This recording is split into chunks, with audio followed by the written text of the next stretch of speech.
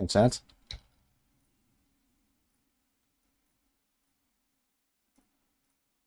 Alright. How's it going? Welcome to the stream.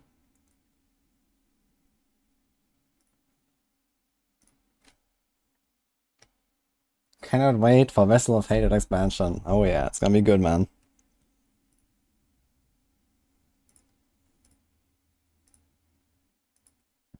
Log in.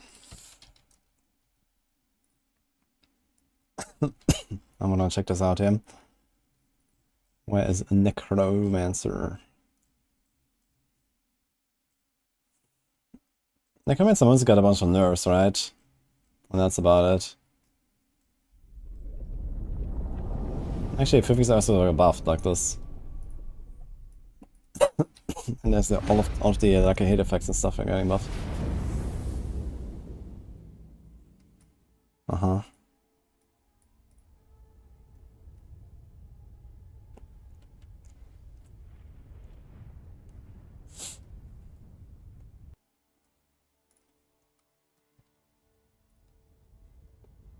Hey, chunk down. Hello, Leafin.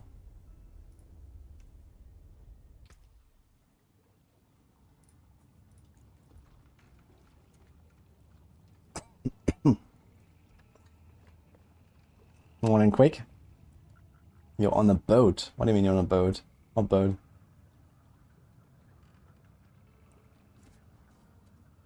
Need a new season because PoE is too much to learn. PoE is a lot, huh?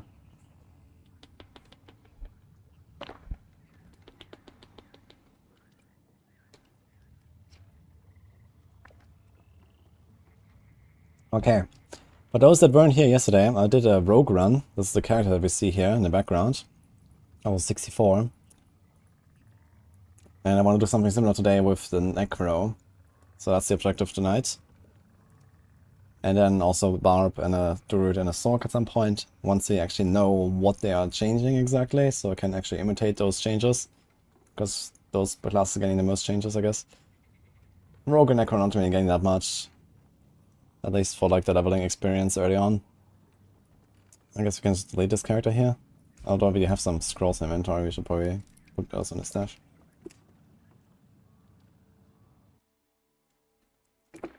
Playing hardcore campaign first time, love talking to all the NPCs, very immersive. Nice. Actually, this is something I really enjoyed when I played the game for the first time as well.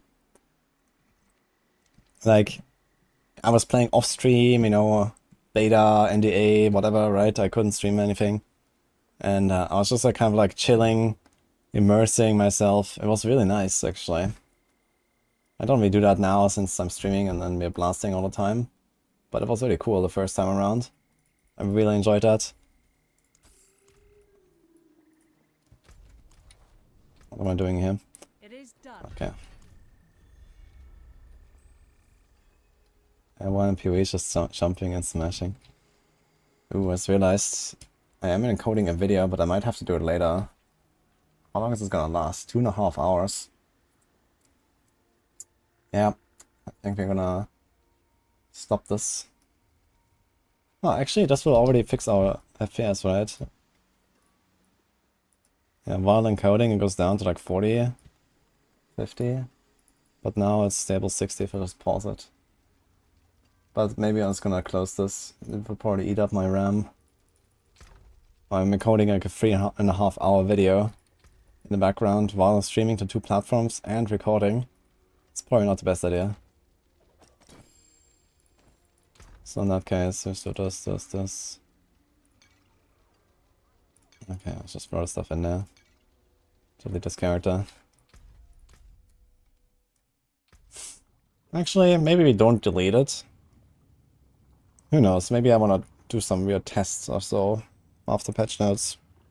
Maybe I should keep it around. Okay guys, for the Season 5 patch notes, this is something that I forget here. Is there like something huge or changes for like Necro leveling? Not really, right? The plan is to go like minions, Blood Surge, and just blast. That's it. So...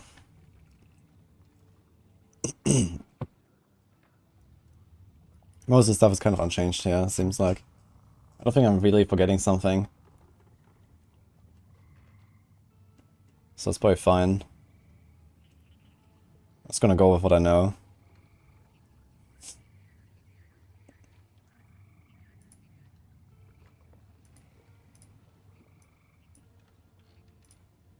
Yo, thanks for the sub, Berg Beezer. And also Must Be Pork, we had one 10 minutes ago. I think that's when I was starting still. Thank you, man. Diablo just worked. It just worked, man. Crazy. But I reinstalled it yesterday, and then it was fine. So it must be something wrong with my files. Maybe it was corrupted. I don't know. Any idea why the challenge rift is unavailable for the past day or so? Yeah, I think they have run out of challenge rifts. So maybe there's literally like no eligible run to make a new challenge rift, because challenge rift has like a very specific range like of rules that it needs to follow in order to be selected. Like it needs to be between, I think, tier 40 and 55 or so, and it needs to be like between 5 to 7 minutes, and so on. So maybe there was just like no run that happened in those rules. I don't know. And that actually happened already like a little while ago with Switch, I think, like a few weeks ago. And I told the devs, is that on Switch or what? If you want to play Blood of all power builds, well, I have good news for you, because that's what I'm about to do with Blood Search. How do you delete the character? There's a button. Time to create challenge of runs on D3. Yeah, that was always my dream, to get the community together and seed a really crappy, weird build onto, like, you know, the entire server, and until someone gets selected for the next week for the season start, and then just do like some kind of like incompletable. It would be feasible to make an incompletable challenge rift run.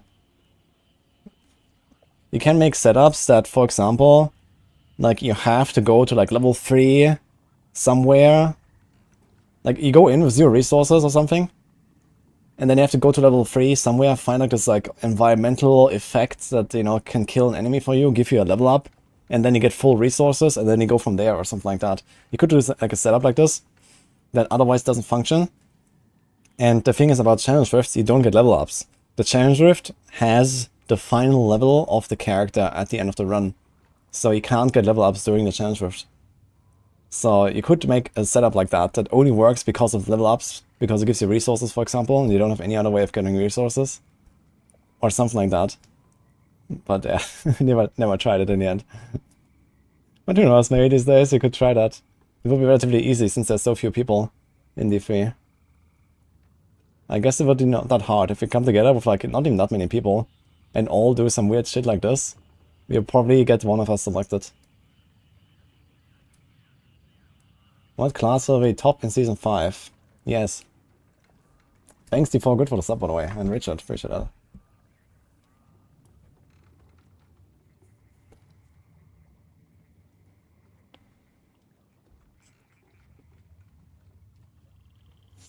Bruges.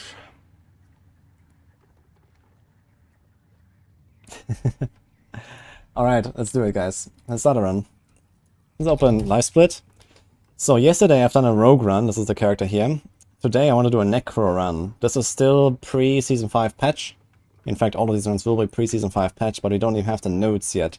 But for Necros, there's not really that many changes. We just know that Bone Spirit is going to be OP. But for leveling, this is irrelevant. For leveling, you're mostly gonna do minions and Blood Search. That's the plan here. This is a commentated run. I'm gonna over-explain everything, just to give people something to kind of like learn, watch on the side, play along with for the season start, and hopefully have a good time starting in Season 5. So we're gonna do this on Season, Veteran, Hardcore. So I will probably play this a bit slower than other people would expect, because I'm doing this on Hardcore. I'm also not very well in shape currently, both from not playing the game and physically. But it was really fun yesterday, and a lot of people liked it. So let's do one run for each class. And after we get the patch notes, we're also going to check out Druid, Sorc, and Barb, I guess, since those are expected to be the most changed. Alright, let's start a run. Timer is up. So here we want to start with, you can get a bunch of different generators, but I like hemorrhage. We're doing that. We get our kitty. Get the white one. Oops. I misclicked. Confirm look. And we go for Blood Surge. Why Blood Surge? Because it's OP. It has insane amounts of AoE damage and gives you overpowers all the time. Now we can also go for some Cold Explosion if you want, which is okay. And now we go Helltide. It started 9 minutes ago, so that's really good. This is like pretty close to a season start scenario. We want to farm Helltide basically until level tier 3, and then we go in Nightmare Dungeons all the way to 100. So this is like the typical leveling strategy. In Season 4 right now, we cannot really fully benefit from farming high-level monsters. In Season 5, we will be able to farm high-level monsters and use the power that Necromancer actually has. Necromancer is a very powerful class usually, especially leveling, especially with the minions these days. Let's just get all the points here in Blood Surge. We have a lot of power on this class, and we should use it, but we cannot right now, since the maximum level offset, the way it's called, is only 10. And only in World Tier 4 actually it's even less in the earlier levels. But this means that when you fight very high level monsters you don't get much more XP. It's capped. That cap is getting raised to 30 levels. Season 5, which is very nice. So you can farm up to 30 levels above your character and get more XP. This is gonna make leveling something like Necro actually really good. Even though we might not have like, you know, the same speed like a rogue, for example. Yesterday we were playing a rogue, we were very fast. We don't really have that here. But what we do have is a lot of power. And this is the advantage of the Necro. So we're gonna try to use that. For now it's just like leveling up. We're trying to get the golden quest at 25. And then we are basically ready for capstone. Until then, we just collect cinders, collect loot, try not to die. That's the general strategy here right now. And you see here, like one Blood Surge already one-taps packs. Very powerful. Just keep up your skellies, buff them. When you have 4 skellies, you can actually make 5 out of them. Remember, you have to resummon them after you change something on the Book of the Dead. They all die instantly. Yo, tier 3 sub from just 1 Sav. Dude, thank you so much, appreciate that. Alright, we have a lot of points here that we don't really have that much to do with. We can do the Cold Explosion resource generation, which is kind of cool since there's a lot of density in Helltide.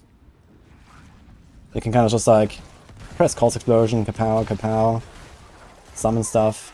It's just like something to do in between. And now we can also get our movement speed here, Depth Approach. Although this might be a bit too greedy, we should do Iron Maiden first. Iron Maiden is also a very nice resource tool early on. Since we are running out of resources, Iron Maiden allows you to get resources back and life back as well, which is very cool. Got a weapon, pick those stuff up.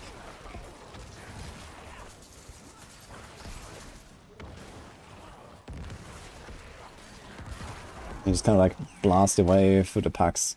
Try not to waste your resources too much, don't try to overdo it with the Blood Surges. But the level ups are also very helpful, give us like lots of AoE damage. And here we go, costs no more resources. Let's swap this around a little bit. And now every time we cast Iron Maiden on a pack, we get basically full resources as long as they're not cursed yet. And now we can use left click, Iron Maiden, and Cold Explosion. And even the Erase Skeleton gives us resources right now. And like this we already have like a very nice, smooth resource economy.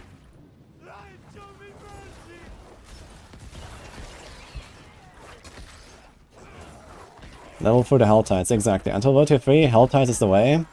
Technically, in World Tier 3, Helltides is also really good. However, only if you can live. And especially in Hardcore, going to World Tier 3, like level 25 or something, and you go into Helltide, you're gonna get wrecked. Very likely.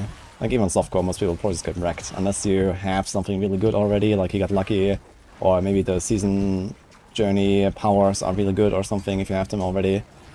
If you don't, and we probably won't, I don't know what we're gonna get from the season journey, so I'm just not gonna get anything. I'm basically playing like an eternal run right now. And I'm trying to not to like twink it out. So we're not gonna like imprint stuff I haven't found. I'm not gonna like temper everything to crazy perfection or something. He's gonna kind of assume this is like a fresh season start here. And play it as that. Now here's one important thing that I've just done that you might not have seen or noticed. Which is I saved my shield in the corner here. I actually want to favorite it just in case. The reason to do that is that we may find a really strong one-handed weapon, but not a good offhand. Right now my offhand is stronger than my one-handed, but this may not stay that way.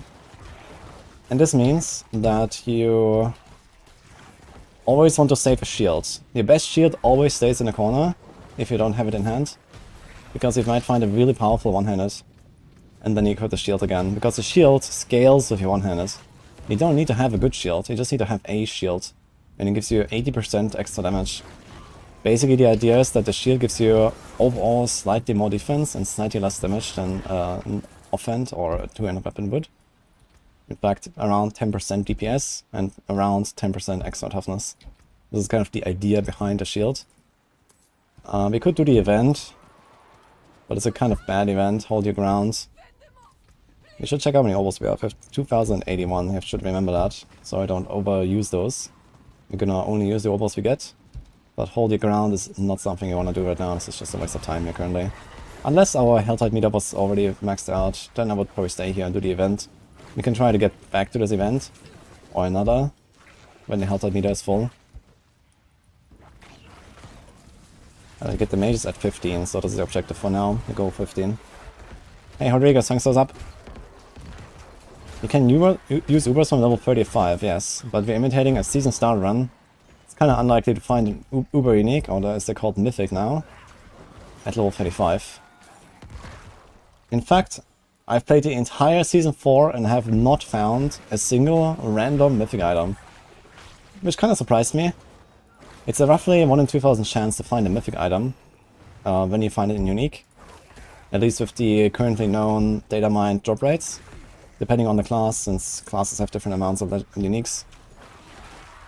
And I've certainly found 1 in 2000 uniques randomly, I think, in Season 4. I've played a lot. Maybe I haven't. But I should have had relatively decent chances of finding a random mythic unique, and I haven't. So I'm kind of banking on Season 5 to give me one. Alright, we could do Death's Embrace now, get some movement speed. Movement speed is a very powerful efficiency upgrade. So let's use it. So now you kind of see what I mean. We have 137 attack power, and if I equip the shield I have 130. You see, it's almost the same. Because I have a strong one-handed and my offhand is getting weaker and weaker. So this is why we use a shield. Like, you always save a shield when you have one. Same with the offense, and you have a really good focus or you have a really good one-handed, always save it. Even if I switch to, let's say, two-handed weapon, always save your best options for the one-handed slots. This is true not just for Necro, this is also for Druids and Sorcs. You always want to save your best one-handed options, just in case you find a really good one of the other.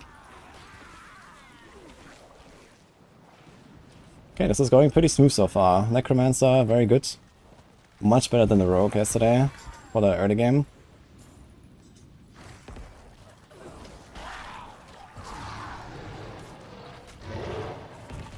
We got Tyrius Might day 1 from the virtual boss. Damn. Let's go. Alright, we could do decrab, but this is usually something we're gonna take later once we actually go into like difficult content territory, like in Capstone. We're gonna use the Crabify. Right now it's kind of a waste of time casting decrab. We don't need it. We just wanna blast, we have so much power. We're so strong on Necro. So we can just like not go for another skill slot and just get the passives. And then we change that later. See how much damage we have here, it's insane. You can also get a Blood Mist if you want to be a bit safer on hardcore. I can just put 1 point in Blood Mist. Although it's unlikely you're gonna be in danger anytime soon. Okay, you see our health meter is slowly filling up, so let's try to get to the event.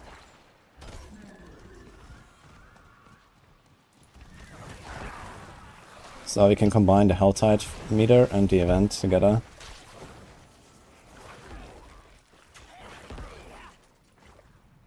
What class I recommend for a hardcore bot? I'm not sure if I recommend botting at all, especially in hardcore. But That would probably be a Barb.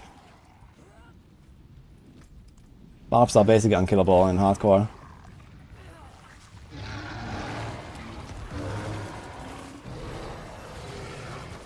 You got a Shaco on your Druid, man. Holy. Everyone's so lucky.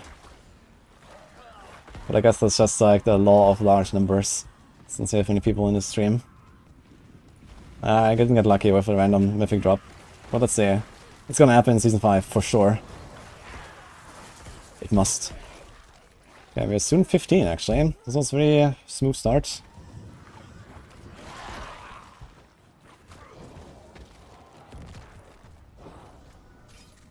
Okay, what do we do now? We could go for the blood passives, they're actually kind of powerful. We can also go for the skeletal mastery passives as well. And golden mastery later, so this is some stuff you want to invest in. They're very powerful. Instead of like putting skill points into those, you put passives on the Necro. Because you already have the skill by default for your skillies. Oh man, we're so close. See the Helltide threat meter? Let's see, invent here. We clicked it earlier, so maybe we ruined it. We actually did ruin it. It didn't come back. Oh, there's another event we could go for on the left. Somewhere here, I believe. Next to the Blood Maiden. So let's make our way there. We only stop for like a good pack, if there's anything. Usually don't want to just like randomly ride around like this. But here we're getting closer. Here, like we missed one pack exactly to get there. Get 2 Hell Harbingers. You can down. I need some improvements here.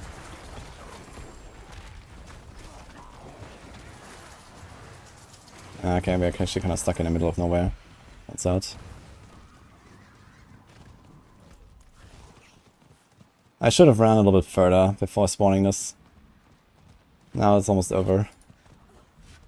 And there's no event here. We got bamboozled. Twice. Oh, okay, what is this?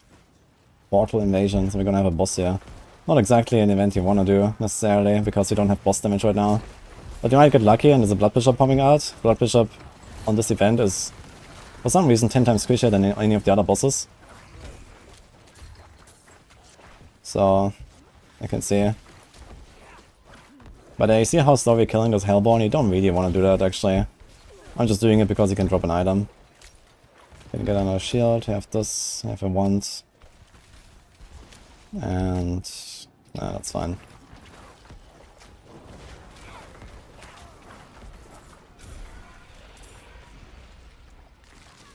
Let's see what we got. So this is like a focus, we don't have to keep this ever anymore. This is 114 item power, we already have 177 weapon. You would never want to combine the focus with our weapon right now. Look, we have 192 attack power, and we actually go down by like 15%. Oh look, we got a Blood Bishop. So this is worth it. He has like no HP. Boom. Get him.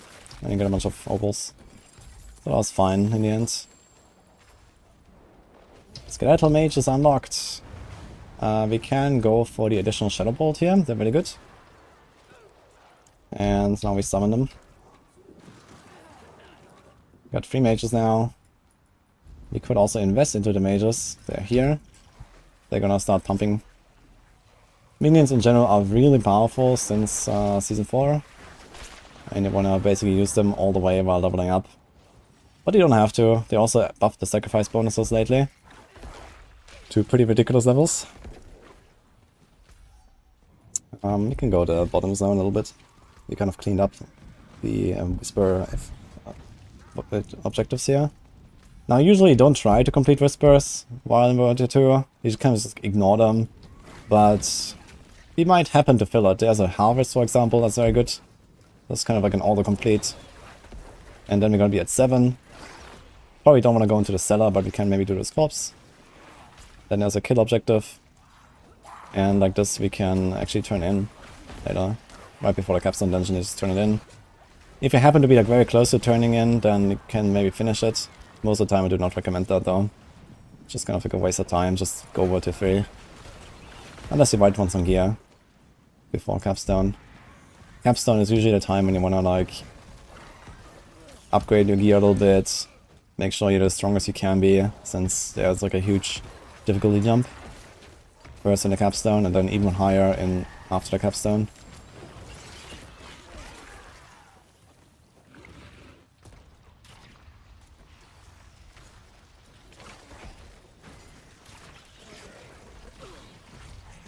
Life on hit and life per second, very good stats in the early game. They kind of fall off hard later, since you go from, you know, having 200 life to like 50,000 life. So that's a huge gap there, and the stats don't actually really rise that much, like by a factor of 200 or so. They rise more by a factor of, I don't know, maybe 20, so it kind of falls off. But early game they're very good. Same as percent damage stats, if you have any of those. We have a lot of int right now, which is actually pretty useless in the early game. Int is good later. But early game you want something like percent damage here, like the stagger is very nice. This is what you want. If you get rings, emeralds, whatever that has percent damage, you have very little of it in the early game and a lot of it later. So it's kind of reverse from the late game. These are Hell Spire, they're also not bad to do. It's usually a lot of density. If you can stand in this, have a bit of healing, you're kind of fine. Okay, we can get Corley's Blood, or... we can actually just like max out our pets first, let's do that. Just give them more power, more life.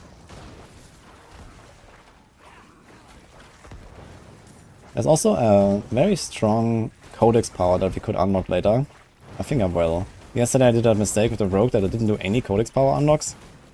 And I should have. I was too weak compared to what I should have been. We're not gonna do that mistake today. We're gonna get maybe 1 or 2 powers and just imprint them. Is an opening chest beneficial? It is, but not yet. We're gonna wait until around level 25 or so, when we go capstone. Then you have to golem basically. Then we open all the chests, get the golem quest, and we go. Right now we are powerful enough, we don't need any upgrades. Yo, McBain, thanks us up. How do shields scale late game? Exactly the same. The relative value of shields doesn't change. They are roughly minus 10% DPS and roughly plus 10% survivability. Now there's 2 problems with this. Number 1, shields cannot have offensive aspects imprinted. They also have like different stats, but the stats are generally good on shields, I would say. They have very powerful stats. The big problem is you can't have an additional offensive aspect. So if you rely on a certain combo of aspects, which many Necro builders do, you may not be able to make that combo, and then you can't use a shield. And the second problem is, which is actually a very stupid problem that Blizzard has created, is weapons, despite being in... shields, despite being in a weapon slot, cannot be weapon tempered. And that makes no sense whatsoever. They are in a weapon slot, they need to be able to be weapon tempered, and they cannot. So this makes shields effectively not exist in the current game. Much worse than not being able to imprint offensive powers. At least you can get a defensive utility or something on a shield. But you cannot put a weapon temper on a shield. And in this case it's just dead.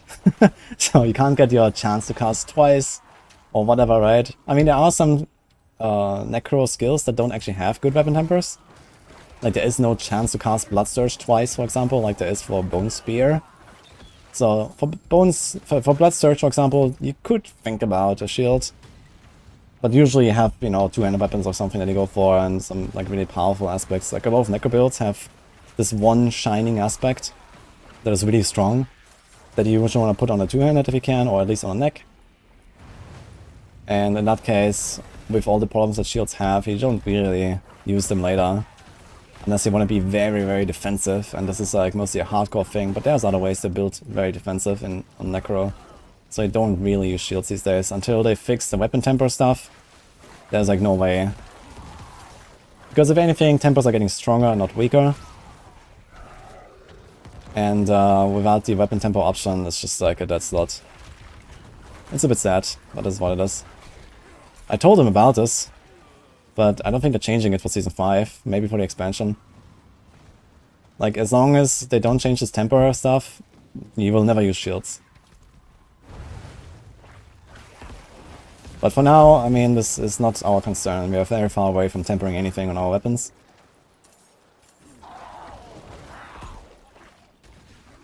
And like this, you know, we keep the shields around, just so that we can use any one-handed weapon with a shield, and we don't have to bother with an offhand if we don't have one.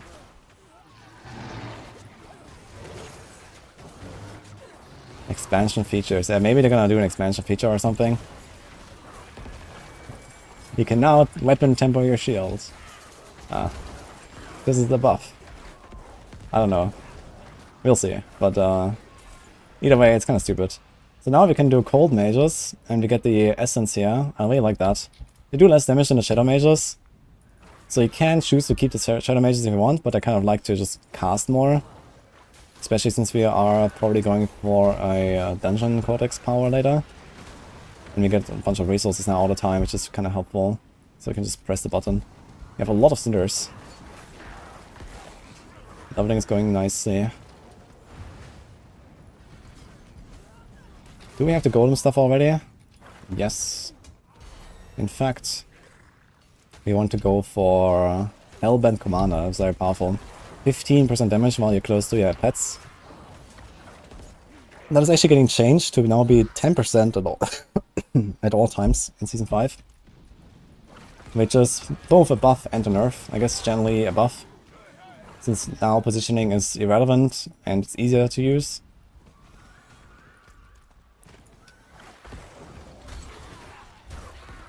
This is not the PDR.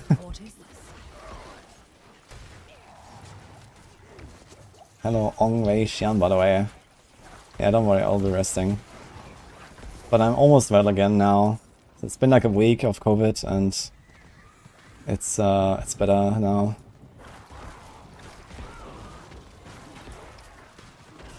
Still have trouble speaking a lot though sometimes, so I'm not really doing the right thing today. But it's fun. It's actually a very interesting format. Usually I don't speak that much when I blast.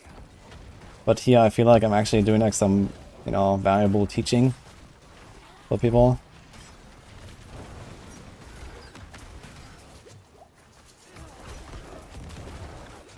This guy has a lot of poison damage. I actually never fought this guy for so long. He really poisons you up. Ah, look, you got the special item, the Bradmurder's Stinger. There's a silent chest, but we don't have any keys. If this was a twink, you definitely want to take keys immediately from your stash. You should always have, you know, maybe let's say 10-20 keys. Every time I make a new character, I just put 10-20 keys on it, or I gamble them with obols. But since we are imitating a season start, we don't have those. We only have like 30 obols right now.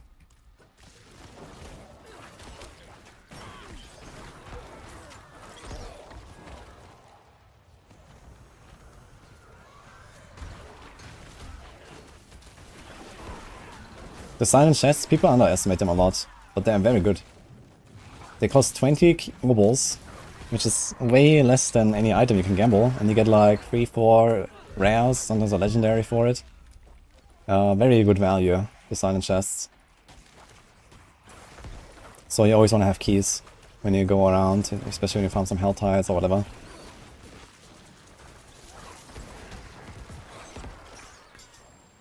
Enjoy leveling Necros. Yeah, it's very cool to level Necros. I like Blood Surge a lot, it's one of my favorites. And it's just like a very good like speedrunning and leveling skill. And you have the Golem later to just kind of like one-tap bosses for you and stuff. You're gonna see that later. The Golem is like a truck. Okay, so we got this. We're almost full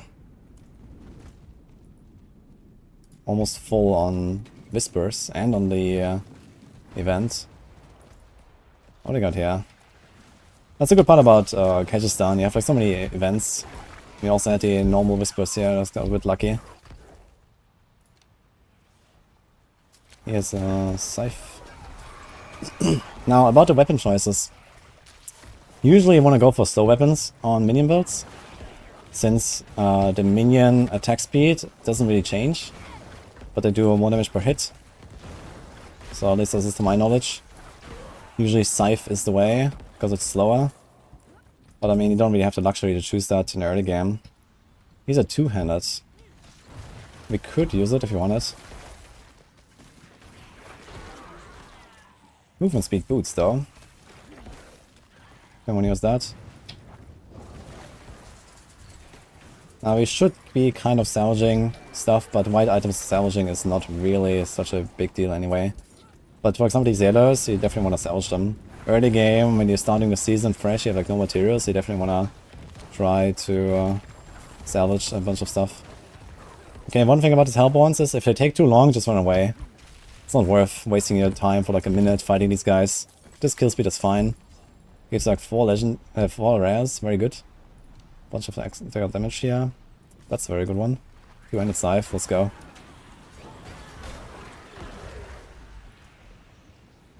Let's build the Hellbound Commander, 3 out of 3. Okay, we have 600 cinders.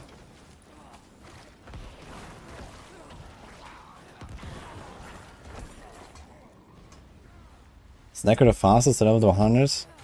Necro has been traditionally very good at leveling, yes, because of Blood Surge. Blood Surge, lots of movement speed, and your blasting. It's actually very competitive for like racing to 100 on a season start.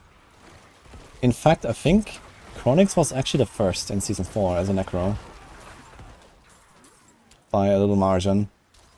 So he did like a very good job there. And it's only gonna get better because of what I explained at the start. Like, they are raising the maximum monster level difference to your character that it can have to get more XP. And this really benefits Necro probably more than any other class. Because Necros just have a lot of raw power compared to the other classes while leveling. So you can fight high level monsters once you go into Nightmare Dungeons and get more XP that way. Necros might just be the fastest in Season 5. And Necros also have been consistently buffed with like lots of extreme mobility improvements. In Season 5 they're also getting 3 new mobility aspects. Some of them are pretty crazy. I've already showed them off in the PTR. Necro's gonna be flying. They're gonna be insanely mobile in Season 5. And that's also gonna benefit them.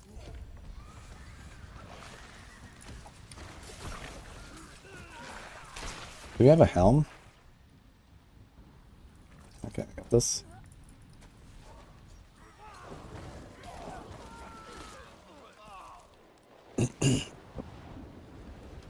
It's good to mix in Whisper so you have some gold. Yeah, even low level Whisperers can give you guys some gold. I guess it's also a reason to like maybe complete a Whisper run. In the past you always had to do a Whisper run to get a sigil when you enter World Tier 3. This is no longer the case. You now get a sigil for free. This also means you don't have that gold. It's not really a strategy to mix in Whispers, but if you feel like you need some upgrades, or you know you want to get some gold to upgrade or whatever, then yeah, you can do that. You get a lot of gold. Just like one run even in World Tier 3 or something, or even better in World Tier 4. Then maybe it's so that you get a guaranteed sigil from the Capstone Dungeon bosses, but both Capstone Dungeon bosses give you a Sacred Sigil. Elias does also give you a Sacred Sigil. At least currently, and it's unclear if they're gonna fix that in Season 5. If they don't fix that, you have to do Whispers anyway in World Tier 4 to get a sigil. In that case, this problem just solves itself. You get some Whispers there. If not, you have to do like a round of... yeah, maybe do like a round of Whispers anyway, just to get gold if you need to. But you can also start selling items later. Right now, they're not really valuable. But in World Tier 4, these items are gonna be worth like 10, 20, 30, 50k gold when you vendor them. And you can just like vendor a few inventories of items and you have a few million gold. And you're fine. As long as you don't roll your gold away, you're all good.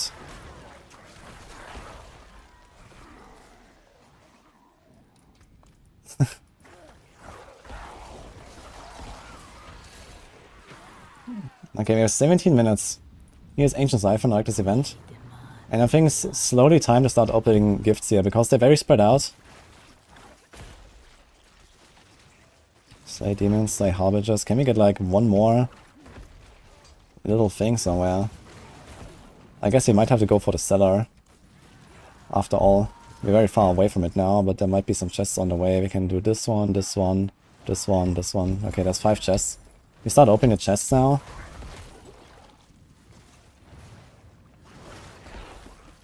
And don't run out of time. Because it takes a while to actually open those chests. If you don't just run from chest to chest to chest with the horse, and even if you do, you might get like knocked down from the worm that comes out of the ground, and other stuff going on, and there's like juicy packs you want to kill. You definitely want to go early enough. Oh, we got a legendary already. Yo. Skeletal Priest empower your warriors to deal shadow damage. Cool. This is something you actually want to have later for like a Shadow Blade setup. That currently we don't actually have. And we're not going for yet. But this is usually how you would play the minions later. I think we're gonna salvage now. This is gonna be like a bit of like a season start imitation, so I'm not just gonna throw all my items on the ground. We're just gonna salvage. Don't forget to hydrate.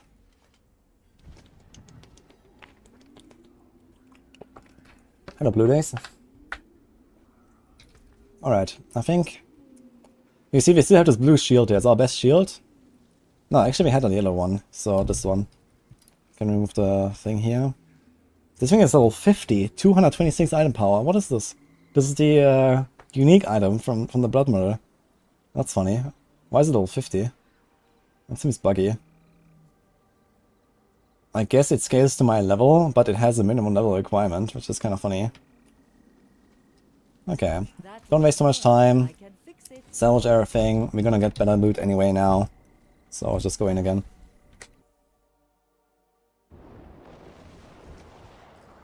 And start opening the chests.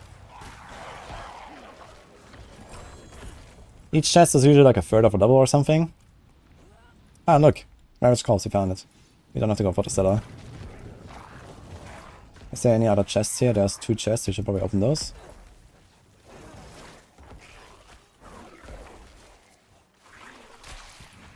I should have checked which dungeon we have to complete for the Blood Surge power. We want to get the Blood Surge power. It's very powerful.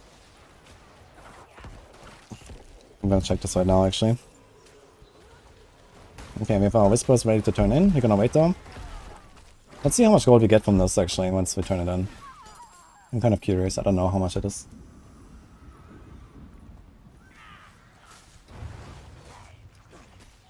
Okay, the Bloodbath aspect is in Hoarfrost Demise and Fractured Peaks. That's very sad because it's behind a stronghold, actually. But I guess we'll do it. The stronghold is just like 2 minutes.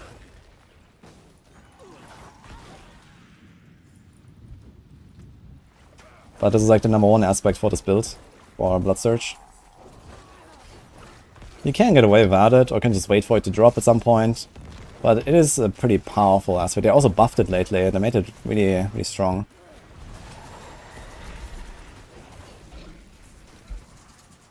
Okay, we got a ring. Increased shadow damage to enemies affected by curse. I'm not sure if this works for minions, actually.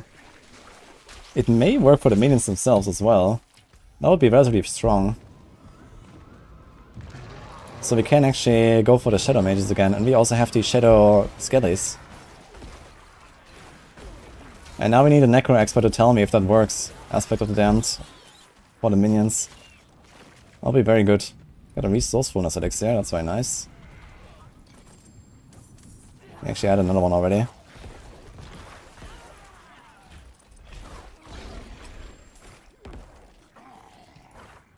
What Druid I'm gonna aim for Season 5 start? Well, wait for the patch notes.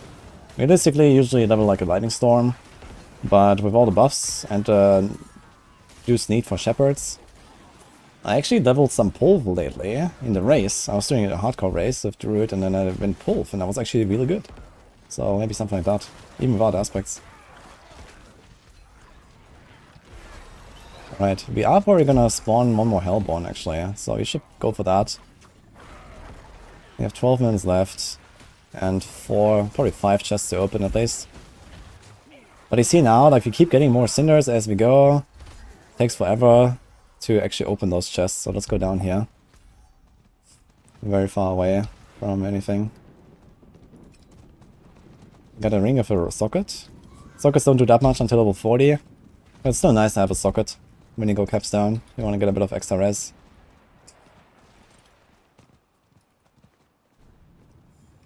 Lots of armor. 10% damage. Maybe use that, actually. crit and 10% damage. I'd like to have a bit of life.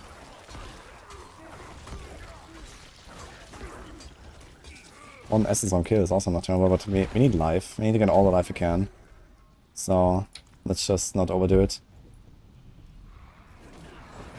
Now there's one little trick here, by the way, in this Helltide, especially for softcore players, when there's a lot of stuff going on. There's one event here and one event there. And very often when you switch zones, here's like a zone transition, as you can see, you might get into a new instance if the previous instance is full. On softcore this happens like all the time. On hardcore, not so much. But even there, I can sometimes abuse this and just go back and forth between these events. And for example, here's Ancient Siphon. It's one of the better events. You can try to just go back and forth between the events. Yo, 2 essence per second. That's actually very nice to have. Essence per second is really cool for Necros since you don't really generate much naturally. Just with our skills. Usually it's just like Iron Maiden to refill and stuff.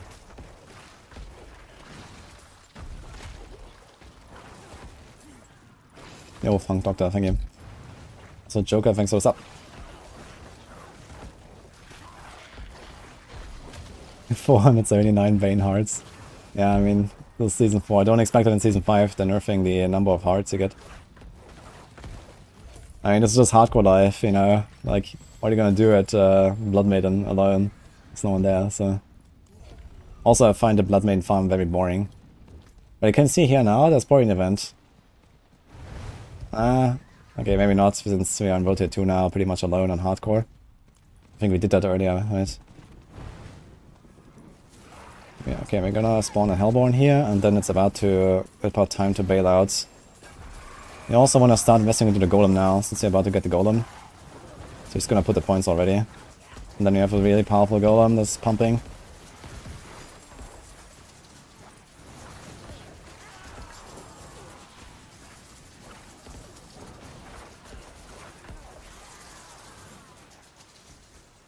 Actually, I'm gonna try this. I'm not sure if it works.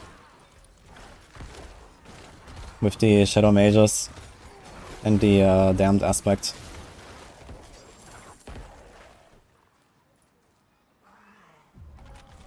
Don't understand why non-sacred ancestor gear has any level requirement. Because equipping a 400 DPS weapon at level 1 is a bit OP. That's why. Like, what do you mean? Why should it not have a level requirement?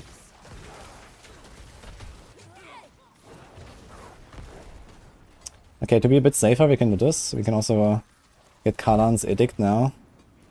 Where's the Golem? Here's the Golem. Kalan's Edict. Okay, now we have some more powerful minions. You're gonna go for Capstone soon anyway, so let's just keep the Blood Surge, the Blood Mist on the bar. But look how slow this fight is now. This would be almost a runaway angle right now. Takes very long right now to take us down since our minions are all spread out. I don't have the Golem yet, but we're doing it. Okay, let's get this. And here's some more chests.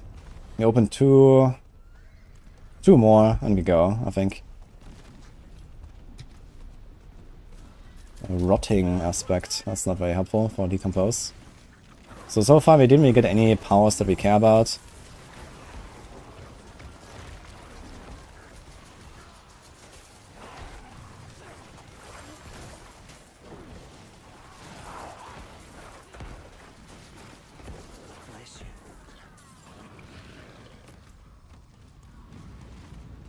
Actually, we open 2 more, I guess this one, and we can go down there.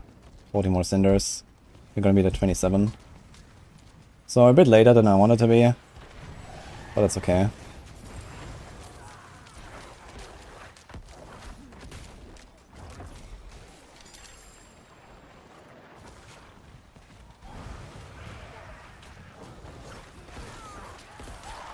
$400 DPS level 1 sounds fair.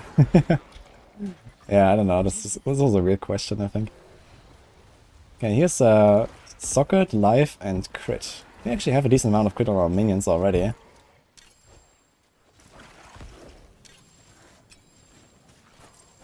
Since we have this passive for it. This gives them 30% crit chance, that's a lot.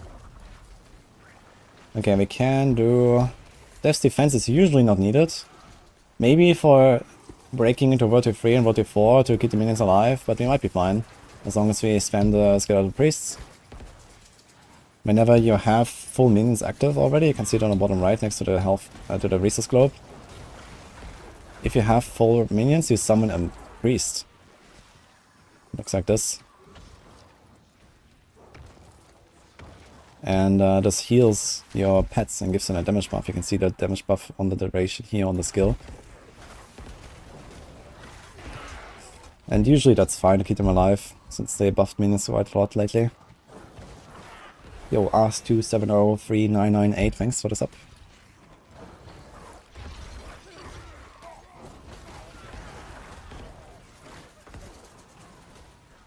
Okay, now is the question, do we care about a Photic? Maybe I don't. Maybe this whole damned thing is not working. I have no idea if damned aspect works. I really can't tell. If it does, it would be kind of unwise to give it up. But I also don't really have a good way of testing it currently. I would have to go and sit at a dummy now to figure it out. We could do a quick test. Just to learn if damned aspect actually does anything. It's 44%. This should be not that hard to see. I can do a little side quest here. Alright, we turn everything in. Do the golden quest.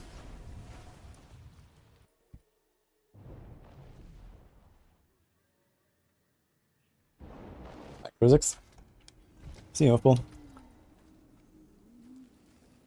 Now the 200 scythe, the blue scythe is actually more DPS. Oh, yeah, I hope we get a weapon here. Two-handed weapons. Now normally I would take Chaos, but I really want a weapon. So I'm taking the weapon. This weapon is a bit outdated. So let's do that.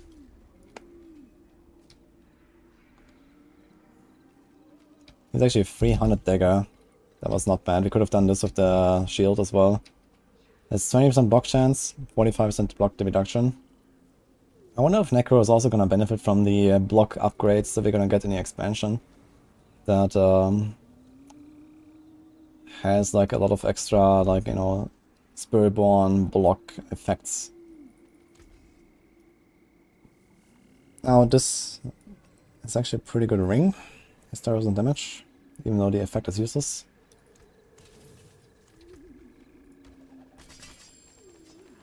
Everything's flying. 310, 323. Ooh, that was very nice. Percent damage and life, the two best stats you can get. Okay. Now, we are saving this one-handed, just in case you get like a huge focus, for example.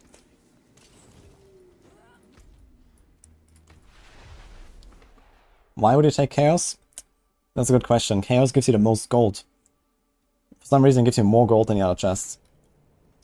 Actually, I forgot to check how much we got, but I think it was like around 400k. I think we had 617.000 or so. So I got like almost 500,000 there. Gold. Which is pretty nice to get.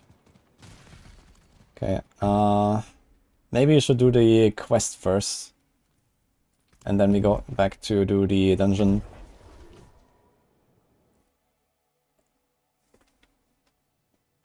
Hi, Supernova. A Photic works fine. I'm not sure what fine means in that context. But I'm gonna pause the timer. Let's see if we learn if it works or not. It should be possible to see a 44% damage difference. I'm gonna check that real quick. Do I have to do something special? Skeletal priests empower your warriors. Okay, so we have to get some corpses. I'm just gonna get Reap real quick, make a corpse. And we have to turn on damage numbers, and we can figure out if that thing actually works or not.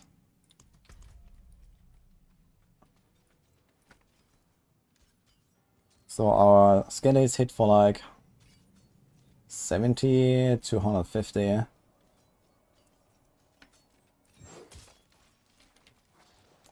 And let's do a priest. Now they are hitting for 100.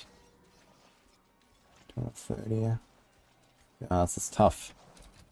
I guess you would have to sacrifice them real quick. So I'll do this.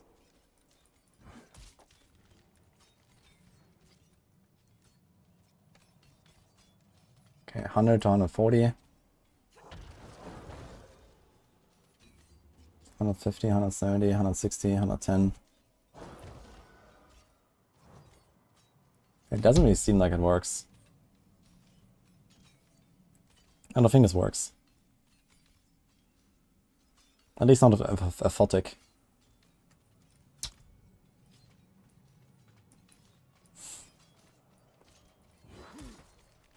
They also deal 30% extra damage, so you already see that anyway.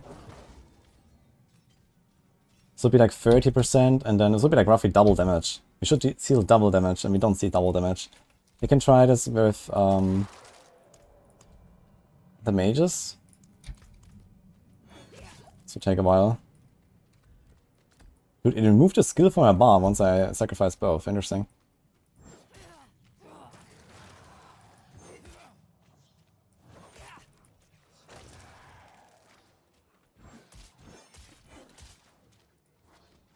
Okay, so how much damage do those do? 260, 250, 300, 320, 220.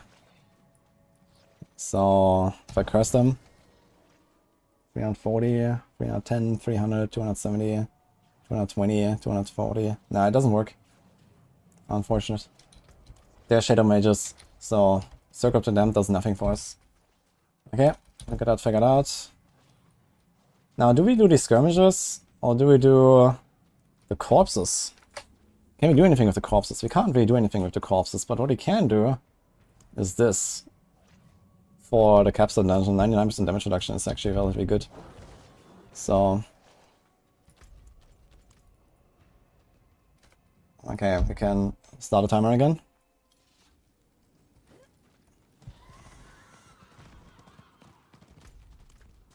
We have to go to Menistad and then up here to the Necromancer quest.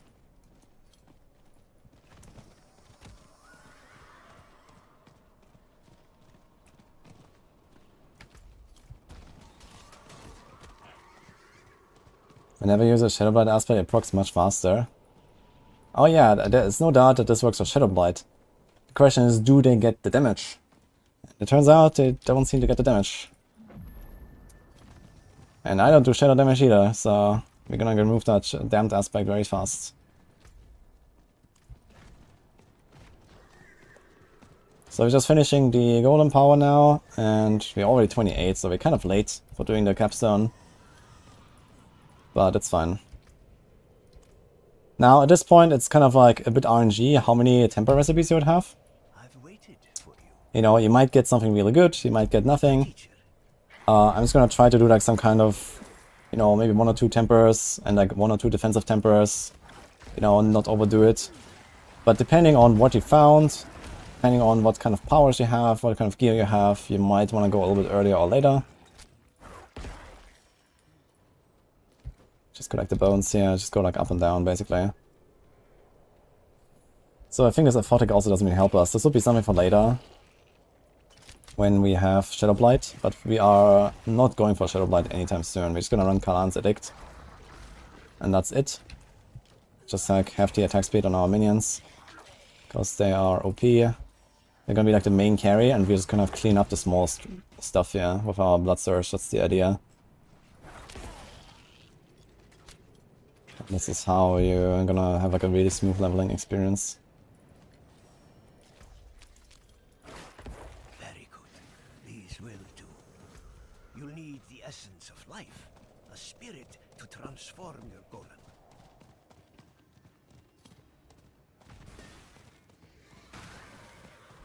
Golem Lever minion AI is said to be improved. I don't think they're doing anything with the minion AI. Are they? Yeah, the leap is gonna be nice though. Leap is definitely gonna be cool at the very least. I'm not sure if it actually makes the golem faster at doing its thing. Maybe slightly. But yeah, the golem, whenever you press the golem in Season 5, it will actually jump into the pack instead of run into the pack very fast. That might actually also make it arrive quicker. So that's a cool improvement, if that's true. Okay, Necromancer quest is so fast. Probably the fastest class quest out of all of them, right? Maybe Barb beats it. They just like collect 12 bones. Problem is just you have to run very far. Hello, Navador. I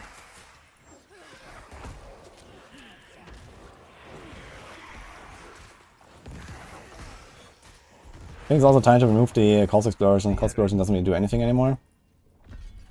So this is Golem time. And let's do one dungeon. We do one dungeon here, the Hoarfrost Demise.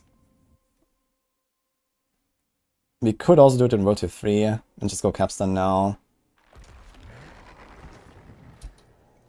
Why not? Actually. Okay, we go Capstone, it's fine.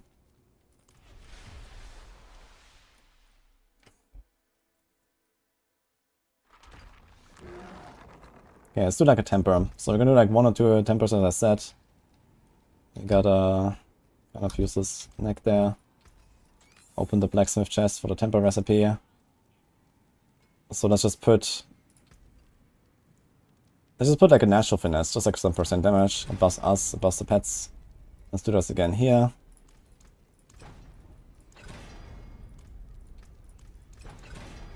So we have 2 of these, and let's do like 1 life temper. You wouldn't have access to like the highest life temper, but life temper is really good if you have it.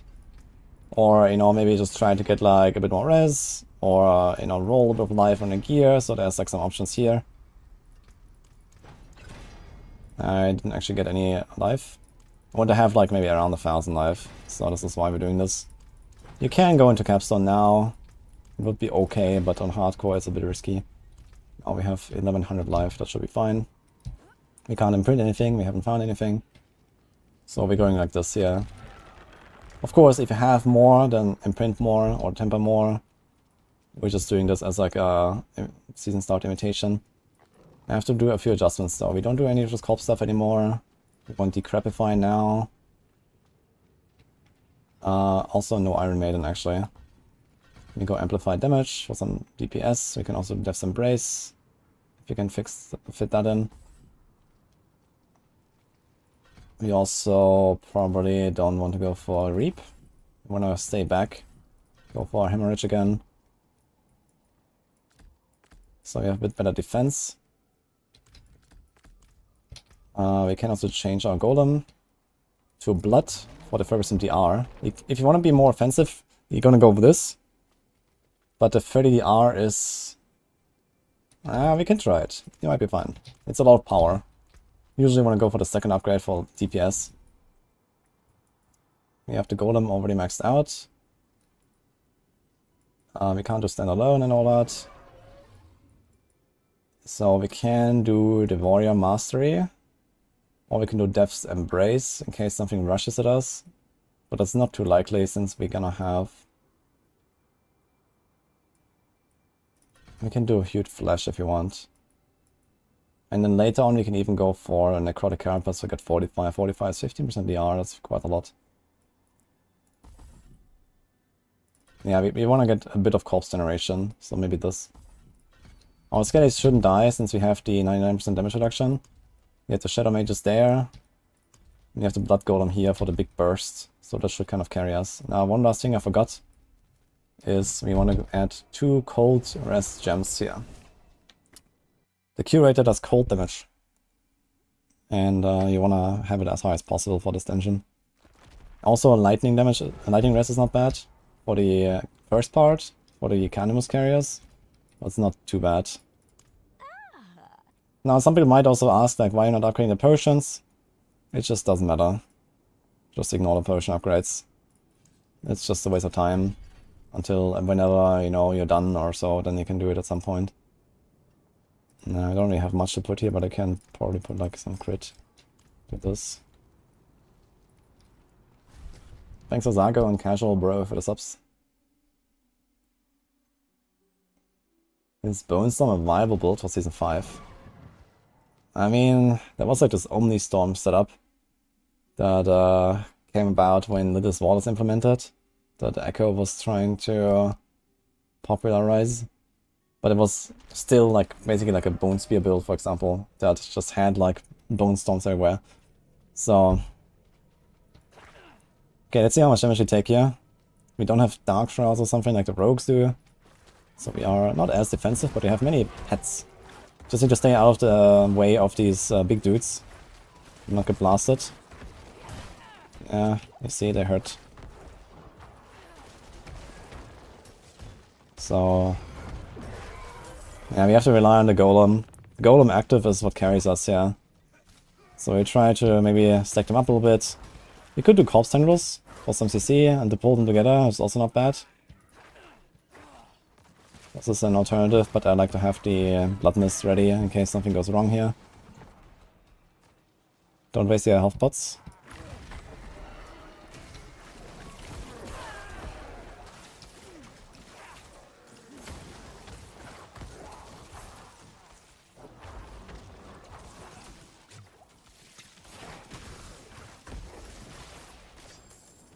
Okay. We might be able to give one of these items soon, actually. We might get lucky and get a level 28. This is 29. So we might actually get this level in this run.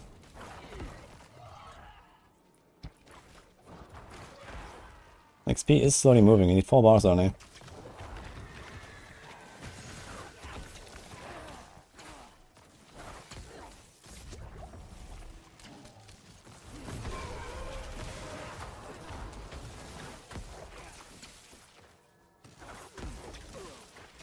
Yeah, we want to try to like play around the pillars a little bit and stuff because of all these lightning bolts. They hurt. We are not very defensive right now. Only 1000 life is not very much.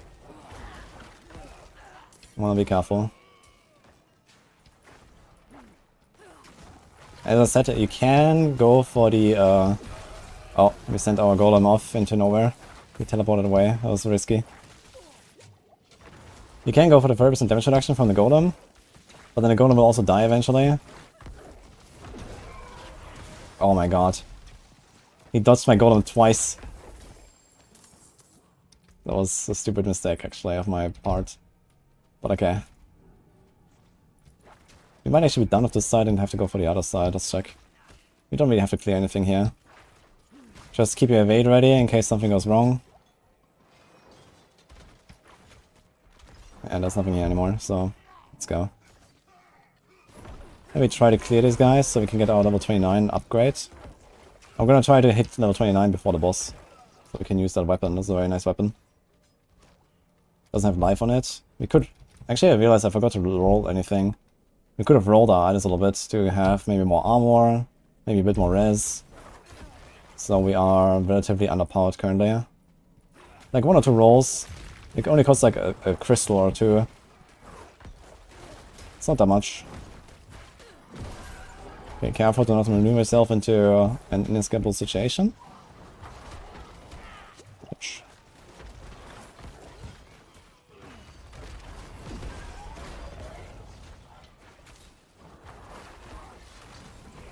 Once we get a new weapon, we're gonna be way more powerful. That's actually a really nice upgrade.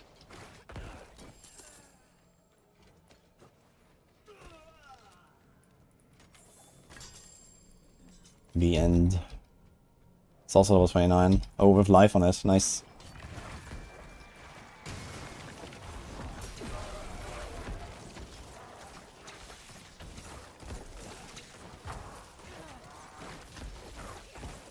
Okay. Almost.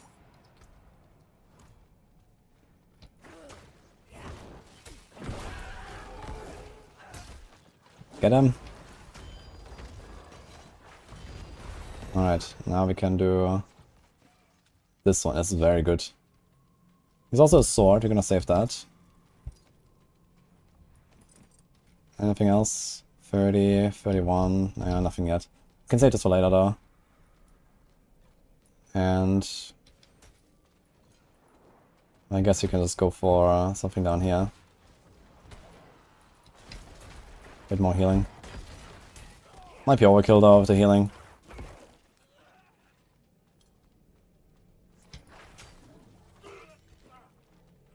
Just find the last guy, he's here. Let him TP first, then wait for the golem.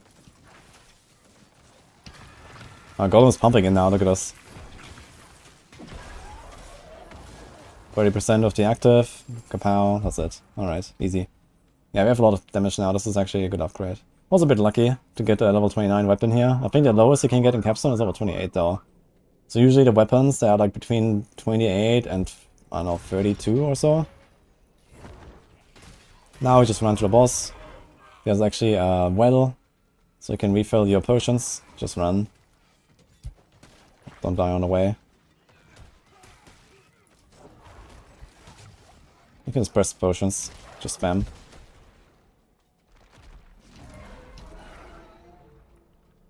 Was this cursed game? I mean, I could play without Decrepify if you want. But it's 20% damage reduction and a slow. It's pretty good. So I'm not really willing to give it up right now.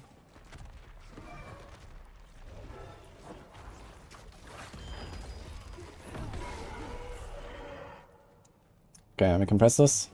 We could also wait. We have 8 out of 9. But we're probably gonna get a lot of potions once we finish this fight. Okay, here, number 1 priority target is the Sacred Physician on the left. Because he will rest the other guys. So focus him down. Dodge the big slam from the Lord Commander. That's it. Seems like they nerfed the daze. Usually the Grand Inquisitor was like the next priority target because he dazed you all the time. But that seems to be removed. He just doesn't do it anymore. I'm not sure why. No, it was actually way easier than in Rogue last time. These minions are just destroying. And you gotta focus. Very cool. And it's actually a good power. Frenzied Death. Attack speed for our minions. So this is something you're gonna use as soon as possible. Do you think they added any fun Banes and Boons? I mean, that would be ideal. But I don't know if they will do that in 1 month only. It's like a pretty big turnaround for Infernal Hordes. And honestly, if they still plan to do like a roguelite feature, I would much prefer to not be Infernal Hordes. So even though Infernal Hordes itself is maybe not going to be as fun, we might get something way cooler in the future that is something I enjoy much more. So I wouldn't really mind the wait if you get something better later.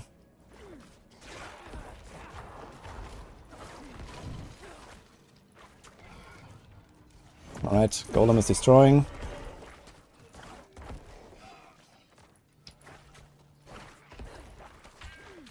Find Diablo for fun. Incredible, huh?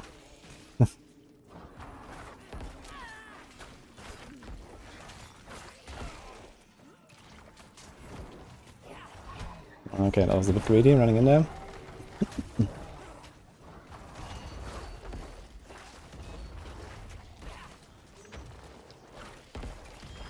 Yeah, I want to be careful here since there's crossbows everywhere. Crossbows and the big knight dudes are the number 1 enemies in this part of the map. Also in the curative fight itself, there's crossbows all the time. Gotta pay attention to those, don't get sniped. Usually with like 1000 life you should survive a hit, even with like no armor.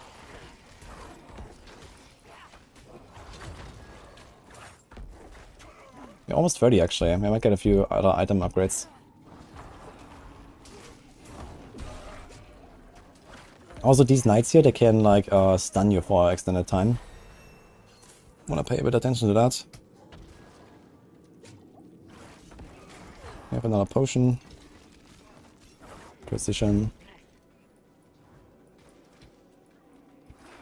Now we could do Gruesome Mending and then Coralis Blood.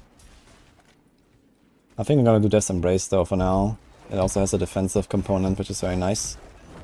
I think they're not really updating the Necro tree that much anyway, right? In Season 5, there's like not that many changes.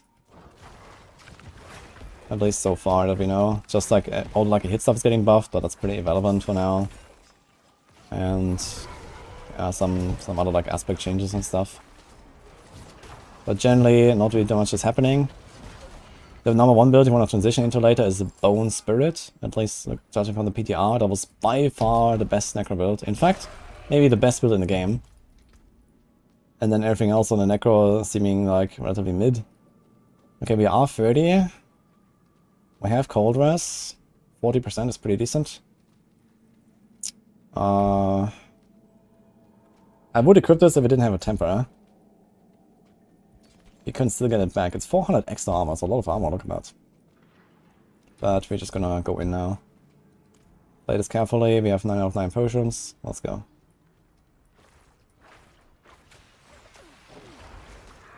Okay, the minions are actually pumping. Alright. I need to try to produce a corpse there. Ah, the minions are actually tanking him too, so... Okay, pay attention to where the crossbows are. Oh. I'll just play it safe, stay at a distance, let the minions do the job. Very easy actually. And that's it. We have a sigil, we're in Road to 3. 1 hour exactly. That's okay.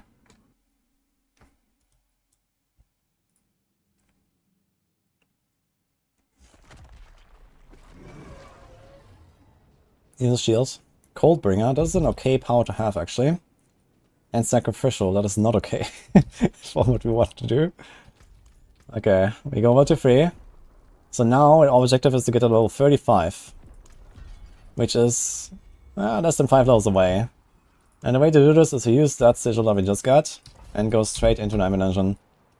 Now we could check if we wanna maybe use some of these other items that we found here. Here's a one-handed. This one has more damage a little bit.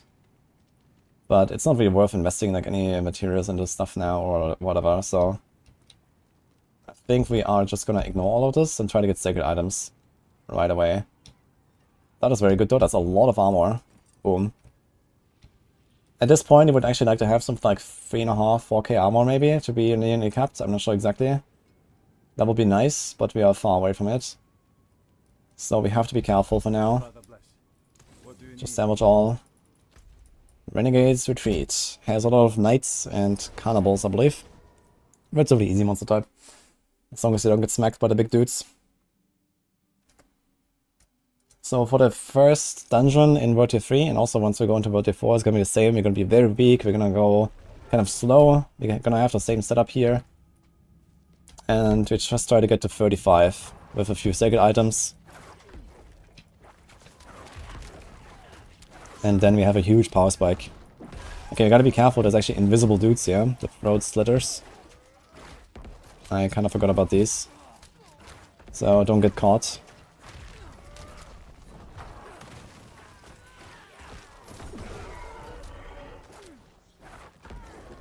But yeah, this pack here was already half a level almost.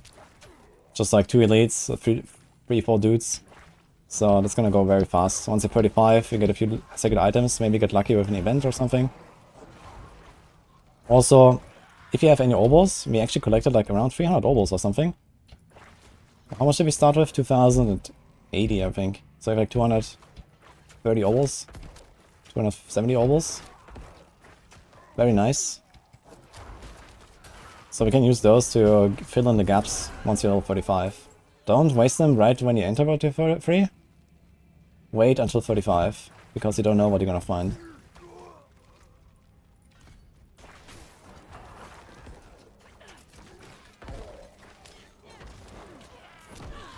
Send in a golem. Make sure you nuke down those champions. Going relatively smooth. Okay, here, careful though, it's frozen. Oop, almost walked in actually. We do have an unstoppable these days, which is the golem. Golem makes it unstoppable, which is kind of cool. And we also have the blood mist, but try not to use the blood mist at all. Also be careful in case there's arsonists here, but I think this monster type doesn't have arsonists.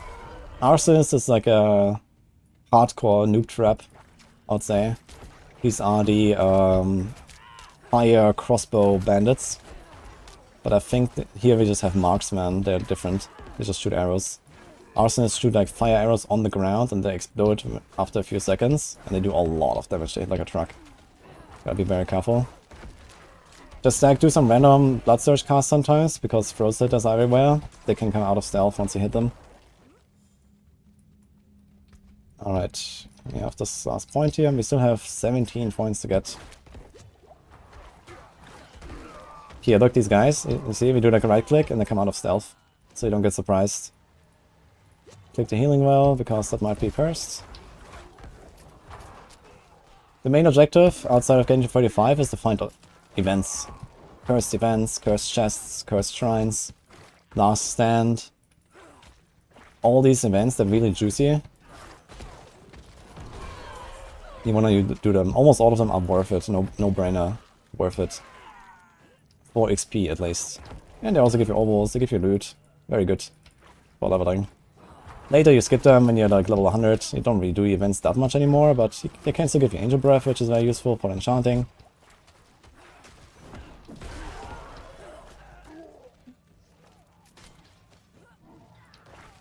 Okay, this is actually going really smooth. Compared to Rogue. With Rogue I was kinda weak here. And I actually just realized I forgot to do the Stronghold. Oh, this is a bit nasty here right now with the Waller. Okay. So I was inclined to press Blood Mist, but I kept holding on to it. But this would have been a moment to press Blood Mist. Very likely. But we got out of it. Don't get blasted by fire.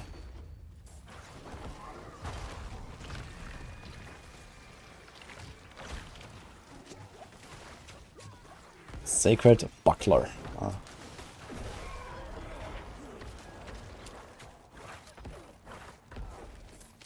Okay.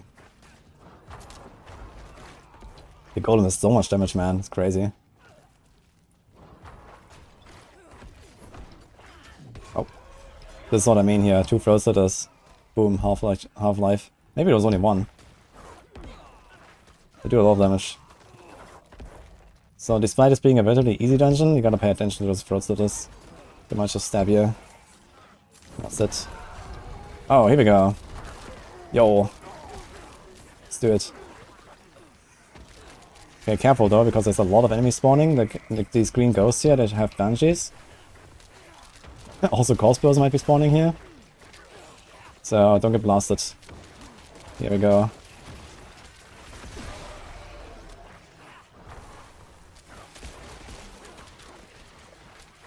Very good XP though, very nice. You're gonna be 35 right away now.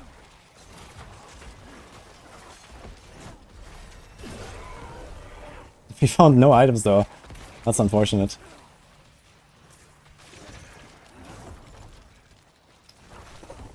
So with 35, if we had second items now, this would actually be a World Tier 4 angle. We don't even have to finish the dungeon, we can't even get any glyph upgrades or anything. There's no reason to finish the dungeon. But you don't have any gear. That's the bigger problem.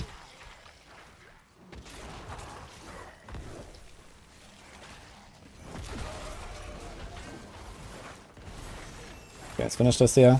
Don't stand in the fire. And see what we got.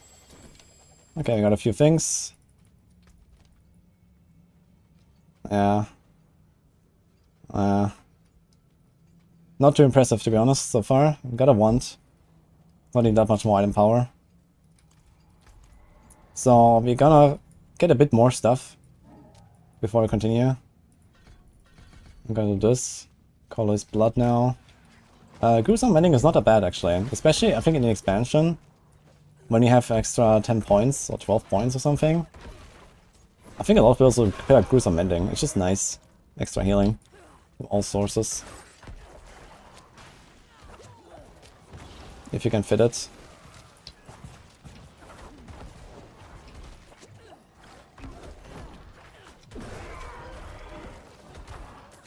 Why you go for Nightmare Dungeon instead of Helltide? Yeah, so in World Tier 3, Nightmare Dungeons give you a 30% XP bonus. It's a hidden bonus. And in World Tier 4, Nightmare Dungeons give you an 80% bonus. So in World Tier 4, there's no question about it. You always go. And that bonus actually extends to the pit as well. They put the same bonus into the pit. Now the thing is, Helltide is significantly harder than Nightmare Dungeons. Nightmare Dungeons is kind of slow paced, there's not much going on. In fact, we don't even have an affix here right now. There's Monster Barrier. So there can be an affix already. Monster Barrier, I mean, just makes it a bit more tanky, that's it. So you got kind of lucky on that end. If you had a floating rock, this would be a bit harder. But in Helltide, since they buffed it in Season 4, there's so much going on. There's monsters spawning on you all the time. There's worms coming out of the ground, throwing like 5 elites at you. Like, it's very likely you walk in there with level 29, and you just get insta-blasted and you're dead, and that's it. And then you're back and kill a shot. So, At least on hardcore. Even in softcore, it's very hard to actually do health side. So you can try, but there's so much stuff going on that if you're under-geared, yeah, most of the time it's just not the way. And here you kind of like, you know, slowly progress. You get some loot, maybe get an event, and you have full control.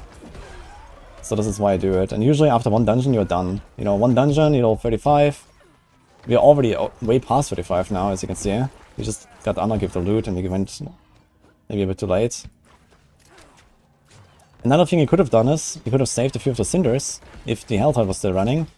Do the capstone, take like 300, 400 cinders, go to World Tier 3, just open chests. Especially softcore, you can YOLO and just, worst case, die. Open the chests. As long as you can kind of clear the area around the chests, you're good. And then you have a bunch of sacred loot already. If you have a twink, you can also use the leveling caches. You can craft some at the alchemist. You get a bit of twink loot. I think at this point you should also get, for example, like a season journey cache. Or like a season theme cache, you know, like the Iron Wolf stuff. Something like that is probably gonna exist in Season 5. And you would have a bit of gear. Right now we don't though, so... We're definitely under-geared compared to what we should be in the season start, I'd say. But okay, we're just looking for like another event or kill the boss. The boss is gonna drop a few items. And then we're just gonna gamble the rest and we go World Tier 4. A bit later, it's fine. We're gonna be slightly over-leveled, basically, for what we want it to be.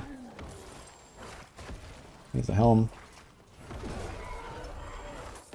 Getting very unlucky with legendary drops, I feel. We're not really getting anything. Has a lot of life, that thing, that's good. We could do the shield in the one hand as well. As life int starts becoming a bit more valuable now, compared to what I explained earlier. So life int is fine, percent damage, life is fine. This is the stuff we want to have right now on our weapons. Crit is okay, attack speed is okay. Maybe some essence per second would be nice. Movement speed wherever we can. I don't have any movement speed really besides the passive.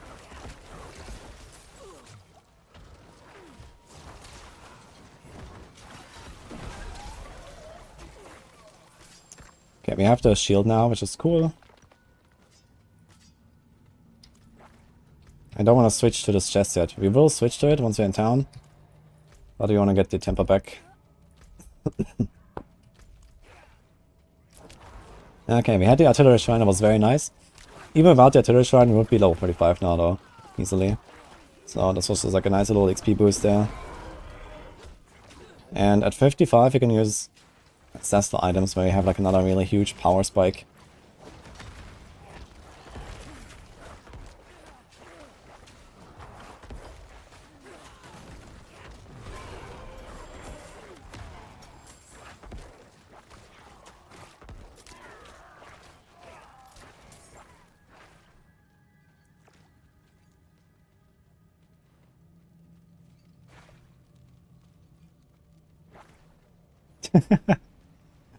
Getting injured to open the chests is wild, yeah, it's rough. Okay, this is Outlaw Sharpshooter here.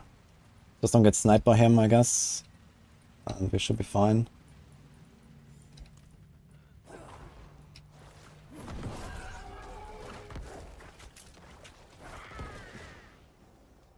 Just run circles.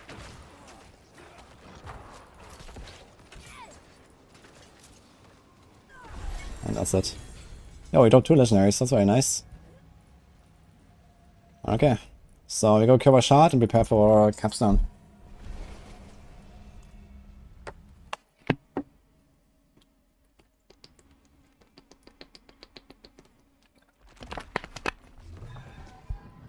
And that's why I'm trying to do this run case squared. 17. I'm trying to explain. Yo, we got a slaughter aspect, that's a really cool aspect to have. And we also have some res on this, that's very good. Nice. Expected not very nice, but the stats are decent. Okay, sacred. Now there is actually a consideration here. Sacred items cost more to imprint and to roll. This is 6 rare crystals to roll. And there's only 4. Not a huge difference actually. But okay. Let's see what else we got here. Don't want any of this. We don't need Aphotic anymore. We could imprint it, but I don't think we care.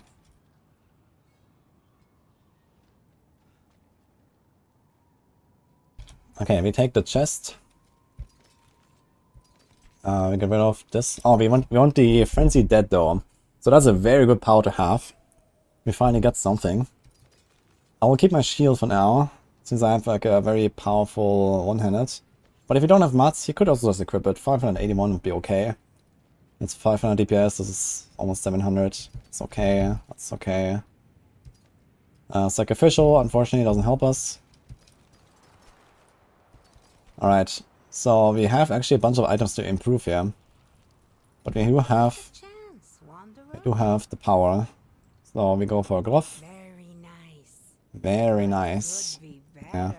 The overpower damage is actually mildly useful. In Season 5, minions can now overpower. Doesn't really do much for like synergies, but it's something. Okay, Poison Rest, not bad. Actually, one thing you can do as a Necro, that's like a really good tech. You can sacrifice your melee skellies for the res. This is like a pretty popular choice as well, if you feel like you need to solve your res somehow. But we're gonna try to do this without. Let's do ring and ring. That ring is very good. I think we have like 100 more opals also, 130 I think. Let's try an amulet. Very nice, it has lots of res and some life. That's exactly what you want. Just life everywhere is good. Some res. Do we want to do this other ring? I gamble one more item. And I think I will. Okay, that paid off. Alright. Alright, so we do this. Now we imprint Frenzied Dead since we found that. Very good.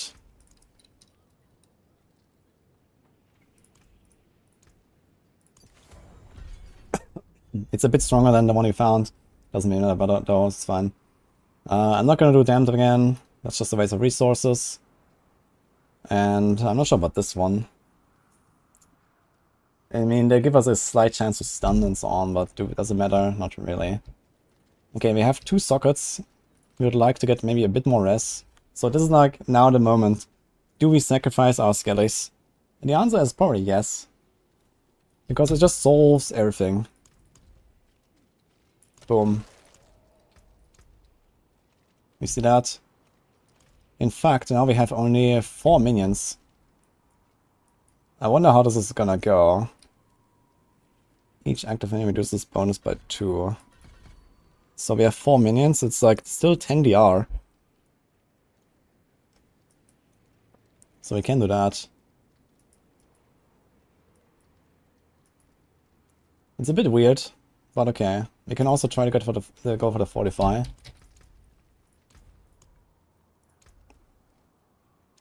Okay, now we're gonna try to do like 1 or 2 rolls, not too much. Just to get something like armor would be very good. We have 3.8k armor. We're getting to the territory where armor starts being useful. So let's try. We got life. It's 840 armor, that's very good. We keep the poison. Here's life per second. I got a movement. Okay. We keep the shadow res. We keep that, we keep that. Life on hits. The poison rest doesn't help us, unfortunately. Neither does the shadow. And we can try something here. 760 armor, very good. So we got kind of nice armor rolls. Yeah, the 4% int is pretty pointless. Let's try one more roll. Here's 5 crit, I'm taking that. And now we can do 3 rubies, very nice. We do 1 lightning, 1 cold. I think we would have probably mats for 2 or 3 rubies. I'm just gonna put them. Not sure how much we would have at this point. So we do a topaz. We do a sapphire. And we don't really have anything to put here. I guess crit. We just do emeralds. We have a bit of crit. My minions have more crit than me.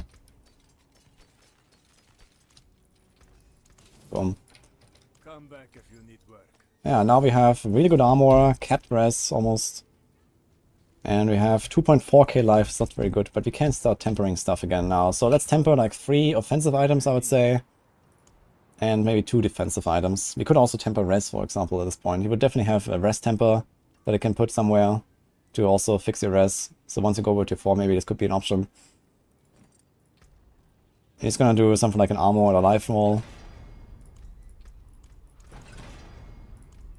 Let's see if we get anything. Oh my god, dodge. Okay, not what we wanted. Okay, 1 life roll. And we do offensive. So let's do natural finesse, 1 or 2. And maybe like 1 summoning damage or something. Just to kind of like even it out a bit. And we have this here. So summoning golem or summoning would probably be what you want. Here we go. We could do a 4th one. Trying to get a summoning. Here we go. Okay, 6k armor, 3k life. We are going to be well protected. Level 40. Let's go. Don't have any power, so it's basically full yellow setup. Just have Frenzy Dead. That's the only power I got that actually does something. And we have no skellies. Melee skellies. Because we sacrificed them for the res. But this is a very easy way to get the res up. So you could temper more stuff. Try to roll more res or something. But 25 res is kinda juicy. We're gonna be pretty tanky now. We also have a shield. The expected aspect on the Necro, man. It's kinda funny. Alright. Let's see how this will go. Basically, golem carry, that's it.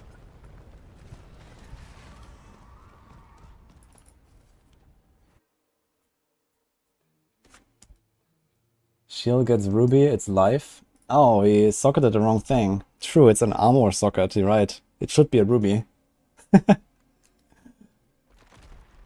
Yeah.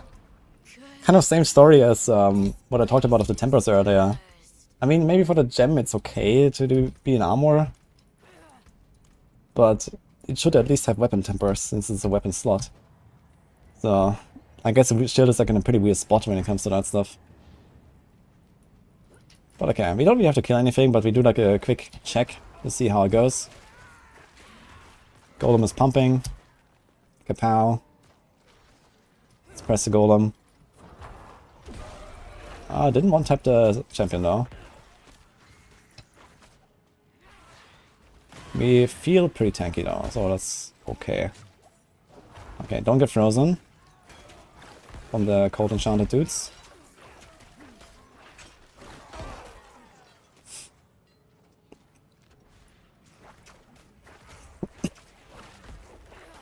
Pablo, thanks for up, man. He's gonna just run to the event. It's not really any reason to kill anything here. It's not really good XP.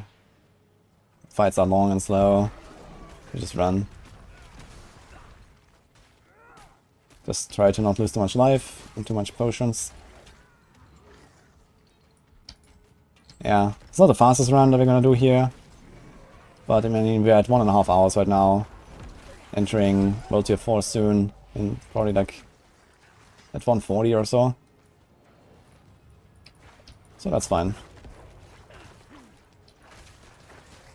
I think on the Rogue we were quite a lot slower. We were like 2 hour 20 here or something. I'm like trying to kill the guys, if I remember correctly.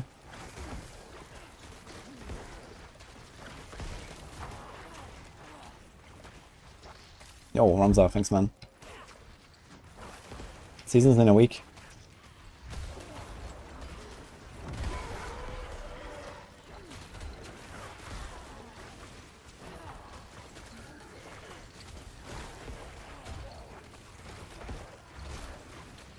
Okay, clean up this event here. The monsters in this event don't actually give XP, so there's not really a reason to kill anything while you're waiting. But before the end of the timer you can start cleaning. Hello, Hotzone.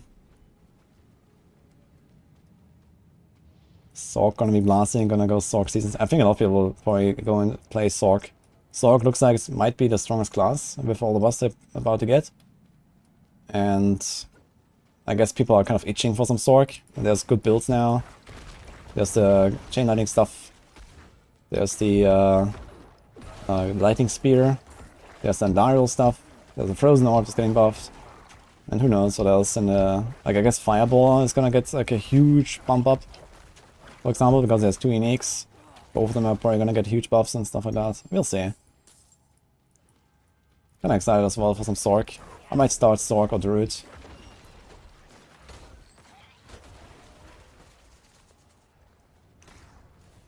Okay, again we just kind of run to the event here. Killing that elite there was pretty useless. We didn't even get an item. We don't really care about any items at this point. We just want to get to World 4 and get like ancestral loot. So just kind of kite them around, keep your evade ready as long as possible, keep your blood mist ready, run in there, they will all evade, and here we go.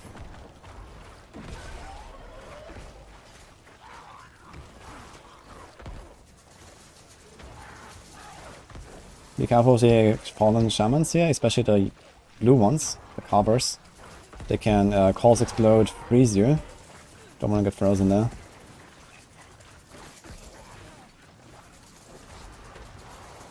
And of course the lunatic explosions are pretty dangerous. Just take the thing and run. Sorc is pretty bad in next season, lol. Says a chatter in chat. Well, I disagree. Okay, we're gonna go for more 45 from Drain Vitality.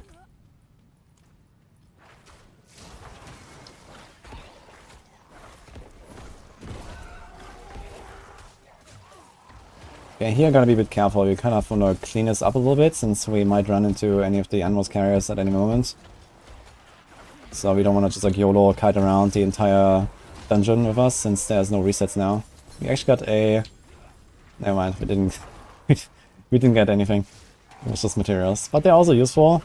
If this is like day 1, even getting like these obscure sigils and stuff is kind of nice, just to temper more. While you're getting your early equipment.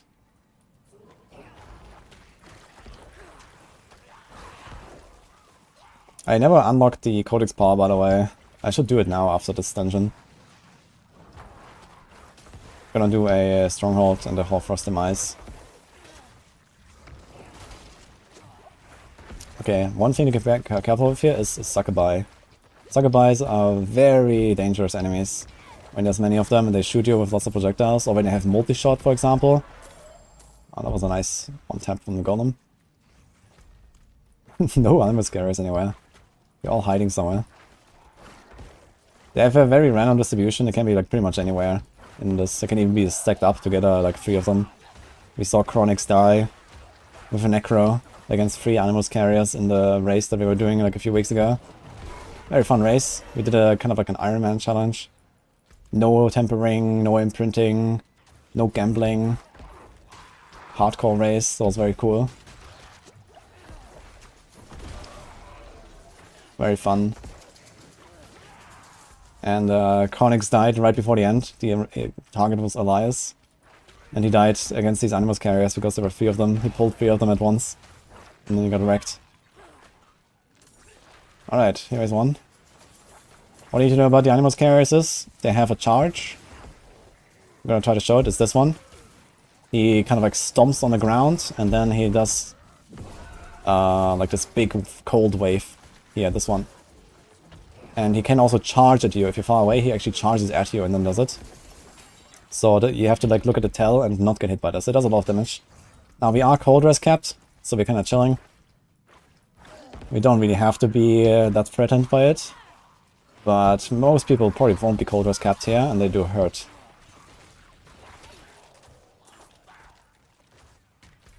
We should check up there. There might actually be an animals carrier hiding. Yeah, I knew it.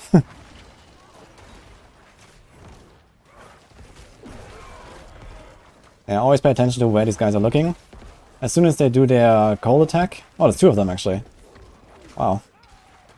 As soon as they do a cold attack, they're actually pretty harmless. Outside of when they raise both of the weapons above the head. Ooh, that actually did more damage than I thought. More than half of my life. If they both hit me, I'm dead. I didn't expect that.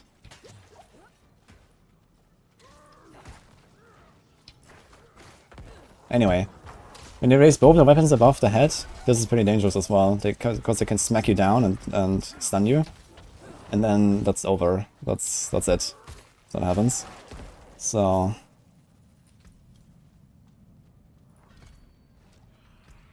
I wonder if we're gonna be better off with Necrotic Carapace. 45 for 2% when you form a corpse. We don't really form many corpses though. So I think we do this. Just get a bunch of fortified. We're already a bit of fortified. But it goes very slow. Not really doing much damage with our Blood Surge currently, but once we get an aspect or two, we will. We just don't really have anything. We're basically just running on completely yellow items. We have one legendary aspect. Frenzy dead. Everything else is completely pointless. It's just yellows. So we are actually at a pretty weak spot here. We could go for more dungeons, more codex powers if we wanted. Imprint something. And you could do this way smoother if you just like wait another 20 minutes, do 3 dungeons, get 3 powers. And you could still be here sub 2 hours and have a way easier time. By just getting a few things. Blood Surge power, a minion power or 2. Occult Dominion, for example, I think is also a codex power if I'm not mistaken. +2 mages and +2 warriors. +3 if you put it on neck. So there's a bunch of stuff you can unlock. Always make sure you get the Decrepify up. These are got a Holy Bolts. Huh. That's cheating though. I'm not gonna use it right now. We're almost at the end of the dungeon. But you can use it once you're in Road to 4. Alright, we need to find one more dude.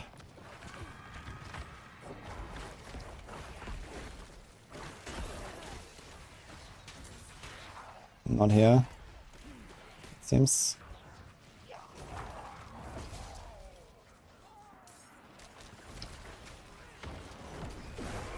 Yeah, that's what I mean. There's like so many succubi. Also a Carver Shaman that can freeze us.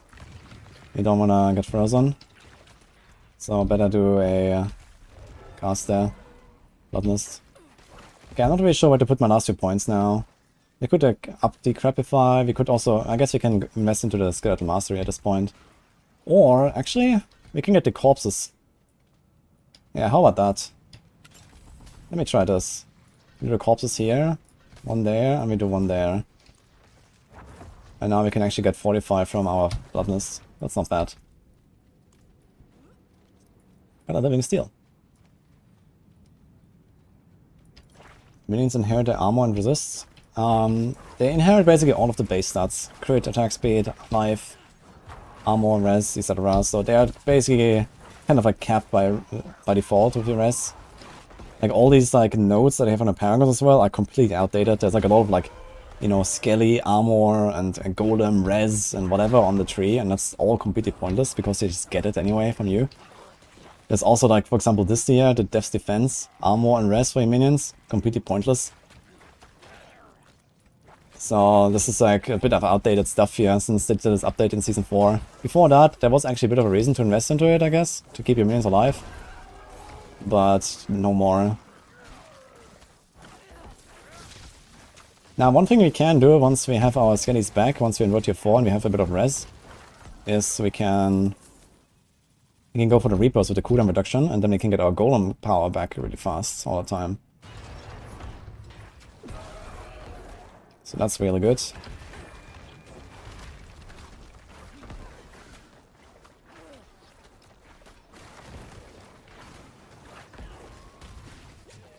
So the golem active ability is actually what we use here to nuke. Okay, we have 9 out of 9 potions. We go in. Let's get them. We have not found a single scroll of escape yet, which on hardcore is mildly scary, but we are res capped. One thing to note about Elias is he does mostly fire and a bit of shadow damage. So for the dungeon, we want cold for the animals carriers, and then we want fire and shadow for the boss. Poison is not very important here. And lightning is also not very important, but you want to be careful with lightning, since lightning enchanted elites exist and they hurt. Okay, we don't have much damage right now. Takes a while. But the golem is pumping. Just kill the minions, dodge everything. It's actually getting staggered. Just run circles, since he has a lot of projectiles he's shooting at you, and then dodge these fire thingies.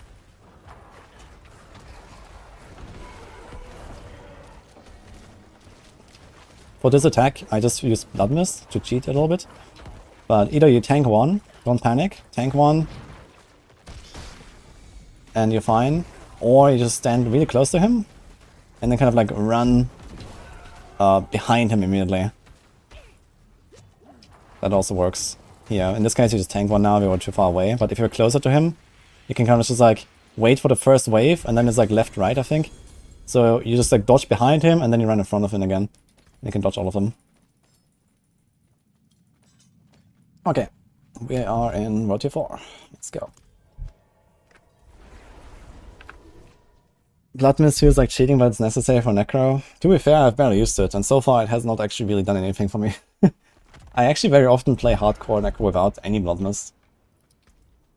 It's just that we don't really have much else to put on a bar currently. Later you could do something like a Bone Storm or whatever, but depends a bit on the build as well, or like Army of the Dead actually. Army of the Dead is very powerful. Once you have an aspect, there's an aspect that makes Army of the Dead like a damage cooldown. In that case, I would probably remove Blood Mist and go Army of the Dead.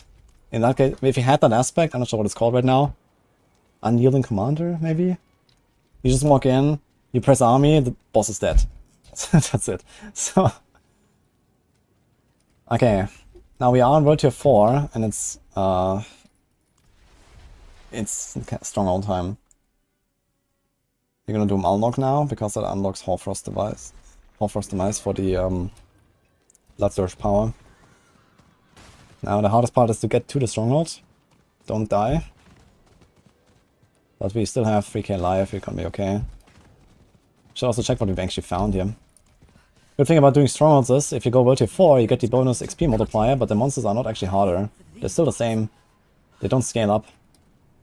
We got a Shadow Blight passive. Okay, we got a Needle Flare. Oh my god. An Empowering Reaper. We get really crappy powers, yeah? You see, these guys are level 45. Just 2 levels above my character. That's always true, unless you are below the minimum level of the Stronghold itself, as you learned yesterday. Strongholds have a minimum level. So if you go here too early, they will still be X level. But other than that, they will always be only 2 levels above you on any world tier. So you can get a bit of like kind of easy XP. The thing is about Strongholds, it sounds better than it really is, because look how little XP we're actually getting, since there's just not that many monsters in Strongholds. Strongholds are very short. But if you do like 5 or 10 Strongholds in a row, you can get an easy 1 or 2 level ups.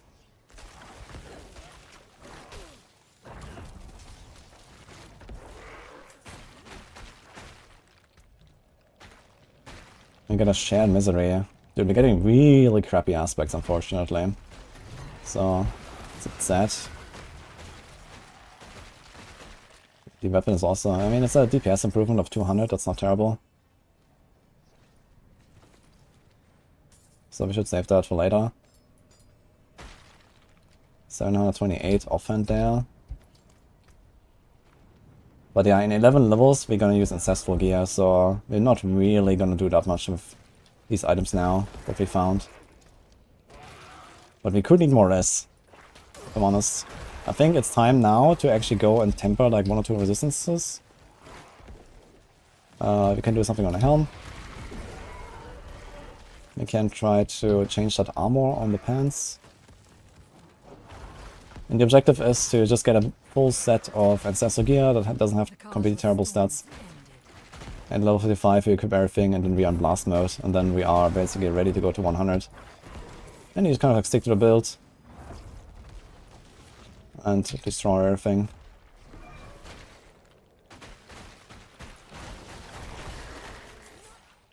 Okay, we have 5 more skill points to get.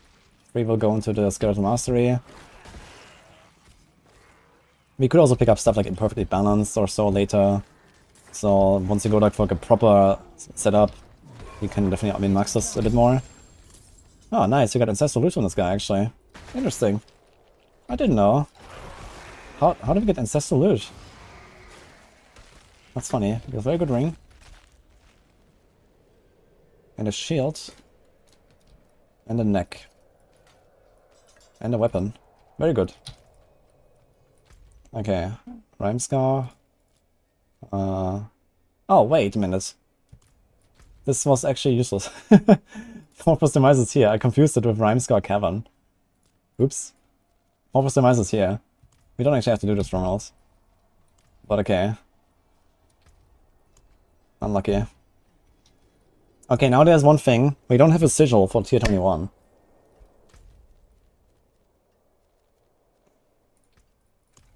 Which is maybe getting fixed. So Elias drops a Sacred Sigil, which should be an Ancestral Sigil. Maybe that's getting fixed, but we have no indication so far that this is happening. If this is not happening, you have to go and do Whispers now. So you have to go like one round of Whispers, just like do Harvest Whispers. Maybe, yeah, Helltide would be too risky at this point. I think you don't want to stay out of Helltide, but do Harvest, do something like a Corpse here, like a Corpse there, maybe a Cellar. In 10 minutes, you're done. You turn in, you get a Sigil. Okay, so the strat actually right now would probably be to just go to 3 and finish this dungeon real quick, just to get the power.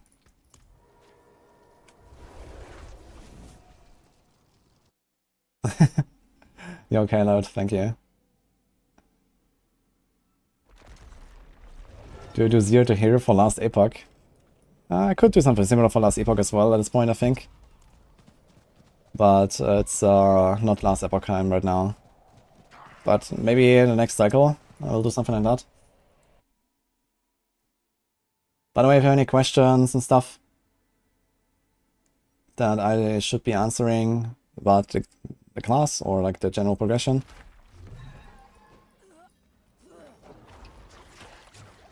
I am playing Necro, yeah.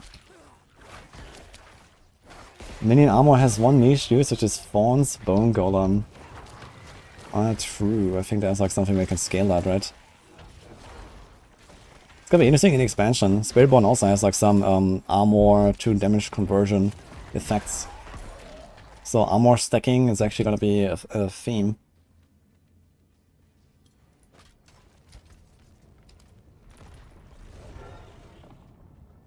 How would you want to build Necro of a Metamorphosis aspect and a new Blood Mist evade together? Yeah, you have to put one on the neck. I don't think it's a good combo though. Like, first of all, it's kind of questionable that Metamorphosis actually goes twice as far. It doesn't even work. I'm not sure. Yeah, there's like a new aspect that makes you... Okay, it's a very crazy aspect.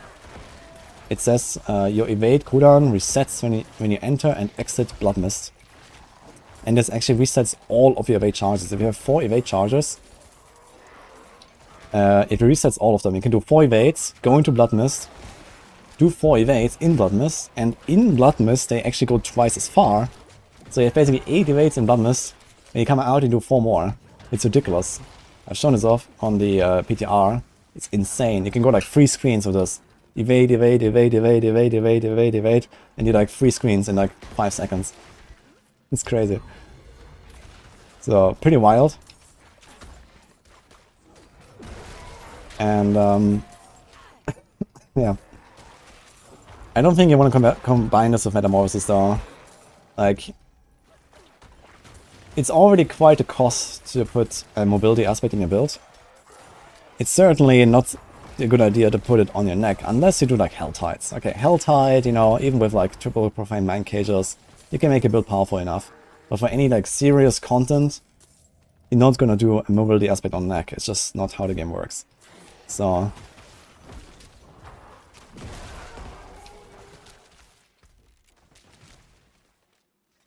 yeah, I've not tried Metamorphosis with this new Blood Mist aspect, so I can't tell.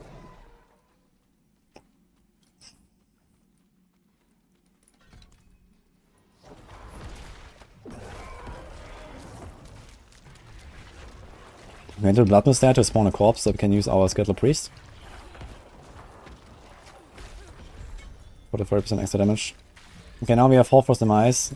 So this stronghold I did was completely pointless. Forget about that. Maybe I'll unlock some other dungeons. I mean, maybe they're part of the Nightmare Dungeon rotation. Actually, I think they're not changing Nightmare Dungeon rotation, so I think these dungeons are actually behind the Stronghold in the Nightmare Dungeon rotation. Get Craven, an Empowering Reaper, and Decay. Man, we're getting not lucky at all. Alright, so going back to Verti 4, we can imprint the Blood Storage aspect now. I will put it on the ring. Usually you would probably put it on the neck or something. Actually, let me see. How does it work these days? They buffed it at some point. Blood Search. This one. Okay, so this used to have like a much bigger penalty for the second cast. Now it's almost no penalty. In the past you wanted to put this on like a two-handed or a neck. Now it really doesn't matter, so you'd actually want to put this on just a normal slot. I don't even have a perfect version, so let's just go with that. So you have a double cast almost. Some more AoE damage. Okay. And we are 45, so we have to get to 50 now. That's the main objective. We craft a sigil now, so if you don't get it, as I said, you have to do a round of whispers now, but it's gonna assume we have the sigil. Maybe you got lucky and got a few sigil powder, you could maybe craft one. Shifting City. It's also behind the Stronghold, so we have to go through the Stronghold now if we get that. Let's do another. Goa Ruins, and it's 24, it's a bit high.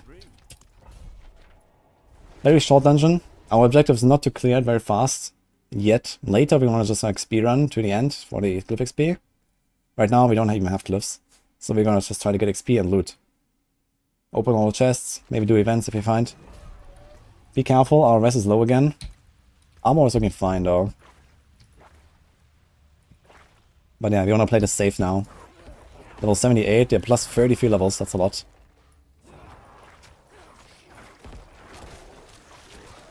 But Golem is pumping. Buff him up with the priests. And as soon as we have a bit of more res on our gear, we will get our Skellies back and we can get Reapers for the cooldown. And then we have basically Blood Mist all the time, whenever we want. And we have Golem whenever we want. Looking okay though, yeah. These guys are a bit dangerous, the Quartermasters. They have like a big slam. Wanna pay attention to those.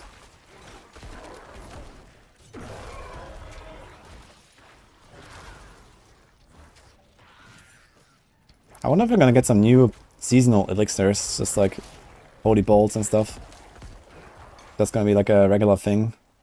Momentum elixir, also very nice. Once you're a bit stronger, we can use momentum elixirs. And then just run. And get cap movement speed. A lot of people always complain that Necro is slow and clunky. But that's completely untrue. Everyone gets to 200% movement speed, which is the cap, very easily. Even before level 100, you can already get 100% extra bonus. And momentum is one of those enablers here early on. But later you just try to get like movement speed on the boots, movement speed on the neck, and movement speed on both. Maybe get like a Wind Striker or like a Ghostwalker aspect or a Slaughter aspect or something like that. Or one of the new powers as well. There's like a cool Sever power or Evade power in Season 5 that allows you to have a mobility skill. I think that my Golem just did not do damage to the Suppressor guy because he had the bubble up and I was outside. Is that true? That's wild. I need to try this again if I get the opportunity. At what point should I switch off shield? The shield is just there because I don't have anything else. I don't want the shield really. You basically use a shield just as any offhand. The good thing about shield is, for example, I have an ancestral weapon now here. I don't have an ancestral offhand. Actually there's a shield, but ignore the shield here. If I only had the sword, I can use any shield. I can use a normal shield. And I will get the 80% damage bonus. That's the strength of the shield. If you have a good weapon, you just equip it with any shield and you go. Later on, you don't really run shields anymore. Shields are pretty off meta currently, since you can't weapon temper them, and a lot of builds want weapon tempers. Not all of them. You can get away without weapon tempers on some. Like minion builds, for example, they don't really have much, I think, for weapon tempers, if I'm not mistaken. I'm not sure what's there. He's like, no. Okay, we're gonna try this again. I could miss the golem. Looks like he did some damage, but kind of low. Maybe it was just like a random skelly hit. I think the suppressor bubble actually prevents my golem from doing damage. If I compare this to like the usual damage output. Yeah, if I press golem now, boom. He does like a third. Very strange. Ah, nice. Lots of weapons actually. Which is something I already have, but maybe get something better.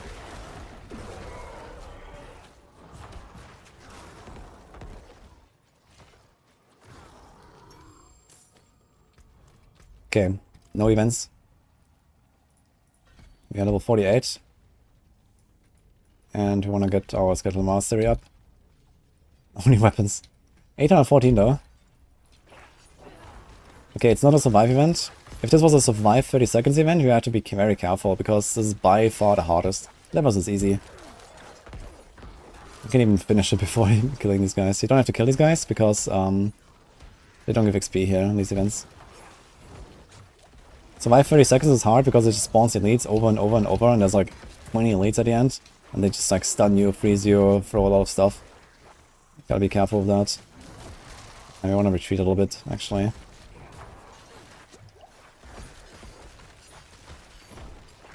So, if you're in a hardcore, and you don't have a scroll, and you walk into this room, and you don't see levers, then you want to be very sure. Because you don't get out for 30 seconds. I don't have a scroll of escape yet, which is very unlucky, I think. At this point, we would expect a scroll. I have not found one. But it is what it is, so... We could probably deal with... Oh, my skellies are dead, actually.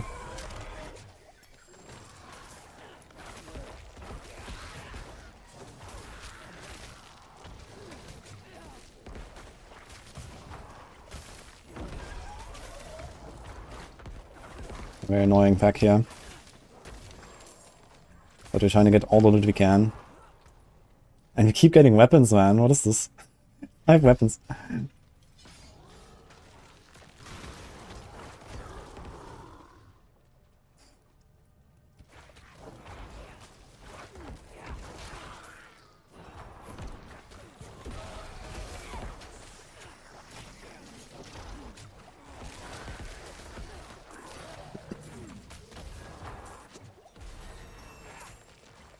New video from the Diablo 4 Blizzard channel.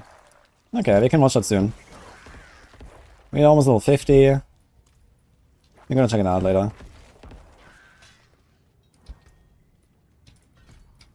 Yeah, we don't actually have skeleton warriors right now.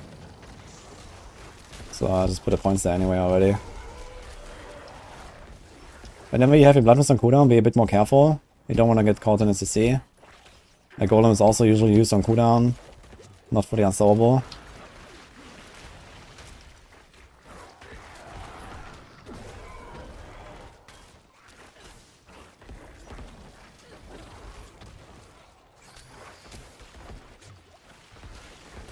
And we are very weak currently. We have like no powers.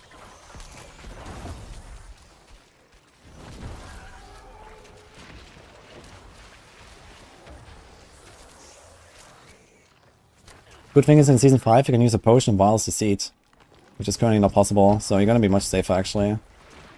So Blood Mist, for example, not really such an important tool anymore in the future.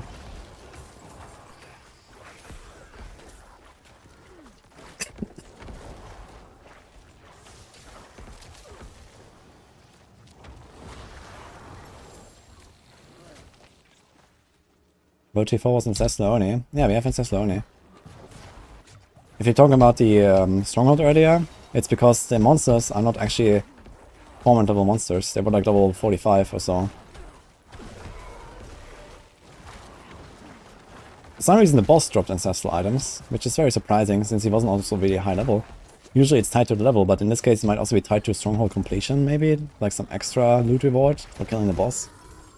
Very strange to get some. Yeah, I think the suppressor actually prevents my golem from doing damage when I press the button. Very interesting. It's happened like 3 times now. I'm pretty sure this is actually a thing. If you're not in a suppressor bubble, you press the golem. It doesn't seem to do damage. Strange. We got level 50. Let's go. We pick everything. This is like a nice power spike here. We also have armor now. We have damage now. 6.4k. We're almost capped, I think, against these levels. So that's nice. I'm not sure how much you need exactly it is, but 6.5, 7k or so is pretty decent. And we don't put a glyph. Just ignore the glyph until you get something to put there. We haven't actually found a single glyph yet. Dude, why does Necro have like infinite amount of blue glyphs? 8 blue glyphs, man. And I want 0 of them. Can I just like delete them? Imagine that.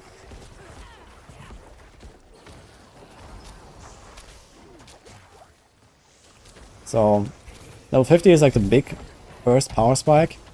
And the second is level 55. Once you are 55, you have ancestral loot.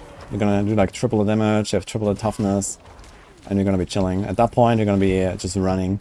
And we're gonna go all in on movement speed and all that.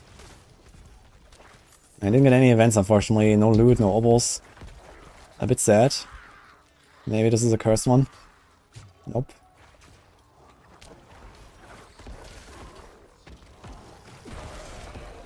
I'm gonna check the last corner if there's anything. Ah, there could be something. Looks like it continues. There might be something here. It's gonna kind of run. Still getting really fast XP here. Ooh, that's maybe too many elites there. We did get a power spike, but we're not like invincible. That comes once we have ancestral gear equipped. And this is a lot of stuns here, so let's play it careful. We have to use our blood mist. Like you can kind of get perma-stunned here very easily from these eyes. So you gotta be careful. Because they just keep throwing stuff at you. The good thing is we have the suppressor mod on the dungeon. So they all just have suppressor and don't really do anything. And I use my golem with nothing because of the suppressor. That's cool. Got a helm. A very nice one. 4 essence per second and life. You're gonna use that for a while. Okay.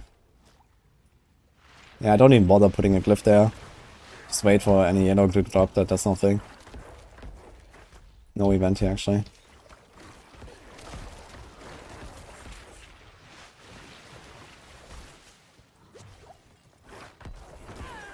Inside the game, Season of Infernal Hordes. Okay. I guess that's just like a bit of a showcase. Is there any choosing your info? Maybe we're gonna see what they've changed. I can check out what's going on there.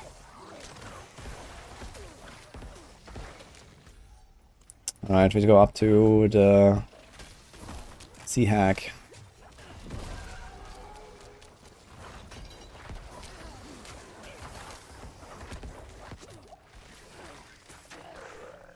Deface Shrine Cup. I didn't see where it is. If you get like a blast wave or so, that could significantly shortcut the boss fight. So actually, I wanna check. Where is it? Yeah.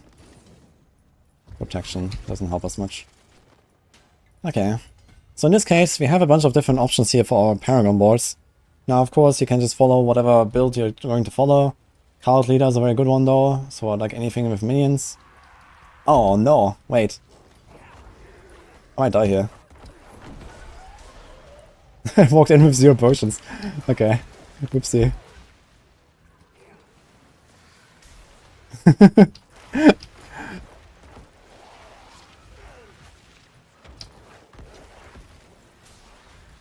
So, I gotta pay attention here. Maybe she dropped some potions. How did that happen? I have 0 potions. I didn't pay attention at all. Because I was looking at my paragons. Okay, that's potions, let's go. She hits like a truck, so you don't want to stand in those geysers. Especially, they can stack. They actually can be stuck on top of each other, and then you get double damage. You gotta be careful of that.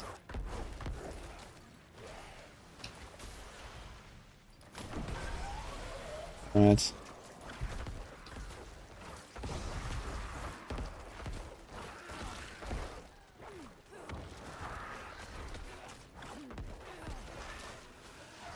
Alright, we should be fine.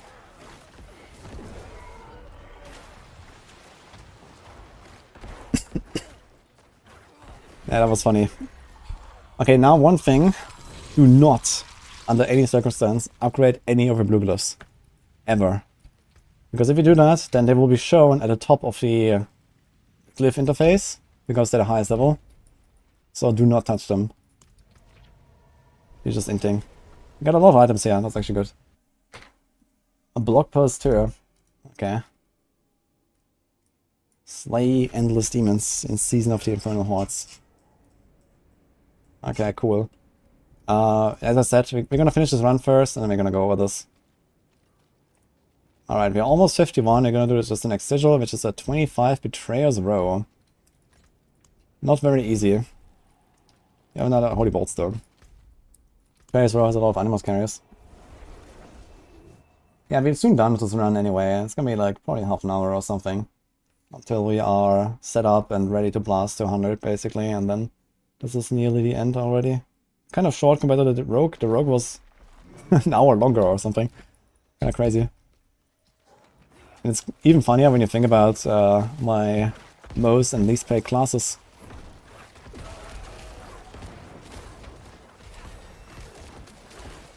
Necro is just really powerful. What's that? Alright, we wanted to go Card Leader, huh? Card Leader, and then we also have Alchemy Monstrosity is very nice to pick up. Flesh Eater is good once you get Sacrificial Soul Ring from Marshan, or if you find it. I really like Flesh Eater, but not when you have to do it manually, even with like all the minion stuff I'm pressing here. So I don't really want to do this yet. There's Scent of Death, always nice to pick up on any build. It's like the 1 or 2 universal boards basically. Bonegraft, useless. Blood Begets Blood, not very good.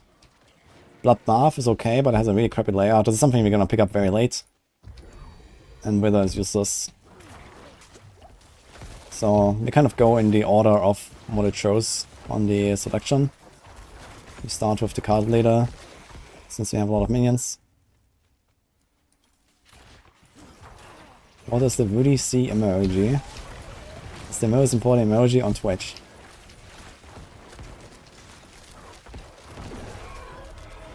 Okay, don't get sniped by Avenged Corpse Bows. Although we have 6.4k armor, which is pretty good. Ah, look, we did like 20%. A fully Avenged Crossbow. Avenger is... I'm not sure how it stacks up exactly, but I think it goes up to double damage the more enemies die in the area. Ooh, whoa. That was a bit nasty, actually.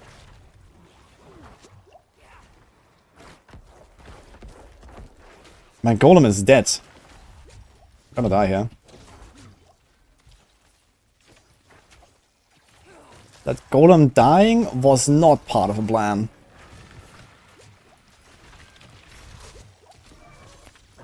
Alright.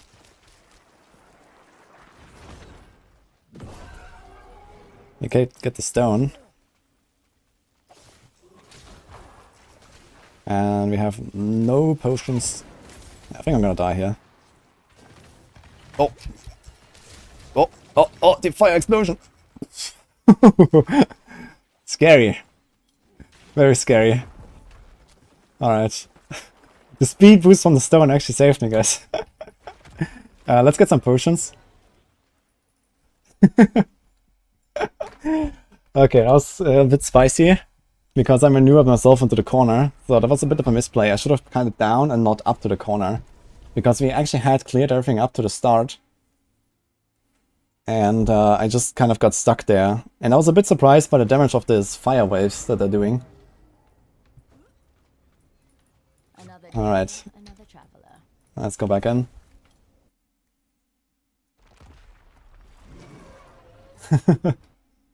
It wasn't the wasps actually. I got blasted by like some of the crossbows. I was just talking about it, like, you know, they do like half my life or something with the full Avenger.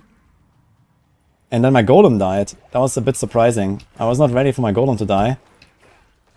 And I couldn't kill anything for a while. I was just like kind of stuck in the corner with no blood mist and no golem. So that was nasty. But we can recover now, so that's fine.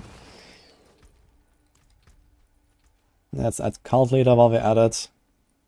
Usually when you're like leveling, you kind of just like rush legendary nodes and go next board, and then rush legendary, go next board. Some of the boards have like very good synergy between picking legendary and glyph. Right now we don't even have glyphs, so we just do that. Since you get levels so fast, it can easily take until like level 70 or 80 even to get all your glyphs. Dude, that's a big wasp. Look at that wasp. You wanna meet that IRL? Ugh. Okay.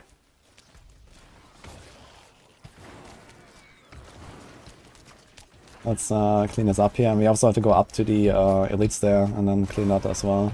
There's like one more stone somewhere.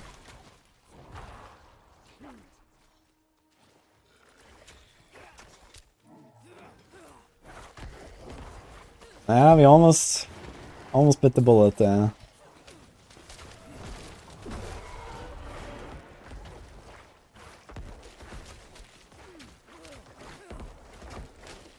My golem is frozen.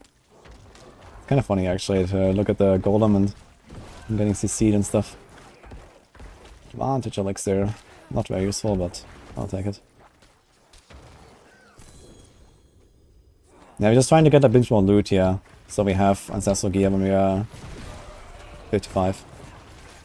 I did the same mistake again. I press on golem in the suppressor bubble. So in this case, we wait for the suppressor to disappear.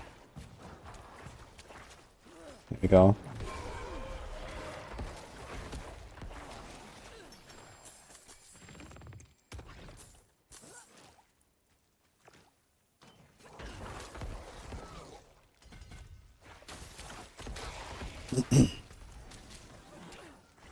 Good thing is like having the rock on the back, we are 30% faster. So that's actually what saved us earlier, because this was the only reason why I got out of the fire explosion at the end. I barely managed to get out. That was because of the rock. Only in Diablo 4, guys. You carry like a 20 kilograms rock on your back. That gives you 30% movement speed.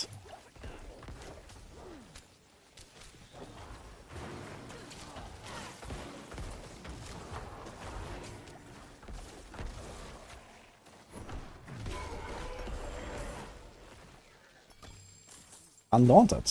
That's a good glyph to have, actually. I'm not sure if it works for the minions, though. I don't think so. I think like the fortified status does not extend to the minions and for the extra damage. But it's a nice glyph to have in general. For now. I'm not sure if I can activate it on the starting board.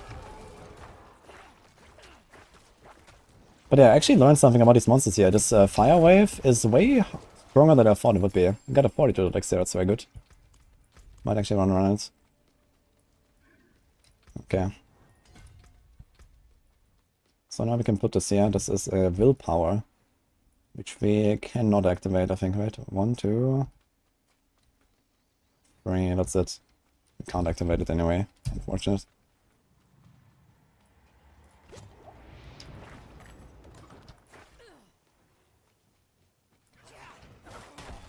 The Druid guard is this, but the Druid is somewhere with off-screen leeching XP.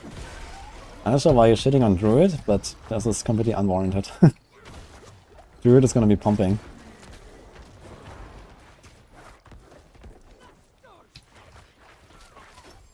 Like, people are still stuck in like season 0, I think, when it comes to Druids. Like, they got their, like, maybe even stuck in open beta, man. Like, you guys realize there have been like over a year of patches buffing Druids, right?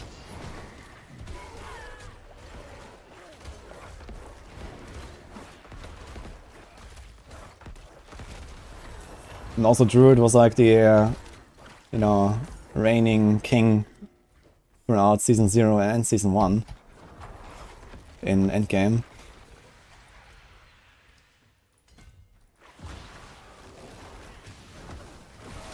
Okay, I need 3 more level ups, guys, and then we are ready to equip all of our items.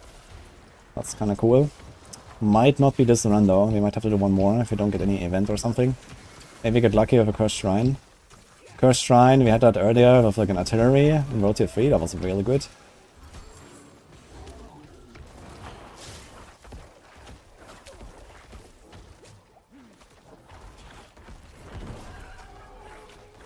Yeah, we're like a very small army here, we only have these 3 minions, and that's it. We're kind of weak right now. 3 skellies and a golem. That's my army, man. Very poor. Necromancer.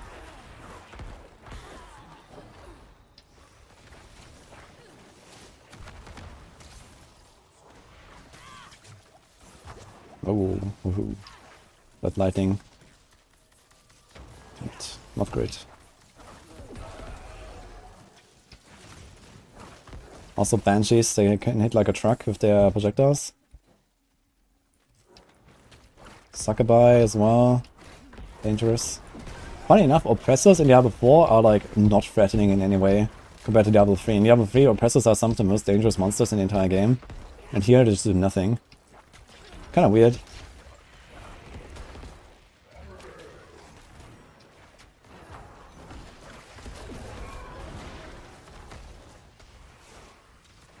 There's a shrine. It's a conduit shrine. I think. Going straight for it. Actually, let's clear the champions there, just in case there's a cursed one. It's not a cursed one. If it was a cursed one and the champions are down there, this could be a bit annoying.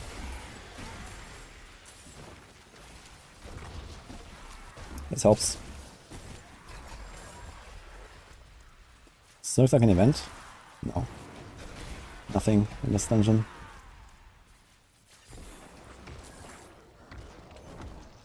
Open the chest, spawn elite. It's pretty common that when you click on these chests or something like that, there's like some elite spawning. There's also like some dungeons that have, for example, like prisoners or something that are not actually objectives, and they also spawn elites.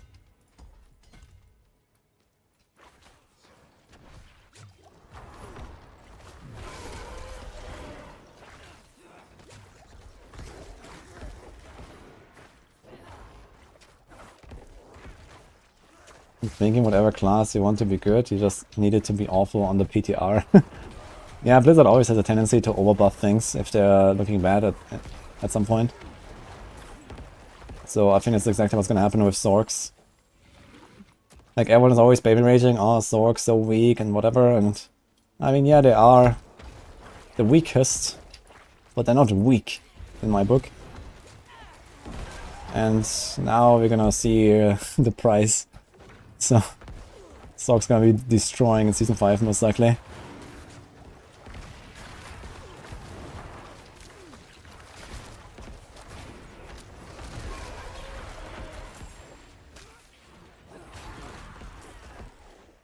Okay, we're probably gonna get out of this with 53. We're gonna go to 55.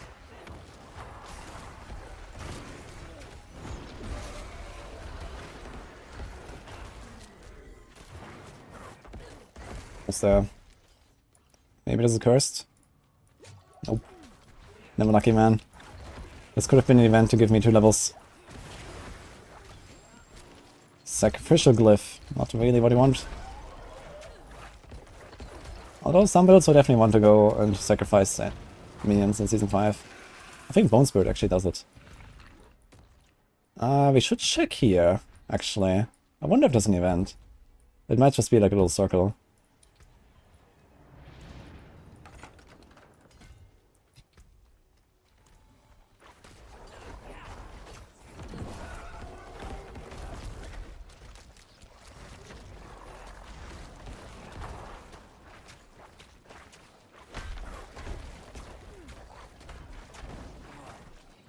Now that I said it, Blizzard will nerf it till it does. Ah, they're not gonna nerf Sorcs. Don't worry.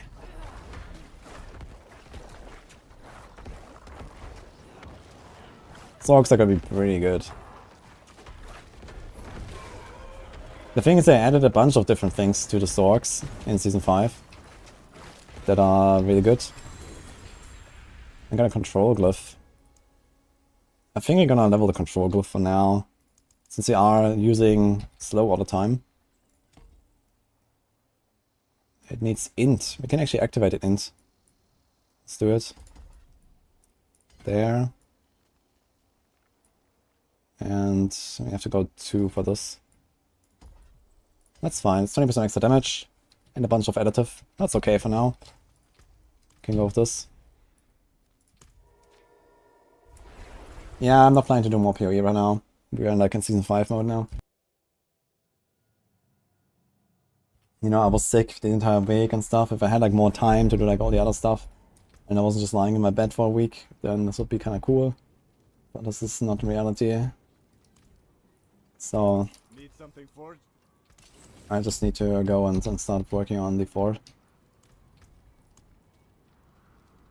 Okay, I got a Lights Watch 26. Lights Watch has lots of, I think, knights and werewolves. Fairly easy dungeon. I like Lights Watch, it's actually one of my favorite dungeons. Just like a cool layout.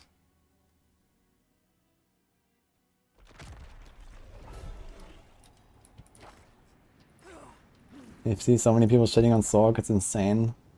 They don't understand. I mean, it is fair to say that Sorcs are relatively weak if you compare them to the other classes, I think. I've played a lot of Sorc myself in every season, including season 4. And I do agree that they are weaker than the rest. I just don't think that buffs is necessarily the solution, but okay, I mean, Blizzard likes the buff stuff. The expansion is coming where we get the stat squish anyway, so for season 5, I guess it doesn't really matter, right? Like, let stuff go a bit crazy. Stat squish is coming. Okay, we should not completely neglect what's going on here. We have bandits, actually, not knights. And bandits are a bit more dangerous than knights, because they can come out of stealth. You want to use your blood surge again to get them out of stealth. Also, these wolves can come out of stealth. Very sneaky enemies here. I'll make sure you don't get surprised. Use a blood surge sometimes. Oh, we also have blood blister. You have to pay attention to that. I don't think I would get one shot by blood blister at this point, but I don't intend to try.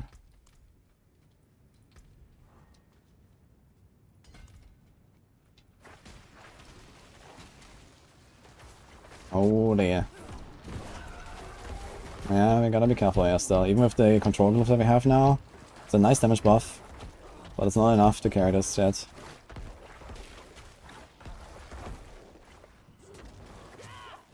Ho ho ho. That fire, dude.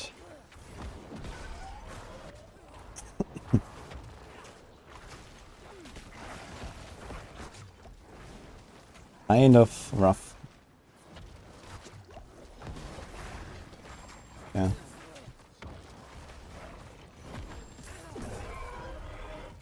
It's kind of wild that there's 2 blood blisters spawning so often. Usually when there's 1 blood blister out already on the screen, it's not supposed to be a second one. I wonder if they changed it when I did the most recent Nightmare Dungeon reworks. For example, they removed Lightning Storm as well and stuff like that. Do we have Arsonists here? I think we have Arsonists as well. They're very dangerous. They shoot these exploding fire arrows. Yeah, here, these guys. Pay attention, they will probably two-tap me. There's a shrine.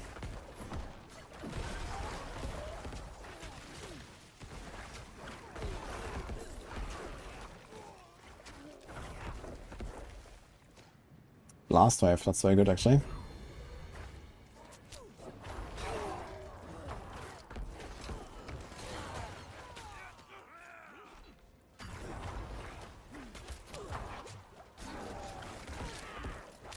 I don't get surprised by a random blood blister in the back. It has a very long range.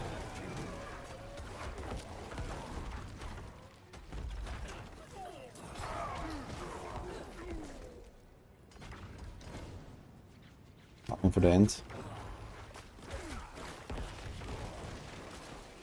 Oh.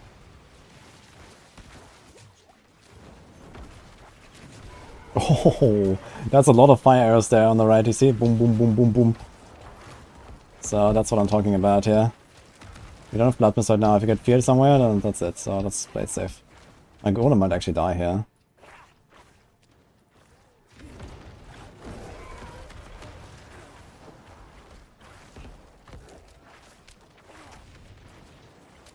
A very annoying fight. Just cutting backwards.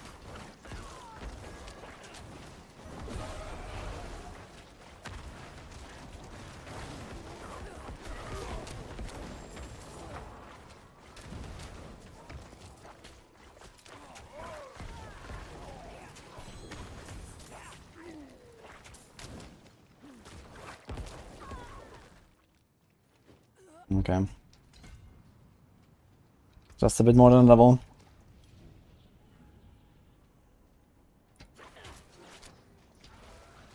Now we're definitely struggling a bit more than I think you would otherwise do normally. I feel very weak currently. But we're also pretty much at our weakest spot we can be. We're just about to get our ancestral items. And we're also doing a 26 nightmare dungeon. This could be a 21. Or at least something like 22 or so if we had a bit more luck with our sigil, leaning at 21. Like I think the lowest sigil we did was a 24, for example. We started already 3 tiers higher than we should.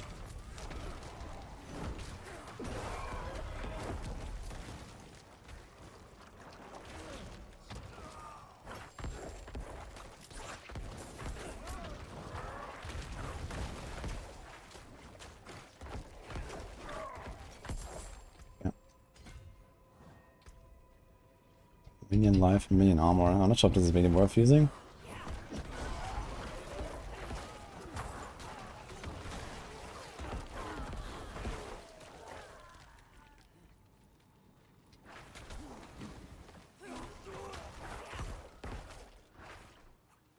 We soon don't have a Necro player for us, so we can check out the block and stuff. I don't really expect much anyway.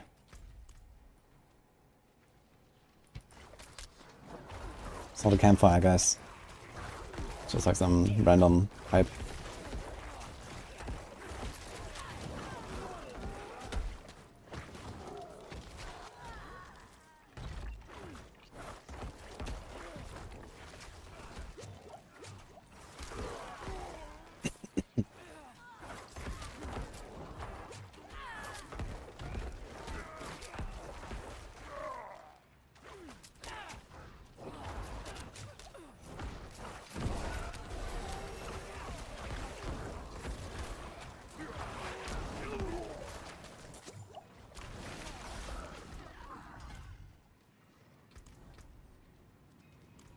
Do they even have attack speed bonus? I'm not sure if card leader actually does much for me right now. At least until I get my skellies back and then occult the minion. But yeah, once we have that, they're gonna be pumping. Oh. Damn, he had like a really long range knockdown. That was surprising.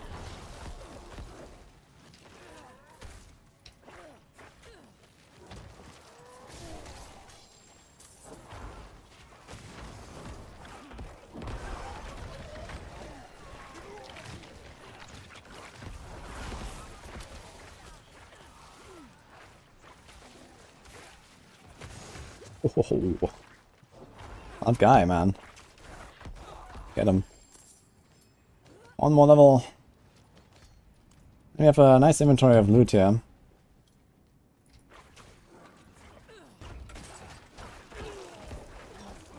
We could just go to the end of the dungeon, finish the dungeon.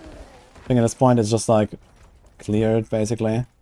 Let's go around here, and then worst case we skip more later. And then we're probably gonna finish the dungeon when we have 55.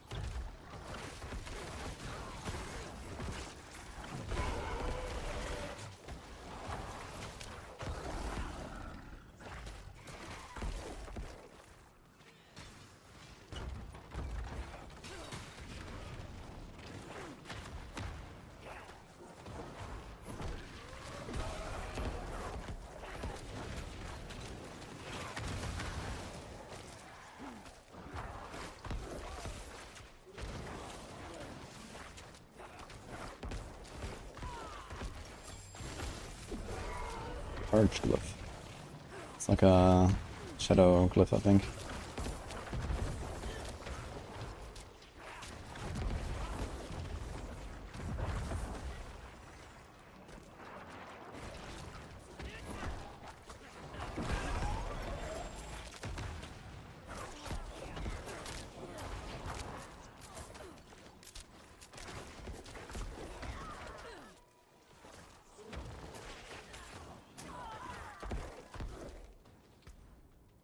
Almost.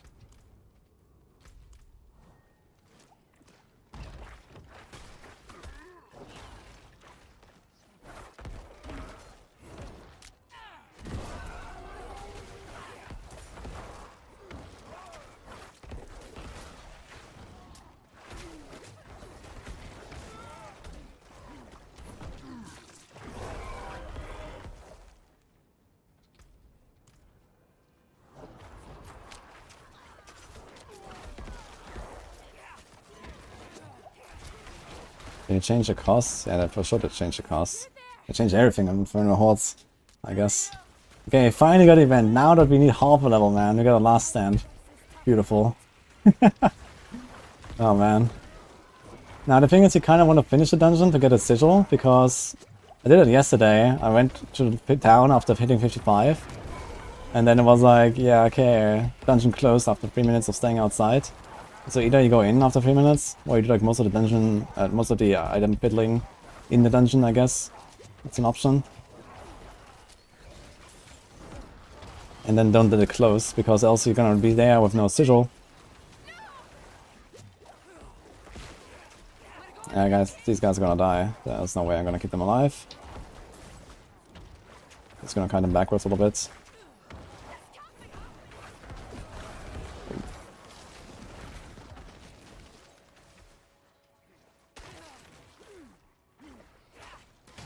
I need some potions, actually.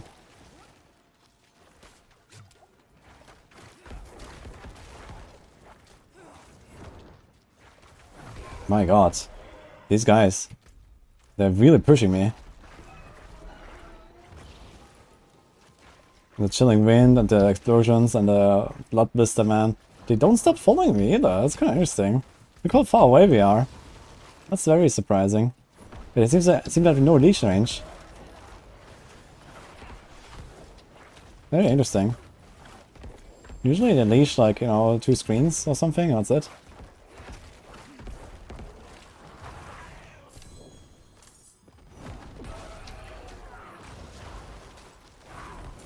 Holy. Okay, we got this. And now you just go out here, get the next gate. And then get like... Hulking, what's non-study probably? 4% damage? No, 100% damage actually. Even better. I think Hulking Monstrosity is also a setup where I can get a glyph easily. If I'm not mistaken.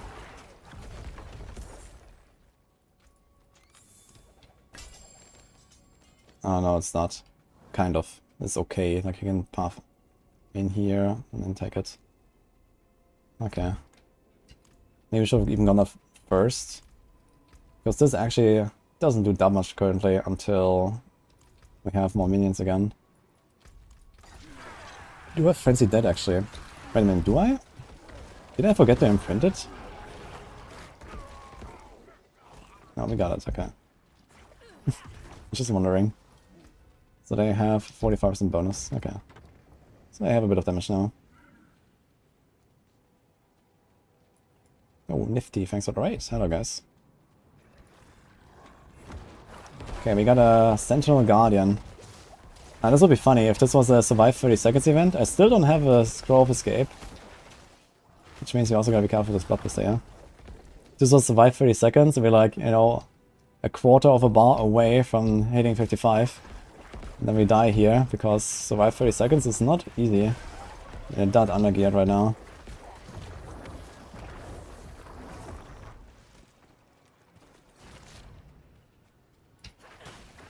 How's it going? Hope you had a good stream.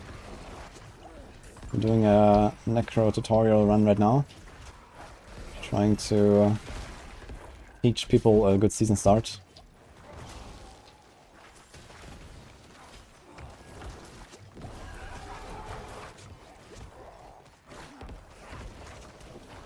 So we started this character 2.5 hours ago. We are level 55 now, just about to equip our items. In fact, I will do it before the boss, I think. Let's do it now. I think this is the boss. No? Any second. Okay, let's just get some stuff. Anything is better than what we got, so it can only get better. 870 item power, huh? Here's some res and int, that's pretty good. Here's an offhand. Now the question is, do we want to go for the offhand? We have 7,000 attack power, 7,300. Actually goes slightly up. But we lose the shield and so on. We gain other stuff and cooldown, for example. So what else do we have? I guess all of these are kind of whatever. Nice helm though with the resource. We definitely want a bit of resource. Essence on kill and crit also not bad. But you want the res, I think.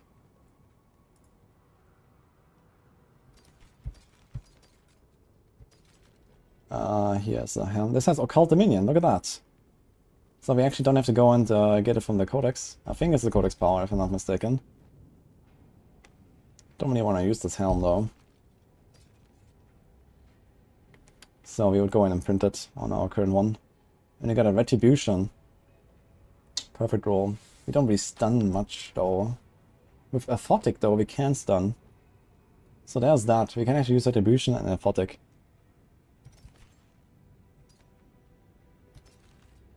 So why not?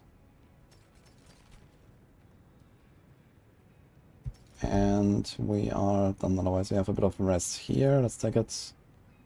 Get an Ancestor Shield with crit. That's also not terrible. Maybe you want to do that. Okay. So you have more attack power now. Similar. A bit low on the fire and lightning, but I think it was kind of 40 already.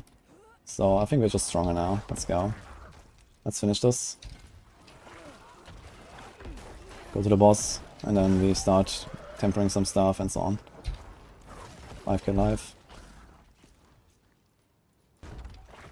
You're asking me about Hellbreach dungeons? I have no idea what Hellbreach dungeons are. I'm sorry.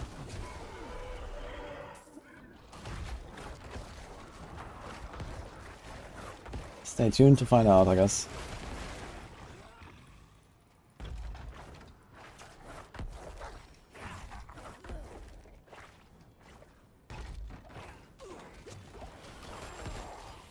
Got warrior glyphs, that's for the skellies, but not one we really want, I think. I think it's like minion armor or something. There's like a bunch of glyphs that give you like minion like powers and stuff. But you don't really want all of them. Yeah. Much easier now at least. So let's finish this, kill the boss. Let's just run. We're here finally. Can see if it's a curse event, it's not. And you have a good bunch of ancestral items. I'm missing only glove and pants, and I actually do not have any, I think. Which is a bit sad. Maybe I missed something in my inventory.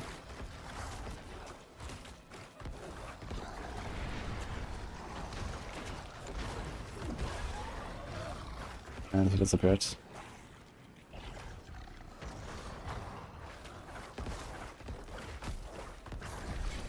Okay, much better. Ah, look, he has pants. Very nice. We have Occult Dominion. Also... Okay. Okay, we save these.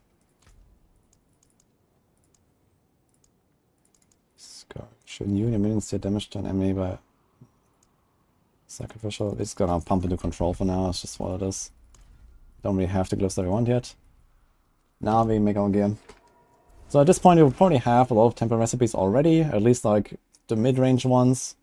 It doesn't really matter if it's like a yellow or a legendary recipe most of the time, if it's like just some random percent temper modifier. Like, you know, if you get like 50 res or 45 res, it doesn't really matter or so. So in that case, we just go equip whatever we got here. We have full ancestral. Not really great items, but it doesn't have to be great yet.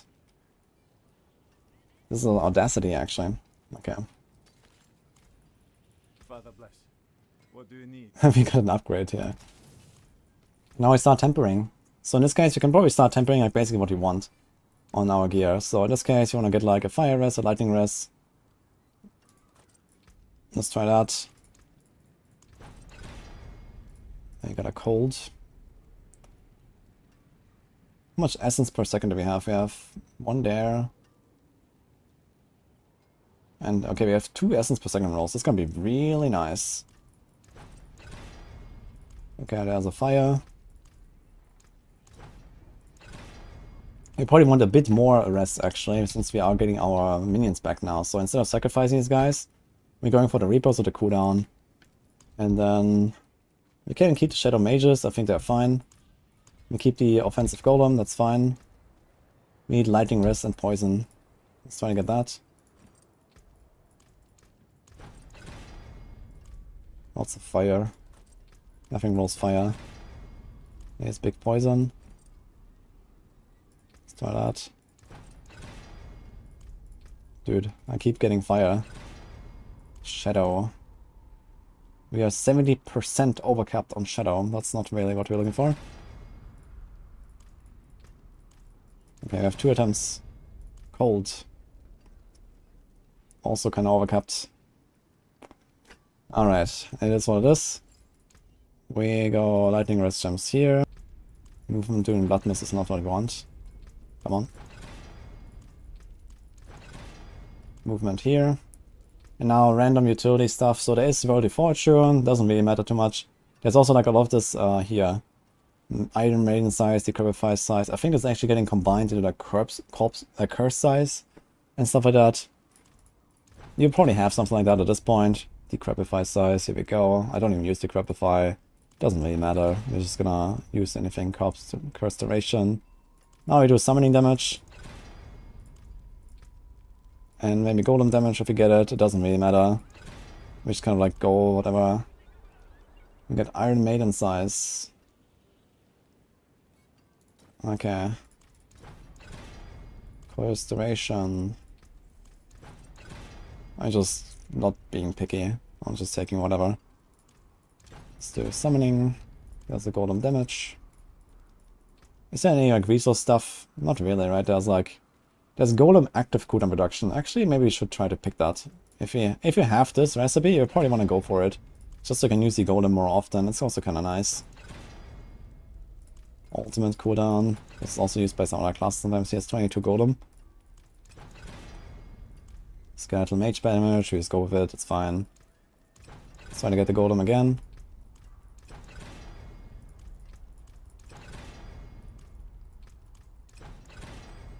%. We do summoning again. Golem damage. And we have a shield. Where I don't really know what I want to do, to be honest. Maybe we're gonna get armor. Got 10% armor, let's do a Worldly Fortune. Let me just go with it. So kind of just like get a bunch of random stuff. Anything that is like good offensively. Maybe the resource cost or the cooldown reduction there that we have for the golem. This makes it much shorter cooldown. Plus then we get the Reapers giving us a shorter cooldown. And now we can kind of just like blast. Put the rubies back.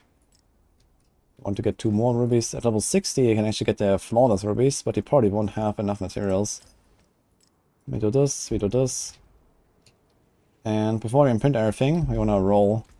Because it's cheaper to roll items that are not legendary. For example, these gloves cost 11 crystals. Like the chest, like the helm. And this costs 13 crystals and 6 angel breath. So you want to just like roll them while they're yellow. Put a life here. This we don't want to roll. This is fine. We want to roll off the life per hit maybe.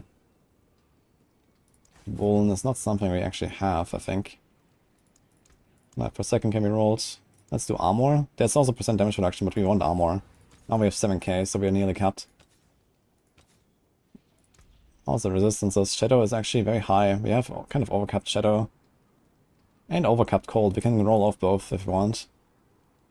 We go with crit. And we go with attack speed. That helps our minions. And we roll 8 crit again. That's very nice. And now we have nearly capped res, nearly capped armor. Maybe we can sneak in a movement roll. I'll try. Here's an armor roll. Here's a res roll. Also very good. So we didn't get movement, but we take this, it's fine. Now we have a setup. We had Occult Dominion. Do we have it right now? Yes.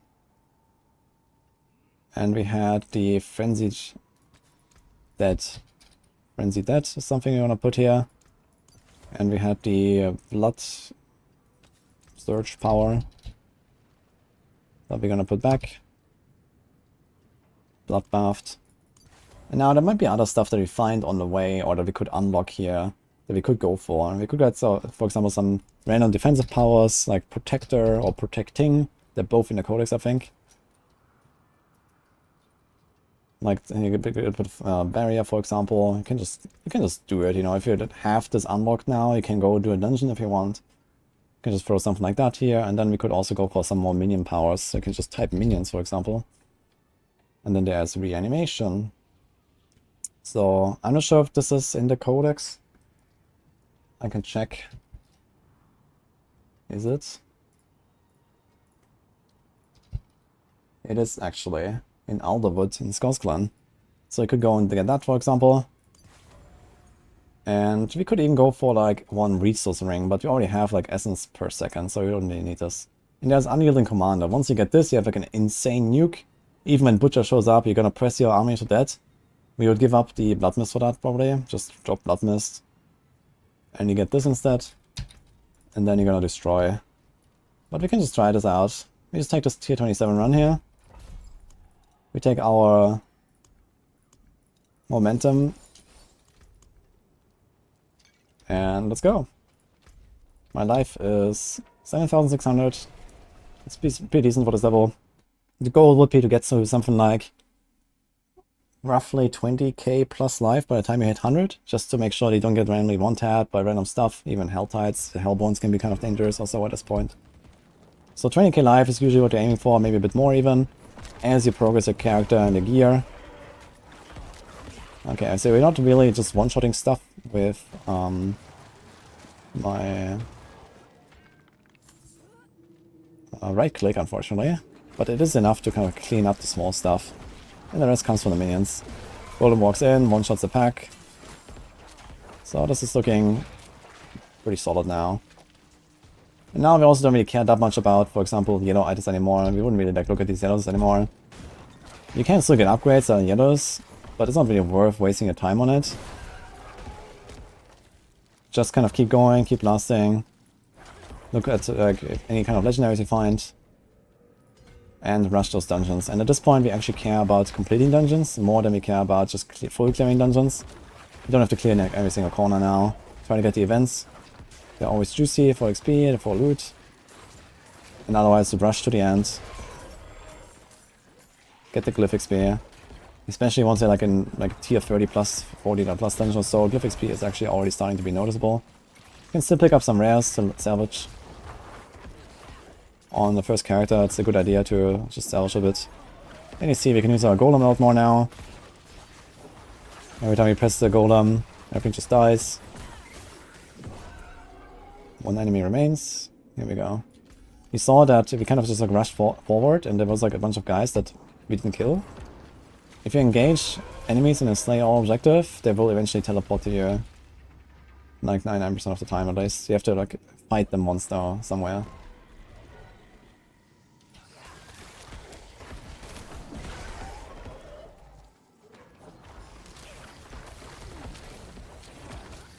Let's see, new Shaco and WoW hat. I did not. But we will see it soon, I suppose. Got a first try. Yeah, we almost done with this run anyway. Probably gonna stop it at like around 3 hours. Just kind of like get this online now. Now you see our Blood Surge is still not that powerful, but with overpowers we are kind of clearing these waves here. And now you can decide, do we go for like a full minion setup? A lot of people, for example, Season 4 play like full minions. Then you can slowly work towards the Shadow Minions build, where you go for Shadow Blight. Then you have a Photic aspect that makes your warriors Shadow. You have your Shadow Mages, and they proc Shadow Blight all the time. That procs your Shadow aspect, so the Blighted aspect all the time. Buffing all of your minions, buffing all of your damage. And then you don't really have to go much for like Blood Surge damage on your own anymore. You can just kind of be like a support for your minions. Or you can like also transition to other setups. You can play like a minion Sever version. I like Sever, it's like my favorite skill on this class. So I might do something like that in Season 5. not that great for leveling once you until you get like the setup online, but at this point, you know, we are powerful. Leveling is easy. Playing something like Sever while leveling is not a bad idea. Once you have the whole thing. We go for Hulking Monstrosity here. Once you have that, we have double damage on our Golem. He's gonna destroy. Even if the Golem is much more powerful than you are, you don't have him ready all the time. So it can be just nice to play something like Surge or Sever, have fun, kill packs, and then whenever there's an elite or some pesky boss, you just boom, one-tap him with the Golem. In Season 5, even jumping Golem. You see how the XP is flying now, finally.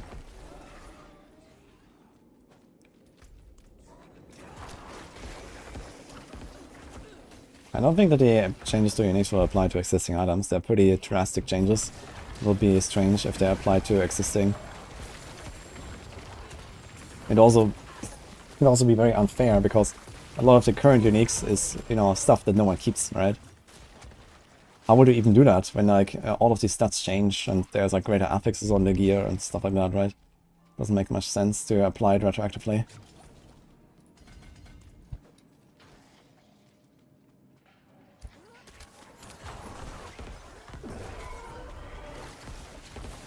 "10 seconds in, you know why it's just a stream title."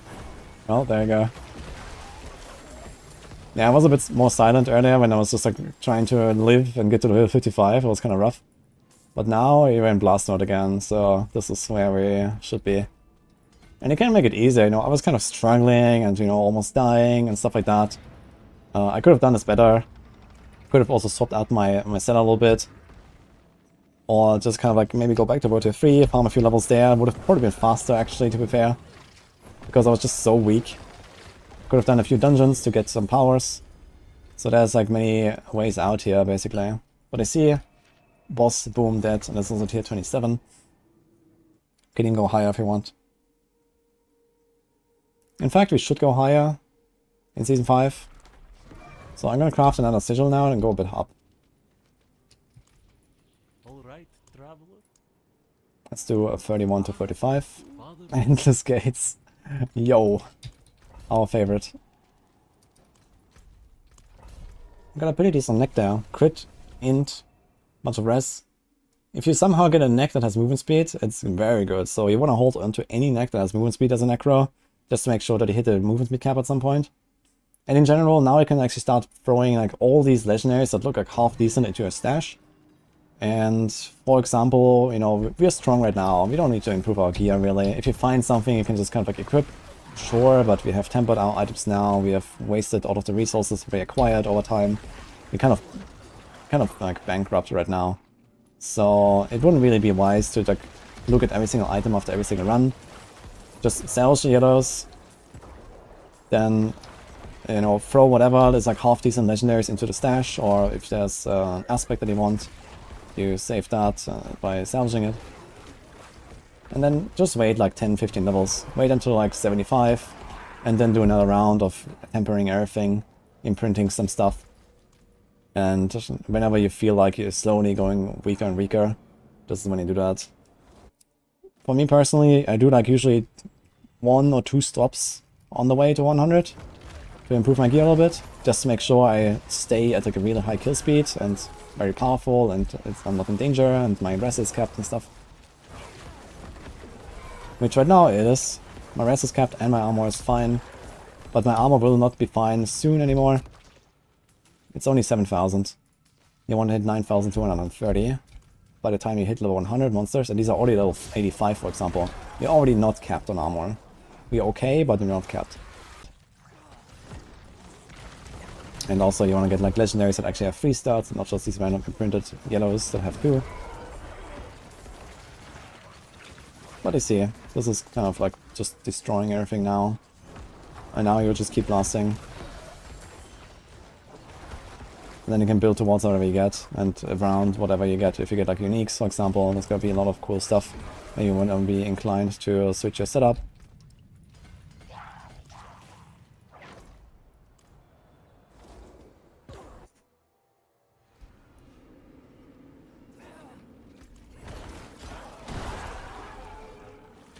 Going to rock Blood Surge the whole way. Yeah, Blood Surge is kind of like the leveling build. It just kind of cleans up all the small stuff, and then you focus your minions on the actual valuable targets. This is like the good combination you have here. You have like very weak Necromancer damage, but it's good enough to clean the small stuff. And then your minions just deal with the rest. We have 5 mages now and the golem. The golem will just kill anything we, you know, press the button on. Even the boss will just die in like 2 passes or so. If you go there, you will see it.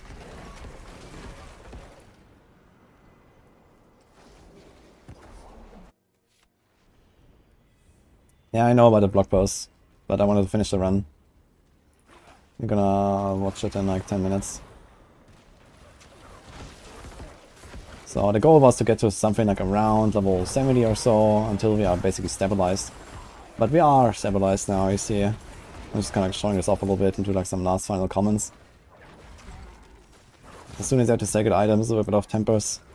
Not sure if we would have like exactly this quality of tempers right away, maybe it's a bit optimistic.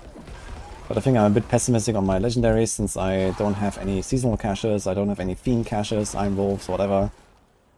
So we are actually really weak on our legendary powers, which do matter a lot. And as I said, like you can also go and like just get more stuff from the codex if you want. There's a few things. You could also, I don't have like a mobility power here. This could be Wind Striker on the boots or even on the neck. We can go really fast, we can be zooming. So for leveling, I really like to go like Wind Striker on the neck, for example, on Necros. There's like a bunch of options you can do in Season 5. Also the new mobility aspects are also really good. There's like this evade thing. Like here, I could be here, and I could evade straight into the boss room, right on top of the boss. From here, with the new evade power. We do like evade, evade, evade, evade, Blood Mist, then evade, evade, evade, and you're already there. And you have like half your evades left if you want. You can go twice as far if you want. It's crazy. And you see here like the resource, like the cooldown reset from the Reapers. You walk in, cooldown is reset, boom.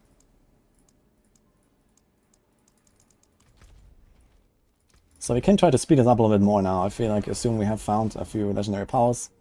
You can do a Wind Striker and the Slaughter. Slaughter is nice because it also works in town. It's also a mobility power. So we can do that. Cleanse these both from my skin, and I promise to become your most devoted servant. And then we're zooming. I mean it this time. Wind Striker is movement speed on crit. Anything else we could do here? Empowering Reaper is kind of useless. We can check if there's like any other like offensive powers. If we find something maybe. Rotting, Cadavers, Edge Masters could be something. Or Curse Touch. Elements. I'm not sure if Elements actually goes to the minions. It may or may not. We found a Retribution earlier, so we could have used that. I forgot about it actually. We want to do Aphotic and Retribution. Because we stun with our minions. So there's that, for example. Blood Boiling is a very good power to get if you have that. It's not in the codex, but I can kind of show the power of this. Because you're constantly overpowering.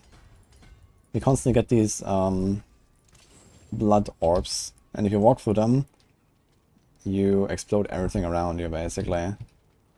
You can go even higher if you want. This is level 86. Let's try this. Broken Bulwark. Flooded Deaths. I don't have access. Underroot also. Everything's behind Strongholds. Sanguine Chapelle. Let's try that one. It's gonna be very funny to see. So these are like over 30 levels above us. We're zooming in or out. Through the dungeon. It's gonna be the last run for this video, by the way. If there's any last questions, now I can ask chat. Otherwise for YouTube, also in the comments.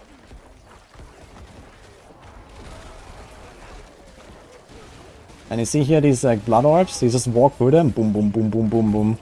That's what I'm talking about. These guys hurt though. We kind of maybe stretch it a bit too far. We're not that powerful yet. What do you see? Plus 31 levels. And we're kind of cutting through it like butter. Just gonna be a bit careful. My armor is a bit low.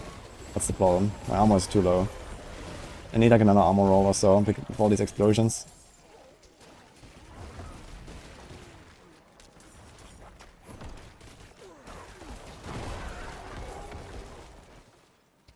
And we have the passive resource generation, which is very nice. You could also go for Reap now if you wanted, since you don't actually use Hemorrhage very much anymore. You can use Reap sometimes to get a guaranteed corpse. You can like swap up the generator a little bit. You can also do Bone Splinters if you like the crit. Decompose even, some people like using that. Personally, I'm not a Decompose enjoyer, but it is a very powerful generator. Necro generators are fairly balanced, I would say. They all have kind of their use.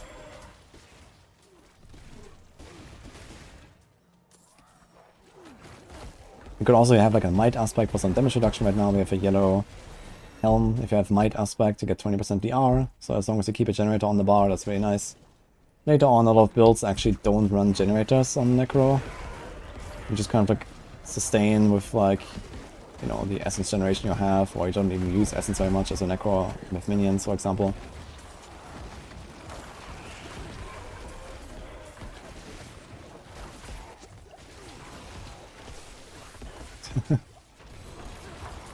What is that minefield? This is the blood boiling aspect. This is the one I just imprinted here. Boom, boom, boom, boom. So whenever you get an overpower, you'll see it now. Now watch. Boom, boom, boom, boom, boom, boom, boom, boom, boom. So this is blood boiling aspect. Every enemy that you hit with an overpower will produce one of these orbs, and you just walk through them here. Look, this is like a really powerful thing, like for blood surge, for polarize. A bunch of stuff on Barb can also make use of this. With overpowers, guaranteed overpowers and stuff. So it's very good for leveling this aspect with overpower builds. If you can reliably overpower. You could even try it with Bloodlands. Although I've not really tried leveling with Bloodlands since Blood Surge exists. You know, Blood Surge is just so good for leveling that you would not really consider Bloodlands. Bloodlands is something you can do late game once you have the entire like set of aspects online and stuff like that. It needs like a few things to kind of function, and even then it's not very strong. But yeah, as soon as you get an overpower and you see the overpower, you just like press the button and then kapow.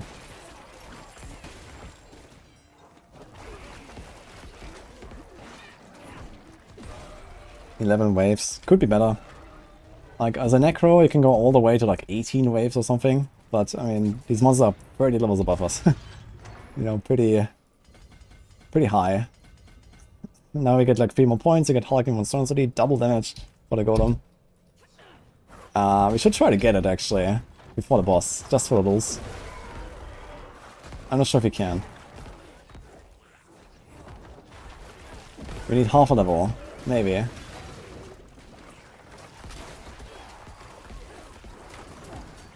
Up to 70 we get a pretty fast XP. Maybe I can take out a point somewhere. Actually we can. We don't have a glyphs there. Fine. Let's take it. That's gonna be funny. We walk in and the boss is gonna die. Boom. Corporal. That's a good glyph. That's the physical glyph. And I think that gives us movement speed as well. They buffed it to also give you movement speed when you have minions. So that's the glyph. The glyph for this build.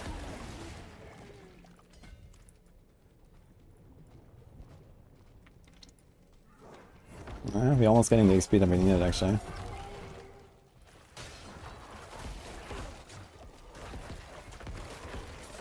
And we don't even have Annealing Commander. With Annealing Commander, it can do double damage again.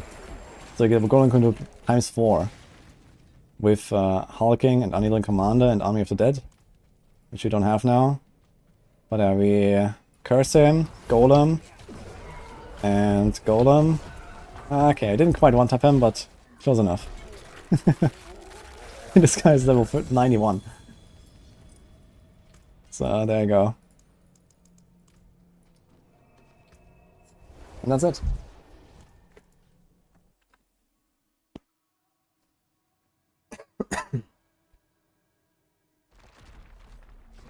But there's no level cap for XP in Season 5. Now it's 30. You want to have monsters 30 levels above you in Season 5. So that's exactly what I was just doing. And you see how easy this was. I'm just literally just blasting through this with like random ancestral stuff. The first ancestrals that I found. And now you like slowly upgrade your stuff, so you can, you know, take something like this. There's a 925. Throw it in a stash for later. And then, you know, whenever at like level 75 or 80, it's gonna do like a round of upgrades. Equip whatever you got, imprint it, take like 10 minutes in a town. And then you go all the way to 100. That's it. And then you just, you know, save whatever is good. Like this. Toot is good at Mage Master, very good item. This is very good. Great attack speed. Yeah, then you just look for an amulet that has movement speed. I don't have movement speed on either my boots or my amulet right now, besides the temper. And I was pretty fast already. You can have a lot of movement speed here. Look, we have 153. Without any rolls. So I don't have to complain that Necros are slow or anything. Like in a few levels from now, we're gonna have at least movement speed on the boots. And then at some point on the neck. And you're gonna be capped all the time. And that's it. Yeah, and that was the Necro run. Is Bone Spear a viable build for Season 5? I'm not sure how Bone Spear is actually played in Season 5. So they made like this minion stuff, but then they also buffed the sacrifice effects. Realistically, if I was going to play a Bone Spear, I would play a traditional full sacrifice Bone Spear. You know, I don't trust those minions to aim properly. Like Bone Spear is very sensitive to aiming and positioning. And yeah, the minions can shoot it, but they will just shoot in random places.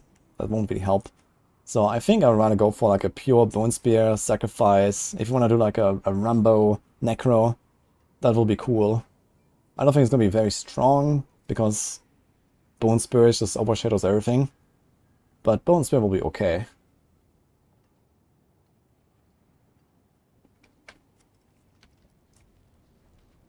Alright. Panda glasses here, by the way. Boy, Bloodborne is so fun, yeah. Alright, do we have anything else? Yeah, I think that's it. So now it's basically just like, you know, try to collect the right uniques. For most intents and purposes, I guess people are gonna play Bone Spirit at some point in the season, since Bone Spirit is such a powerful build.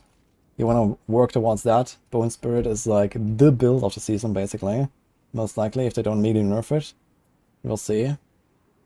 But on PTR, it was possible to dish out like 5 to 10 billion per hit. And they're about to buff all the uniques. There were some in that build. So we'll see. And yeah, that is a start. Funny enough, not a single scroll of escape I found here. I think on Rogue Run I found like 3. So there's that. Okay, hope you enjoyed the run. It was 3 hours until we stabilized in Blast mode in World Tier 4, that's pretty good. So from here on it would be like another 3 hours or so, maybe 4. Chill blasting, Nightmare Dungeons. If you want, you can also interrupt the Nightmare Dungeon grind, do some Hell Tides, do some Infernal Hordes in Season 5, if you want. Of course, you don't have to do just Nightmare Dungeons. The strat is usually do Nightmare Dungeons, but it's also not so bad that as long as your glyph are kind of online, just go something else, get some XP in Hell Tides as well, while you're farming, you know, Angel Breath and whatever. But for example, right now, if you don't have Mind Cages, it's not such a great idea to go Hell Tides, because your loot is just going to be too low. You're going to get like 850 loot or something. You want to wait until at least the monsters are like around level 90, then you get 925 loot. You can do that with Mind Cages. So there's that, if you find Mind Cages. Otherwise, yeah, just kind of stick to the Nightmare Dungeons, get the high level loot, get your gear, get your glyphs up. Get your glyphs to 15 at least. Like this one is 11. I wouldn't really want to run Control later, but for now it does the job. But then there is Corporal that we just found. Very powerful glyph. And then, for example, there's Amplify, since you're cursing stuff. You can do that. Essence, relatively good, lots of crit damage. Dominate could work as well, since we are reliably overpowering with Blood Surge, for example. Dead Razor It's a bit defensive glyphs, usually not very used much. Territorial is not bad for some DR. So yeah, there's like this kind of stuff that you would go for. But you can also just kind of like follow the planners or max roll and so on. Yeah, hope you enjoyed the run. Let me know how that was. And then stay tuned for the other classes. Okay. So we finished the recording here. Let's check the let's check this video that people linked.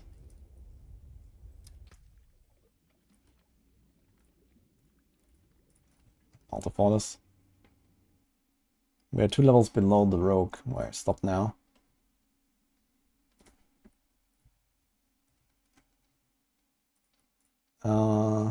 Where do we have it?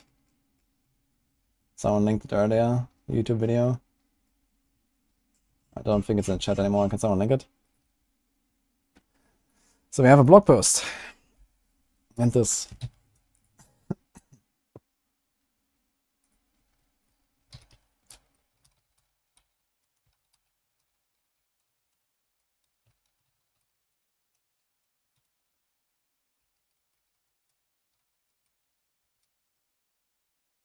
Okay, that's the video. Oh my fucking god, is that loud?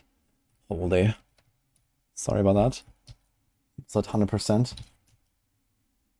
That's a 9.5. Let's watch the video first, I guess, and see. We've been saying this whole time that hell is coming. Now, hell is here. Something that's always present in a Diablo title, and we wanted to make sure that for Diablo 4, returning to hell was a special moment. We referenced the endgame cinematic with Prava and Inarius taking the fight to hell at the end of the game. We really wanted to capture that experience, that sensation of battling throngs of demons in hell.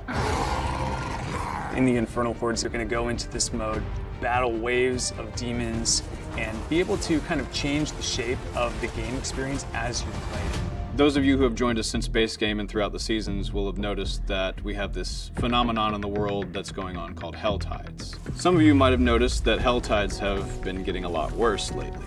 And now hell is able to pierce the veil that's holding hell back from fully invading Sanctuary and starting to take root in Sanctuary. Yeah. And we started by asking ourselves some questions. What is the state of Sanctuary right before the Vessel of Hatred happens? How has hell changed now that Mephisto isn't there anymore? What are the demons up to?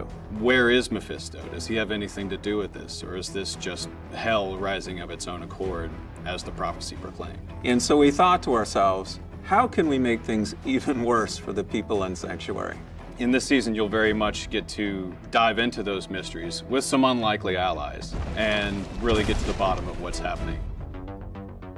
So in this season, we play a lot with the notion of the enemy of my enemy is my friend. How far would you go to save Sanctuary, to save your world? What price would you pay? Would you sacrifice your soul for this? You're gonna meet a guy named Lochran, who at first seems sort of usual, but you're gonna quickly realize that something is off, that something is a little strange with this guy. So Lochran and Estelle are your allies, and they're going to help you return to hell. Both of them are experts in demons, and they're going to use that knowledge to help you return to hell and become more powerful to be able to battle the Infernal Hordes. The Infernal Hordes is a new endgame activity in Diablo 4. It's primarily a wave-based activity. You're going to be fighting wave after wave of demon forces in hell. So if any of you have ever played wave-based gameplay before, you'll know that things escalate. We've got meteor strikes and all sorts of things that try to keep you on your toes.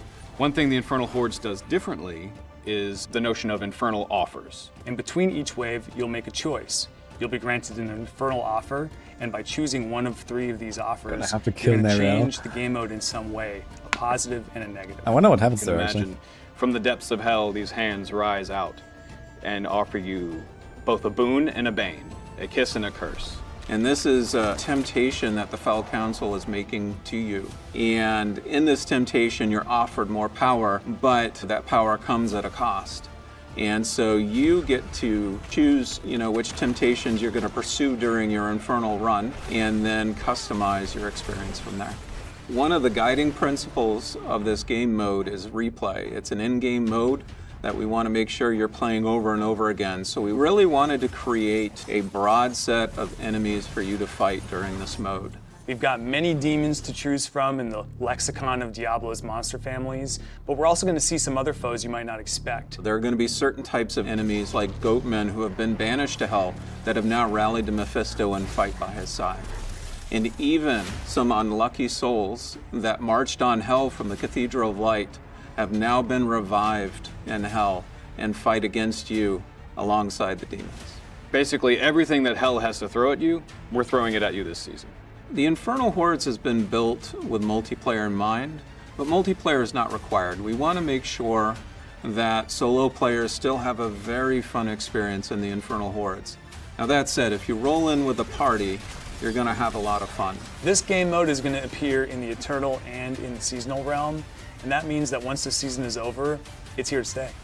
The Infernal Hordes is unlocked at World Tier 3, so really what you need to do to access it is earn your way up to World Tier 3 and then complete an Eternal quest line that takes you back to Hell and then unlocks the Infernal Hordes.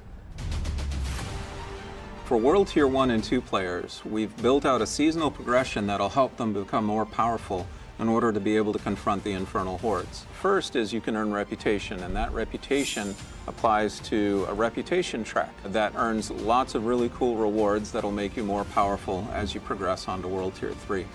The other thing we've built are micro-dungeons called Hell Breaches that offer a glimpse at the Infernal Hordes mechanics. And they give you a chance to learn the mechanics before you confront the Infernal Hordes at World Tier 3. The final boss in this season is the Fell Council. And the Fell Council is some familiar faces that you might recognize from Diablo 2. These were priests of the Zakarum, holy men who were corrupted and basically became vessels of hatred in their own right. The council members in Diablo 2 tried to help contain Mephisto in his soul stone. And of course, Mephisto being Mephisto, slowly but surely corrupted them. And eventually they had soul stones pierced into their hands and became super powerful. But eventually you overcame them and sent them to hell. Through the course of the story, resummoned them. They've been reborn, slightly new powers, but the same animosity toward you. What's interesting about this boss encounter is there are 5 council members, but you're only going to fight 3 of them at once. This allows us to then create many different flavors of the boss fight for the Fell Council. In fact, it's about 10 variations in all. And so every time you go into that council fight, there's a very good chance you're going to have a different fight than the last time you played it. We think it's going to offer a lot of replay for players. What we also introduced during these waves are opportunities for you to earn ether. Burning ether is the resource that you gather during the Infernal Hordes that you can then spend at the end of the activity. There's going to be a fixed number of waves that you have to defeat, and once you've completed all those waves, then you'll face the Fell Council, defeat them, and collect your treasure. So upon defeating the Fell Council, the spoils of hell will spawn, and then you consume your burning ether and opening those chests. Now, the trick is, when you are playing through these waves, that's your opportunity to earn as much ether as you can. Different events are going to spawn all throughout the waves, around the periphery of the arena, and it's your job to try and defeat as many of those events as possible. Dude, what the fuck is going on with those fanatics? Really skilled players are going to be able to really maximize that ether so they get the biggest payout possible at the end after defeating the Fell Council. So with this burning ether, you'll be able to get new uniques, you'll be able to get new legendaries, Oh, you'll be able to evolution. get rare materials, Of course, show things it. you might have scoured the whole of Sanctuary for in previous seasons or in the base game, but now we offer it to you here, down in the depths of hell. A lot of these new uniques and legendaries really build on top of this idea that they've been forged in hell. And so they're going to have unique looks that you can then make into cosmetics to apply wherever you like. They can also have unique VFX and sound effects to really create the sense that they were forged in hell. One particular one that I enjoy using a lot are boots. Boots, you say? Well, these boots not only have been forged in hell, whenever you use a power with a cooldown, they shoot out a ring of fire that hits everyone around you. That's just one sample of the types of powers we're exploring. So death in the Infernal Hordes is quite a big deal. You're returning to the realm of hatred where Mephisto was born. Like, this has to be a big deal. In the Infernal Hordes, it's a lot like Nightmare Dungeons. You only get a fixed number of revives in order to be able to get to the end of your run. So at lower difficulties of the Infernal Hordes, you'll get a number of revives shared between your party. But at higher difficulty levels, the game is going to start taking away those revives, and that increases the stakes that you have. If you die too much, you'll be ejected from the mode. In the Infernal Hordes, we created a lot of new ways for monsters to ambush the players, and so I'm pretty stoked to see how our players respond to these. The seasonal quest line and the eternal quest line, they have lots of little surprises and twists and turns in them. And there's even some surprises we've buried deep within the Infernal Hordes that hopefully players will have a great time with. Okay.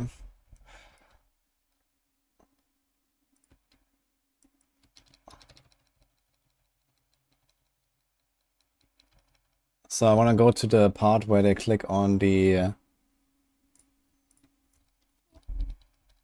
Okay, here we go.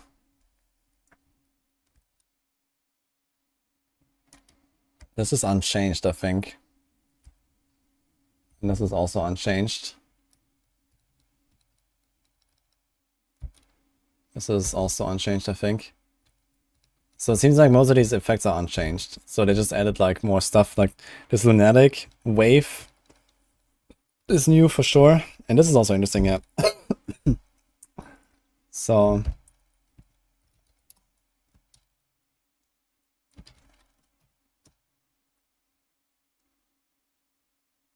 what the hell is this? Okay, current, the modest gift rank. Okay, like 1, 2, 3, 4, 5, 6. There's a key, there's like materials, I guess, and whatever. Drop some slaying powerful servants of hell, including elites, champions, hellborn, and bosses.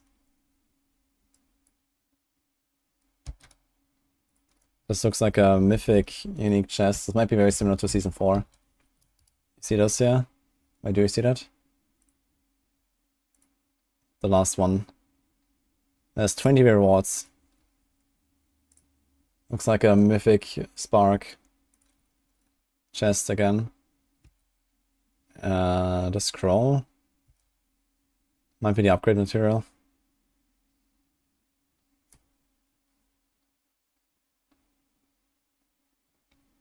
Solo mode would be nice.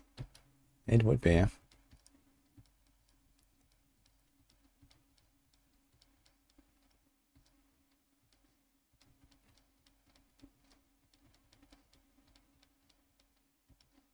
I want to see that lunatic rain again. Where was it?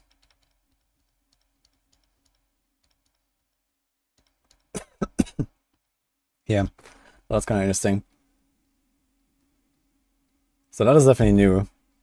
Just like 1,000 lunatics flying down. Okay, but I didn't really see much else in there that is like anything new or something.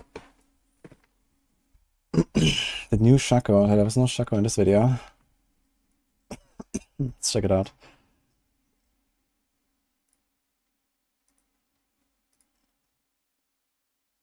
Okay.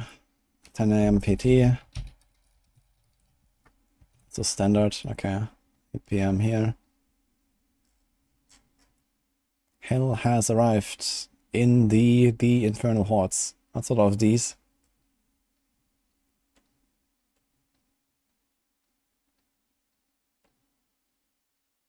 The numbers increasing in size in the realm of hatred. So I guess on higher tiers there's gonna be more stuff. Maybe that's what I did. You have limited revives, okay. Whatever. And then you have the Fell Council. Okay, so nothing really changed here.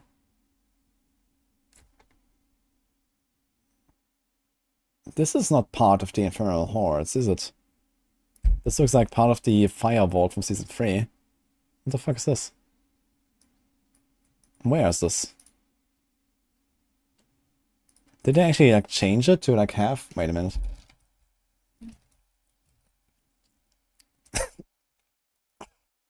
Maybe this is just like the... nah, this is like the same room. They're still sitting in the same room. They didn't really change the room here. This is like the one room thing. I guess this is just like maybe the entry, like going there for the first time or something. Okay. They made small infernal dungeons. Ah. Okay.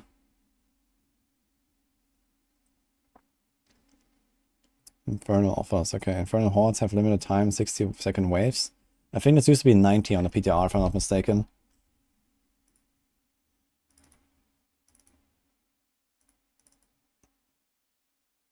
Let's see. I think it was 90, and now the question is, does it end after 60 seconds? Because previously you could just spawn Elderlords and fight them for 5 minutes, and then go next, which is really stupid.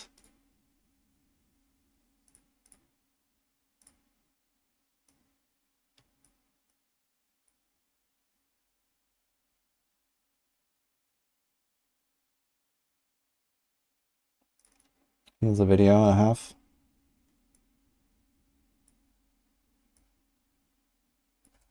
So it was 90 seconds, right? Here. Yes. So it's now 60. That's good. So maybe it's also going to be more waves.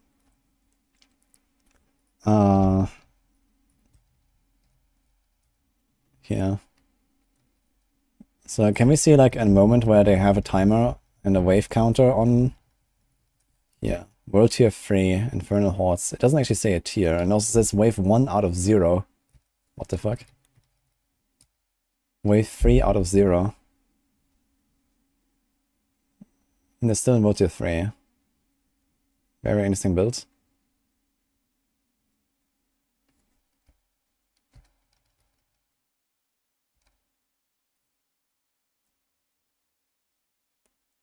Okay, here's this wave 1 out of 5. Also Tier 3.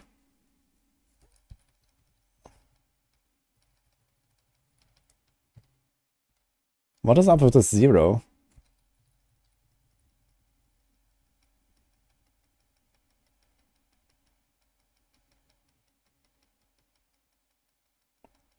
Okay, not much more to see here.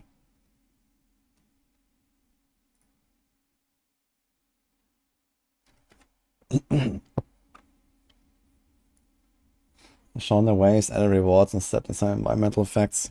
Not just that, but also like some cool like monster spawns, like the lunatic rain and stuff. Seems funny.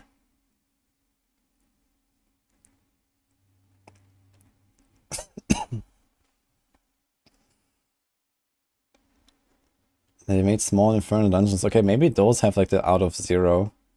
So I guess like a mini infernal hordes mode or what?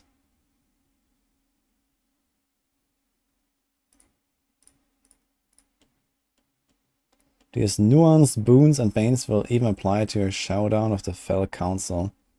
Bonusing could be undoing or immense profit. Yeah, I mean, if like these banes and boons would actually do something instead of just giving you more ether. That's kind of like the main problem I have with this whole system. Like they talk about boons and banes, but all it is just like get ether this way or get ether that way, and that's it. Besides like a few little things. Okay, burning ether. Earn ether by saying infernal blah blah blah. Destroying entities provides 2 for your efforts. Burning ether is earned individually. Pets can collect them. Okay. Spoils of Hell. Masterworking, gold, items that contain coveted greater affixes. And new best chance for new uniques. 20, but say enough if we're to spare 60 and unlock the spoils of greater equipment. So this one costs 250 and now it costs 60. So it's more than 4 times cheaper. And guarantees an item with a greater affix. Woohoo. Okay, Infernal Hordes. 3 revives on a tier 3. It's actually brought tier 3, right? Tier 3? No, it's world tier 4. Okay. So I guess the only tier 1 and tier 2 is world tier 3. Is it?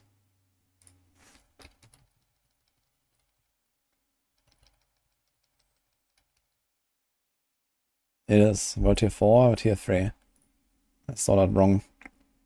More legendary items, more crafting materials. I feel like, probably like on the PTR, these not all these like affixes here are not actually affixes. They're just always there. They're not like random or something. I wonder if they changed anything about this. They were always the same in the PTR.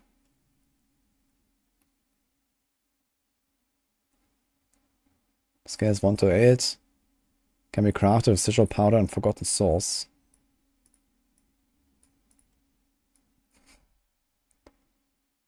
And you can earn them by... Dude, when you can craft them, then why do we get them also from like all these other stuff? Doomslayers, Chest of Steel, Chest of Mystery. And 75 of them from Whisper Caches. And higher tiers. Okay. In the pit. Interesting. I feel like we're just gonna get spammed with these compasses.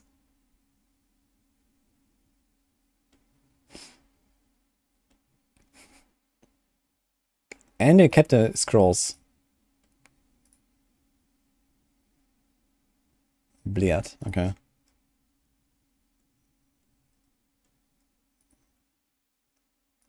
This looks kind of like before.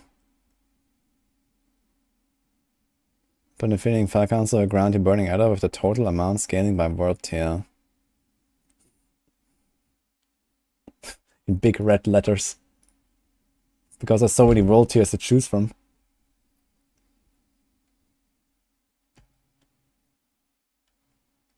Okay, first, okay, here, face internal enemies in Hellbreach dungeons. I found a season round. Okay, this is a season theme, I guess. Provide your first taste of what to expect in the Infernal Hordes feature. Look for these grim pastures scattered throughout the land. So it sounds like some glorified sellers, basically. Within Hellbreach dungeons, you'll encounter one of the events you'll be met with when playing Infernal Hordes. Destroyer lays before you and you'll be given a choice. An optional Infernal offering before facing the final boss. Increase the difficulty and you'll be rewarded with Burning Adder in kind. Wait, so you can get Adder before an Infernal Hordes run? Or what? And then go into an Infernal Hordes and use it? Weigh your choices wisely. Spend the Burning Adder the chest of each of the Hellbreach dungeon. Ah, never mind. So you have to do it in there. So wait, how long are you gonna stay in there? If you're supposed to get enough Adder in one of these little cellars, I guess it might be bigger than I thought. So it's like a mini Infernal Hordes that also has the chests with the Adder. That's interesting.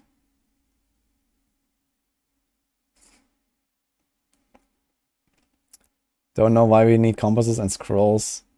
Yeah, it's kind of stupid with the scrolls in particular. It's just gonna clutter our inventory so hard, man. I'm not really looking forward to that, but who knows. Maybe they kind of balance out the drop rates and it's not that common.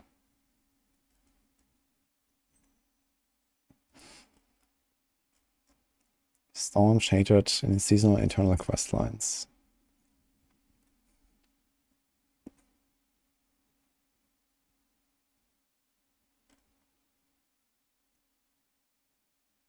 In seasonal realm, there's an earlier quest line in World Tier 1 and 2 that guides you. I wonder if this is optional.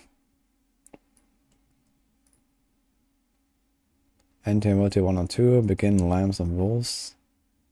Unlock seasonal progression, earn rewards. I guess you have to do this at the start. Enter World Tier 3. Begin Eyes of the enemy. Earn reputation, continue season progression, +1 respin and spark. Okay, so I guess that confirms that the last reward is a respin and spark again. It's funny that it's actually written here on that thing. Okay. In the Eternal Realm, it's just this part. Okay.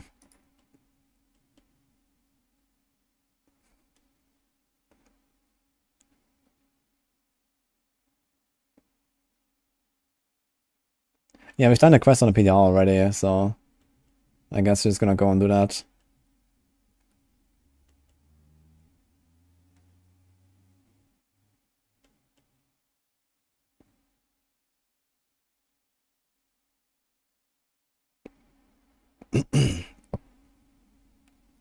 Slay Hell's fighters in a seasonal realm. Enemy of an enemy is a friend. Mm-hmm.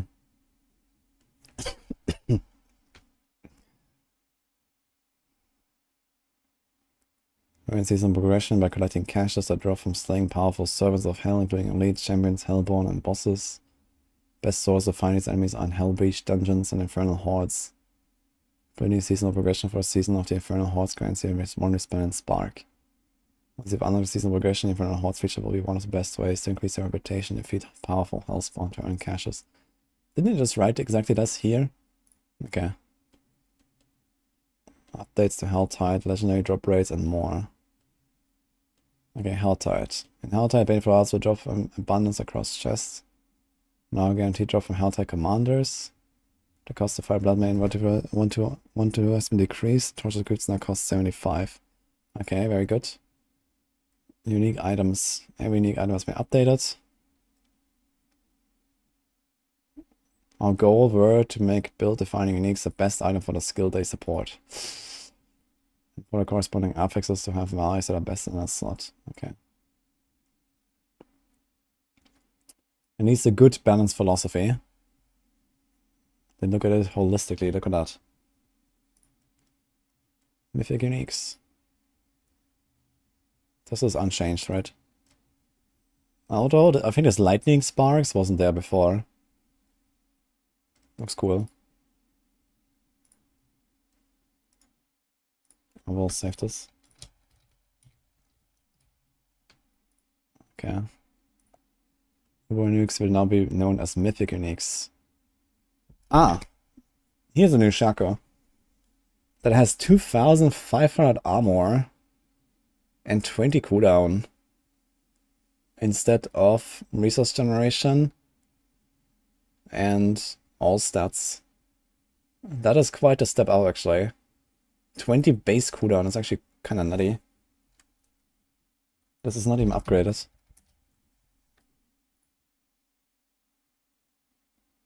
It's usually 7. It says nearly triple the... Dude, why did you buff Shaco, man? Are you serious? Why would you buff Shaco? What the fuck? How much this life is it? No, it's more life. It's slightly more life. It is almost triple the cooldown. And the crazy part is, like, at some point, I think with the Season 4 patch actually, they made reduction affixes scale linearly when you upgrade them, instead of multiplicatively. So previously, you would get like a similar effect for every upgrade that you put on this, from like blacksmith upgrades or whatever. But the absolute numbers would go lower and lower, because you get closer and closer to 100% damage reduction or cooldown reduction or whatever from one effect, and then it would like kind of like scale it down to make sure that the overall value is similar. But now it's actually not the case anymore. Now you get a full additive, you know, 5% of the base value per upgrade, 25% per master or crit. So this 20 cooldown reduction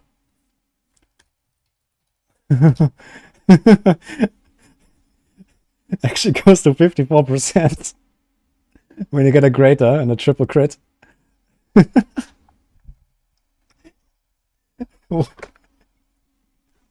Okay. Ah, Blizzard, please, man.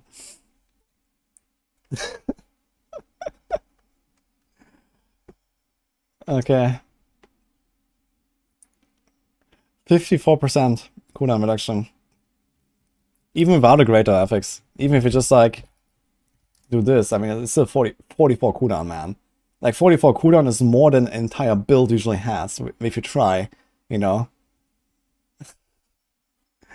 Holy shit, man. And 2500 armor, that's a lot of armor, man. Like, what? What are they thinking? That's insane. So that's like roughly 50% more or so of a normal, or 60. I mean, the maximum resource is only useful for a few builds. But it will be useful for some builds. For those builds that it is useful for, like, if you're talking, for example, like a Bone Spirit Necro, maximum resource is nice.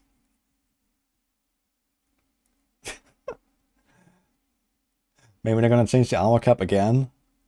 Unlikely. Maybe in the expansion it's changing. In the expansion the armor cap is 1000 because of the stat squish and stuff. But I don't think for Season 5 they're gonna change anything. Yeah, okay, I mean, this is just...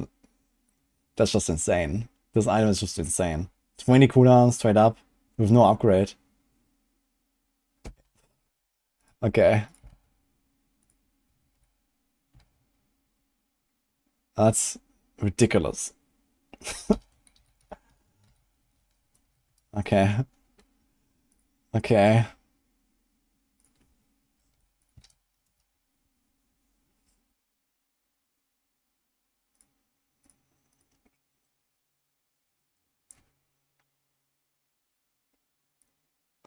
Legendary dodge chances are increased past the 100 when playing in Helltide, Nightmare Dungeons, and Infernal Hordes. Okay. That can mean anything. The additional base experience gained when killing monsters at a higher level has been increased from 10 to 30 levels higher than your status. So this is what I was talking about. So this is rising, so now you want to fight up to 30 levels above you.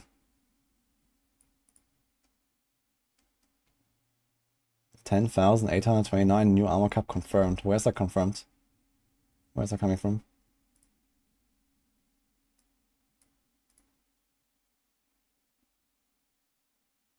With cooldown starting after the end of skills, is 20 CDR that crazy? This only applies to immunity skills, so basically Flame Shield, Blood Mist, and Dark Shroud of Shadow of Condoras. The picture showing the armor. I guess stupid. This is just the armor that this guy has. This is just what he has. It's not the cap. You can't go above it.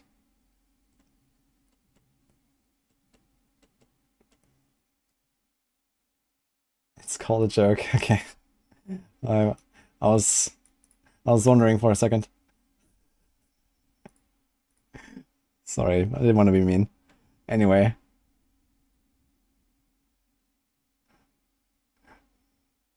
Okay, to explain further, experience gain is made up of base experience and bonus experience. Okay, so I can probably explain it better than whatever they are writing here. You kill a monster, monster gives X XP depending on what level it is. XP goes up per level, but if you kill a level 100 monster as a level 50 guy, you only get level 60 XP. If you kill a level 90 monster as a level 50 guy, you only get level 60 XP. If you kill a level 60 monster as a level 50 guy, you get level 60 XP. Now, they're raising this gap. You can now fight level 100 monsters and you get level 80 XP. Or you kill level 80 monster and you get level 80 XP as a level 50 guy. So, this is what's happening, which is very good. And the XP will go up quite significantly. I don't know exactly off the top of my head what this will be, but I would guess that going from like level, for example, as a level 50, killing a level 60 monster, let's say, I don't know, an elite gives like probably like 1,000 or 2,000 XP. Let's say 2,000. And now killing like a level 80 monster will probably give you like 3,000 or 4,000. That should be a lot more XP. Probably around 3-ish or so. It's kind of interesting because the XP growth is linear per monster level, so it kind of like has a really high impact early on. When you're like level 1, you get carried through the capstone dungeon, for example, you're gonna get a lot of XP now. Because you're level 1 and get like this plus 30 levels, and in the low levels it has a higher impact. Yeah, it's gonna be like a 1 hour 1 to 100. You know, a realistic leveling run will still be like in the range of like 4 to 5 hours or so. You know, Rax did like some, you know, weird prepare all the gear kind of speed leveling and stuff like that. But it's not how you level, right? It's not how you play the game. So this was just like a just a fun thing he did there. Enchanting no longer requires Angel Breath. And relies on your respective salvage. Crowd control effects are nerfed. Season Realm. Profile Mind can just stack up to 3 times. That's really good. So it kind of goes with the plus 30 XP there. So I think Helltide leveling is actually going to be back on the menu as well to some degree. In World Tier 3, World Tier 4. If you can survive it and you're strong enough. I guess especially in World Tier 4. At some point, you're just going to pop Mind Cages if you have them. And go.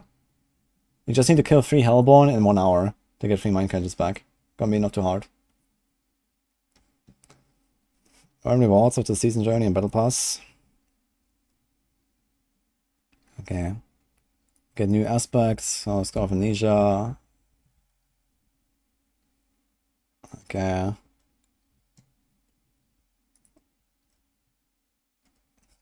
Get a premium battle pass. I wonder if they fixed the pay to win. In season 4 there was pay to win in the premium battle pass. But I think I should have fixed it by now. That was just an accident. 4th journey, summoning cache. Contains summoning materials to challenge bosses in World Tier 4 Torment. And that is just World Tier the 4th season journey. Defeat monsters while at max threat level during Helltide or World Tier 3 or higher. Grab sacred legendary items in every slot. Unlock Codex. 25. Okay. Cool horse.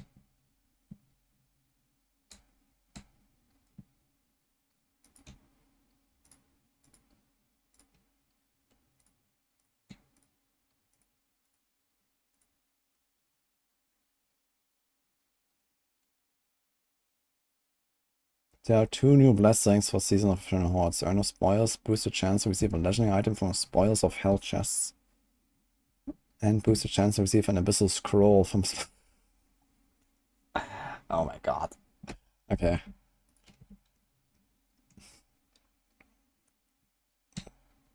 Bonus gained on those 5 season blessings only last until the end of the season. Fire Fable threats from Tishal's shop. Returning after hitting a shop with new equipment, armor, accessories, mount and mount armor.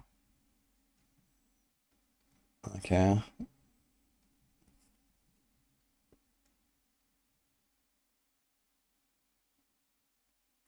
One such rarefied find from the far reaches of Sanctuary is a Churning Earth bundle for the Barbarian. Why is this not capitalized? Which contains the Churning Earth armor set, 2 Churning Earth weapon cosmetics, and a marking of for all your Druid characters. Wait, it says about Barbarian bundle and then Druid characters? Confusion. Is this a Barb or is this a Druid? This looks very much like a Druid. But I guess the armor doesn't really fit a Druid. Yeah, but it looks like a statue of a statue of like the Druid. Fat Barb. Sauron.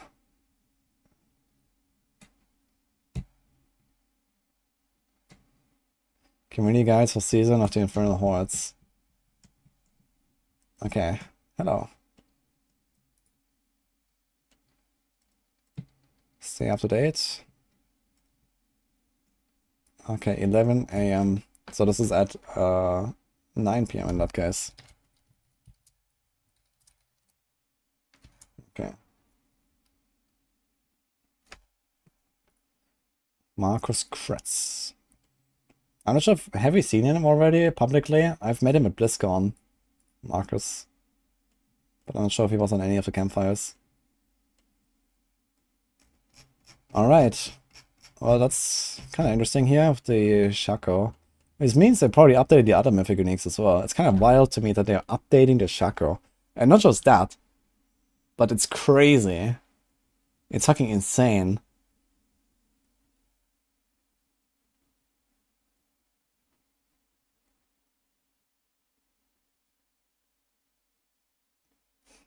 So it makes me wonder what they did to the other items. Like, did they actually just like buff all of the mythic items, man? The question is, why did they do it? Did they just want to raise the bar? Did they think that the other uniques that they're making are just not, like, are they too powerful now compared to the Shaco? Like, what was the thinking? Why did they buff it? New Andy. Yeah, watch them actually remove the poison rest from Andy. Shaco was outclassed by Lucian. Yeah, okay, but this assumes that Lucian is not getting nerfed into the ground, right?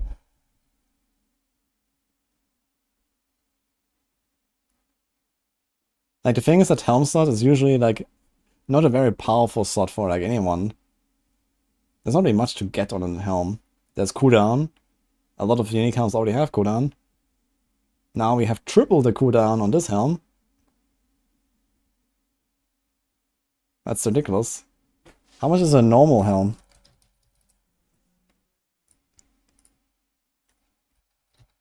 Eight. So it's like 2.5 times a normal helm. Deathless Visage or Bone Spear, Keck. They must have buffed that a lot. Plus 500 crit damage. They said they buffed all uniques so people run 2 to 4 against Tempering. Yeah, exactly. And that is not very hard to achieve. You know, a lot of builds are already running a lot of uniques. Especially Ubers. Maxwell Season 5 tier list on Sunday.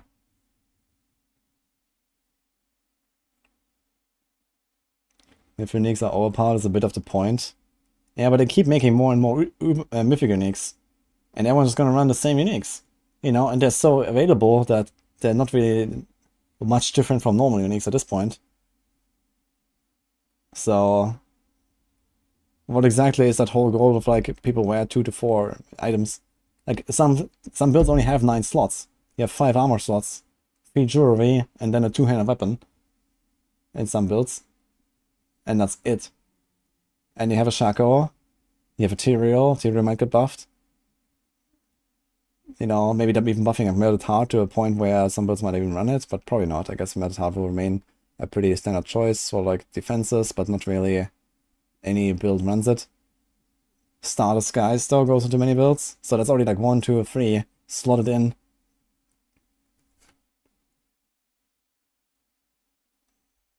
And we don't even have any build specific unique or anything.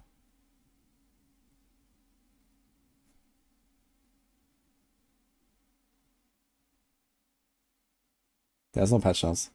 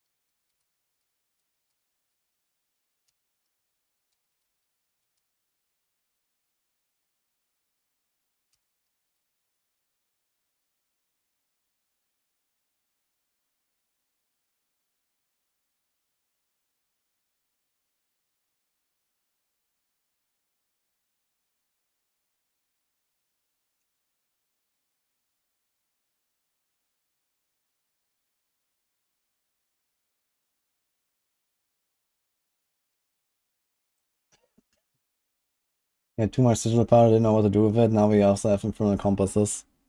Yeah, I guess so. But I guess realistically it's gonna stack up even more sigil powder, right? You're not gonna actually like use it up, you're probably gonna get more of it. You have to salvage it more often. I mean, how much time am I really gonna spend in Infernal Hordes, right?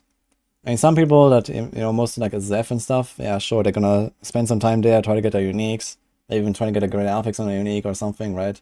There's gonna be a lot of new items in there, so that's gonna be like a lot of RNG, and like when you get the item, probably have to do like 5, 10, 20 runs or something to even have a good chance to get what you want. And then you got that. Maybe with a decent roll, and then you just kind of like, fuck this. Yeah. Yeah, consumables. I can't believe that they still have not given us like a proper sigil inventory. Elixir inventory, sigil inventory. Isn't that hard? I hope they fix Victimize. Yeah, I don't really trust it.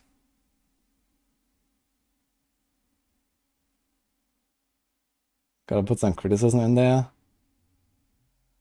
I have 2 ruffle smileys. I think that's enough criticism for now.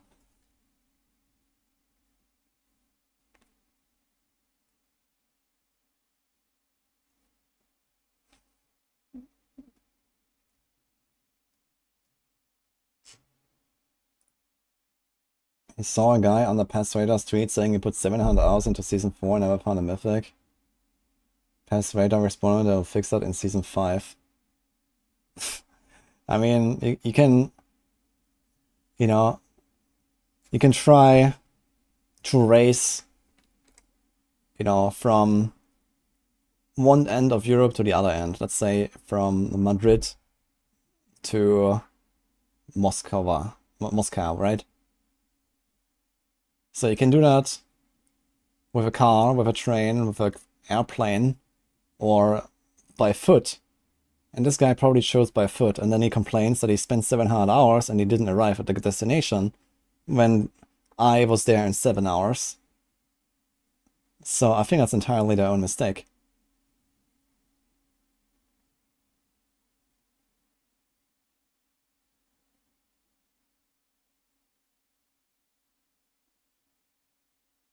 They just chose the wrong path.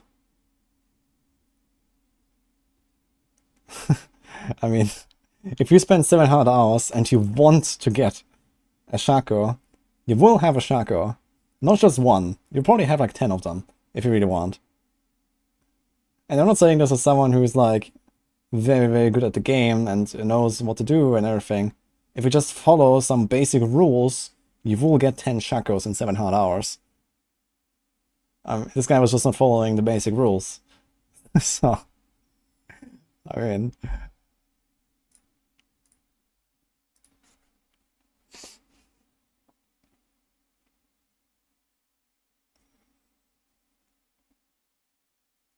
D4 becomes D3 speedrun. Yeah, I mean, we are definitely getting, like, you know, more and more power creep and stuff. And, I mean, honestly, as long as the leveling journey is still, like, difficult, speedrunning-wise, it's okay. You know, and speedrunning, the thing is you always have to measure yourself against other people, right? It's fine that the game is somewhat easy and approachable and, you know, everyone can kind of have fun and go at their own pace. And generally people speed up a little bit. I think that's all okay. As long as we still have an incentive to try something difficult. And we do. It's not easy to speedrun and fight monsters 30 levels above you and not die on hardcore, for example. And try to be the first to make it to World 100, for example. Like constantly fighting these high level monsters, this will not be easy. You have to go very greedy if you want to do this. The guy who wrote that as CEO of Mineral. We should definitely recruit him. Barrage is the way, yeah. But if you don't want to do Barrage, you can also just play Aerostorms. Aerostorm's gonna be very good. I actually wrote a guide earlier today for Aerostorms.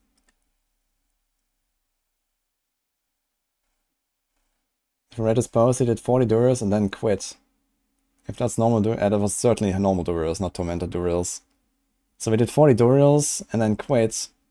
Then he wasn't trying.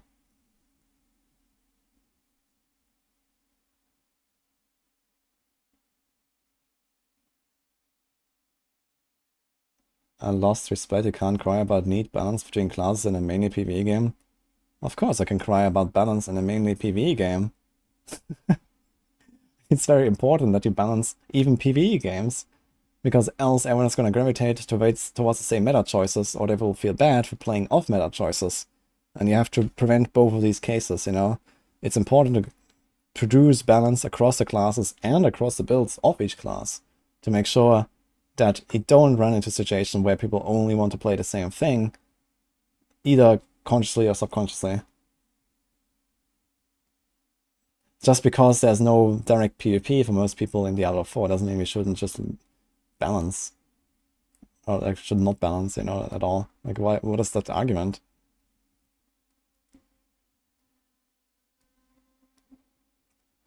Like look at what happened in Season 4. A lot of people played Barb, a lot of people, you know, started playing Bash, it was very powerful. And then like a week later everyone was like, what the fuck am I doing? I hate this build, it's boring. But I have to play it, nothing else compares. I mean, this is not a good situation for anyone. You know, the people that don't play Bash Barb feel bad because they don't play Bash Barb, and the people that do play Bash Barb feel bad because they play Bash Barb. I mean, It's like, yeah. Of course, you need to balance it.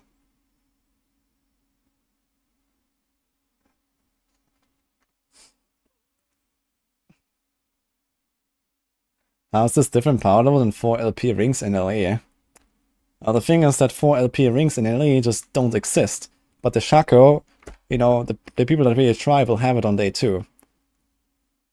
That's the difference.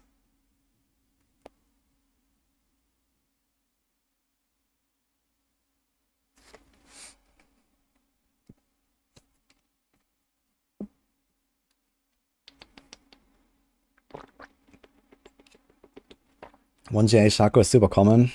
I wouldn't say super common. So I think it's like a 10% chance to get a GA. I'm not sure about that though. I've never done like any kind of statistic on this. But let's say 10% chance. I mean, there's one stat in particular you want to hit here, which is the cooldown. If you hit a cooldown, that's jackpot. Like, just look at this, man. If you hit the cooldown GA, you go from 20 to 30% right away. Just with the GA. It's crazy, man.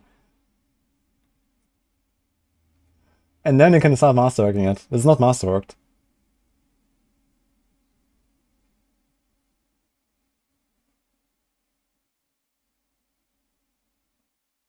Need 50 chakras in order to hit a GA. Yeah, I mean, realistically, unless you're like some ultra blaster, I would not try to get a greater affix on a Mythic Unique. I didn't try in Season 4. I mean, yeah, sure, if you do like lots of rotations and you're rich and you trade all the time and you buy a lot of materials and whatever, and you carry people, right? Yeah, okay. At some point, if you just do non-stop, not tormented duels, at some point you will get something. Or you get so many sparks, you just craft a bunch of chakras at some point, you know? But for most people, that's not realistic. Most people will be happy if they just get a Shaco, maybe get Ethereals or Starless with it, and then you're chilling, right? It doesn't matter what it has. Unless you're Rob. Yeah, okay, I mean, you know, not everyone is Rob. Almost, basically no one is Rob. So, not even I am Rob. Even though AR articles say differently. So, I am very far away from being Rob. Let me be clear. So I will not try to go for a greater affix Shaco.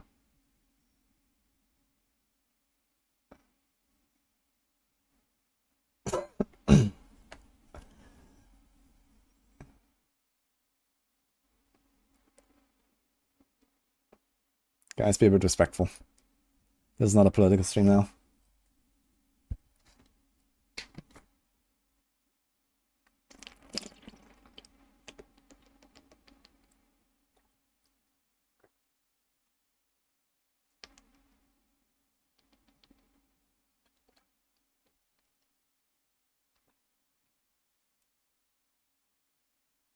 It would be nice to have endgame activity that would give you an Ubernick at the end. Yeah, actually, it's one thing that I told the devs about that I think is really missing in Diablo 4 are these like really like big random jackpot moments. They tried to actually have this back in like Season 0 and Season 1 when Mythic Uniques existed and no one could find them, right? They were like a 1 in a 10 million drop or something. And there were like 3 of them in the world in the entire season. That's like way too extreme. But let's say, for example, you turn in Whispers and there's just like a 1 in 10,000 chance that there is a mythic item cache in the Whispers. You know, boom. Or something like that, you know? Just some weird, random, huge outcome that is like a, you know, once every few seasons event for you. And it's gonna be something cool, something memorable, right? I think something like that is completely missing in Diablo 4. And I hope they're gonna listen to that and start making some cool effects like that. You know, it doesn't matter that it's just Whispers, right? You do Whispers, it's like the easiest content in the entire game, and you get like a massive reward for it if you get very lucky. I mean, why not? You know, don't make it like farmable in that sense, right? Make it like a jackpot thing that just happens if it happens, and that's it. What's the problem? So it's just gonna make someone happy. It's not gonna take anything away from anyone. It's not gonna, you know, make the grind shorter for people or something, because it's just like such an unrealistic event for someone to go for on purpose. You know, you need to make it unrealistic enough that you can't farm it, but you need to make it realistic enough so that it can happen. What they did in Season 1 and Season 0 with the Uber was, it was just too unrealistic, right? They were like 3 or 4 decimals off on the probability of these items dropping, so no one had them. Yeah, now, for example, you can actually get mythic items randomly when you just like fight and like, you know, randomly find Ubers or whatever, or like uniques. Yeah, imagine you go to the Tree of Whispers and, you know, you're not really like in the mood to farm Whispers or so, but you know, like in the back of your head, there's this tiny chance, you know, there's this 1 in 10,000. Maybe I get a Shaco, you know? Why not? So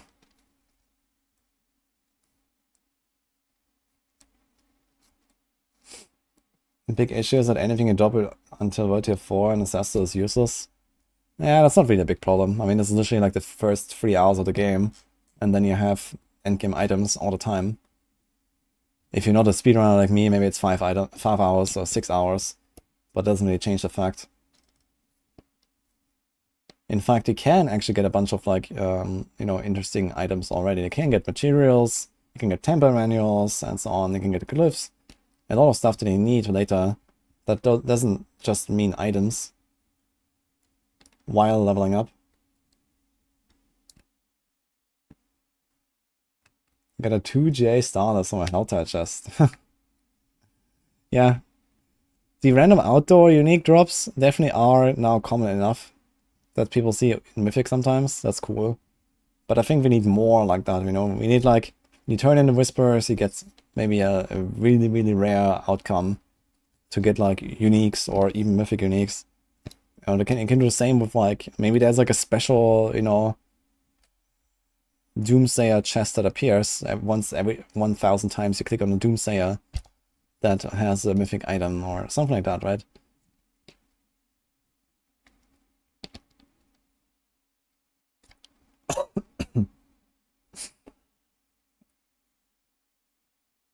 Uniques are drawable in Whispers and Helltide chests now.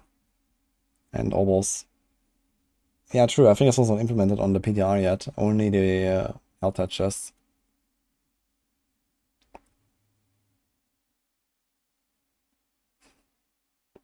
There was a post on Reddit about removing and Sacred Ancestor. Any thoughts? I don't know. I think it would be fine with and would be fine without. It doesn't really matter. The thing that bothers me the most is just kind of like redundant. That every single item has this tag Ancestral, right? Every item that you care about has the tag Ancestral. And tooltips could just be shorter if it didn't have that. It's like the really one gripe I have with it. But on the other hand, I mean, there's like a clear progression, right? You go from normal to sacred to ancestral, you unlock more and more stats, and you unlock more and more, you know, stuff you can put on them. You've unlocked the higher legendary aspect powers. So there is like a reason behind it, and the reason is good.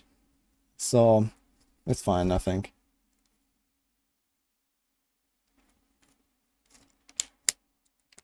Wish every creator pushed for more leaderboards and an API.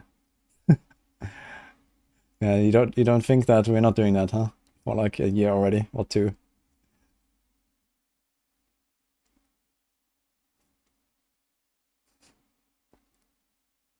Should make Grim Favors similar to Obols, have caches cost different amounts. Nah. I kind of like the way that the Tree of Whispers works, but apparently in the expansion there's going to be some updates. They said that there's going to be something coming with Tree of Whispers, specifically as one of the expansion features. Who knows what that means?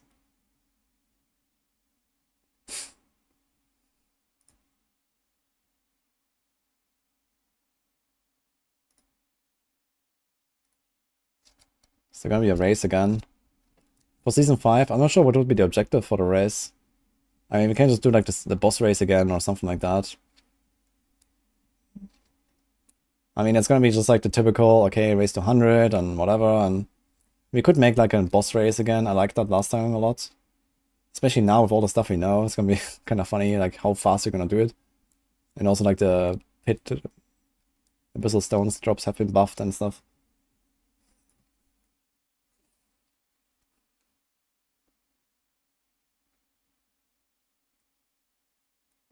Was that Shaco leaked?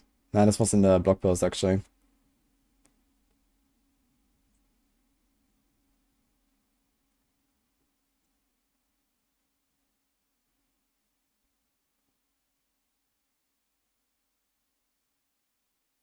Any build in Season 5 with a buff in mid-Season 4, Alchemic Advantage, passive getting massive buff, concussive. Will be strongest Season 5 builds in all classes. I mean, we have not seen the reworked Andariels. Could be that they nerfed it.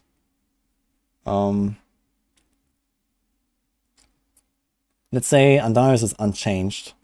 Then Andariels Rogue will certainly be probably in the top 3 of all classes. Number 1 might be Bone Spirit. But yeah, I mean, it's kind of early to tell. We don't have the patch notes. We don't have all the unique changes. But yeah, Andariels Rogue is definitely very powerful. And before that, you can just play Arrow Storms. If you want to play the same build without Andariels until you get it, you play Arrow Storms.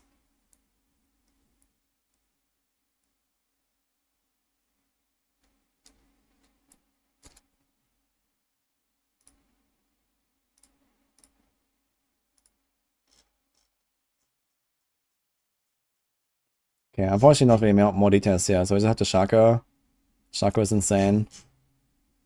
Okay, we have these Hell Breach dungeons. We haven't shown what they look like. So I guess it's gonna be probably a little bit like the Season 3 event, where like there's like these random things popping up all over the world.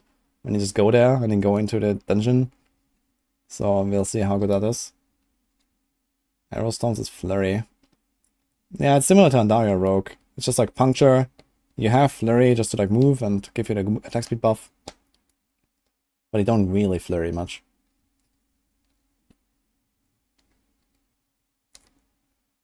Arrow Storms was shockingly good on PTR, not sure how much it was off to the execute thing. Well, good news, I played it without the execute thing.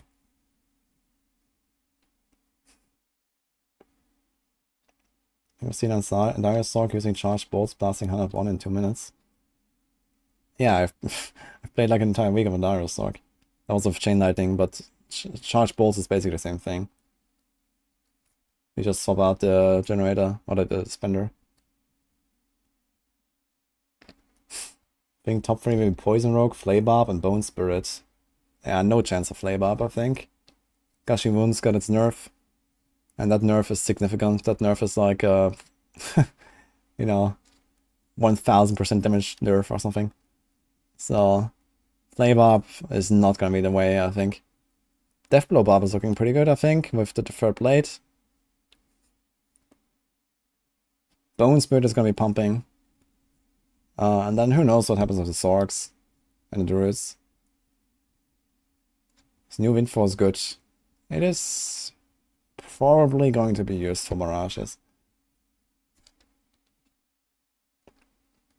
Yeah, there's no tier list for Season 5. It's gonna be on Sunday. I mean, I'm probably gonna work on it as soon as the patch notes drop on Thursday.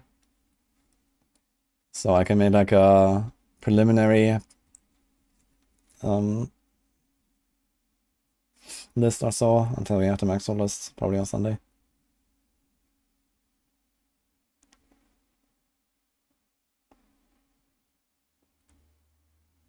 Gonna try Perma Berserking Barb this season, as opposed to the calm Barb that we played in the past.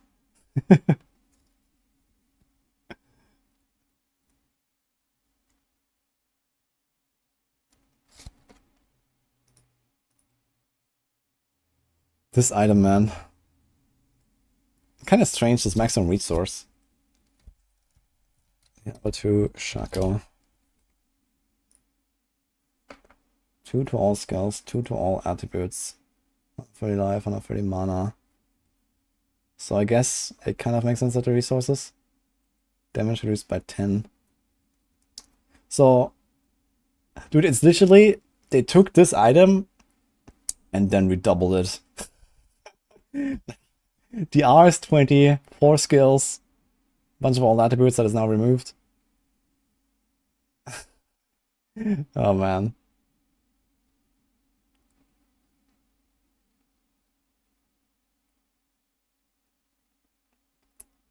We expect the patch notes right after the stream, yes. Is that an ancient here? to see all these updates, check out Diablo 4 patch notes for season here on August 1 at 11 AM. Okay, wait a minute. Campfire.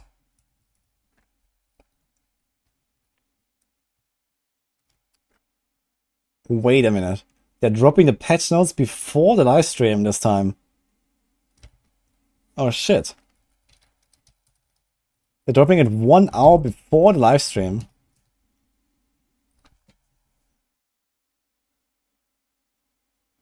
No, it's before. It's before, look at this. It says 10 AM patch notes, and the live stream is 11 AM when it starts. And the live stream is going to be like 90 minutes or something. So they must be off by hours here after this, unsure.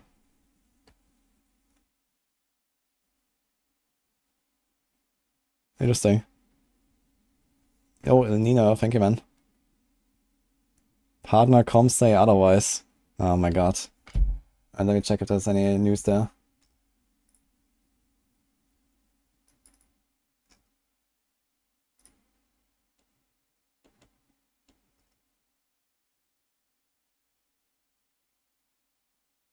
Okay, so that was a mistake, guys. So I guess the patch notes will be after the campfire as usual. Never mind then. False alarm. Try to see to save the day.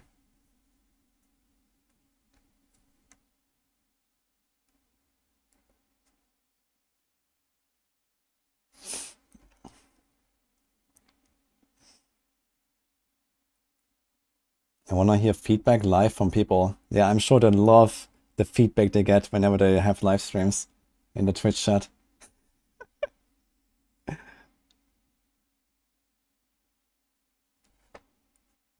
The Mind Cages are not coming to Eternal even after Season 4 ends? Oh, that's a good question, actually. Mind Cage. So this was a seasonal feature only, right?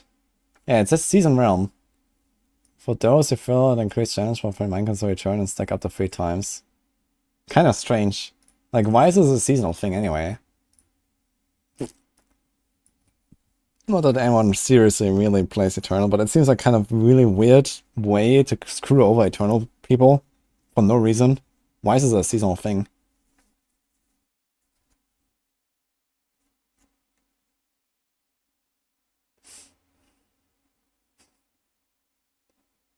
A build. I don't have a build right now. In fact, I deleted my character that I just played earlier. Barb's in chat molding during the campfire. Nah, Barb's will be just fine, don't worry.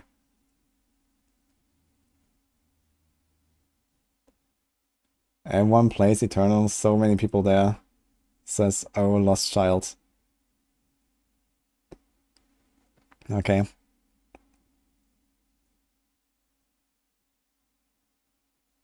Eternal is always packed with people. Interesting. I guess it's like, I don't really have like a good perspective on it. I don't know the numbers. If I had to guess, it's probably not an insignificant amount of people. If I had to guess, probably 10% of the player base is on Eternal. So, maybe more. I guess like, especially like Eternal Hardcore is like completely dead. But Eternal Softcore, there could be like a lot of stuff. A high Pit Clear, I didn't push too much. 120 something with a Druid, I think.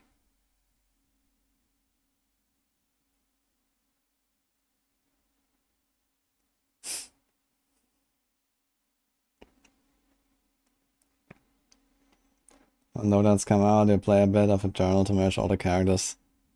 Good luck. They have not yet announced loadouts for the expansion. I was thinking this would be probably an expansion feature.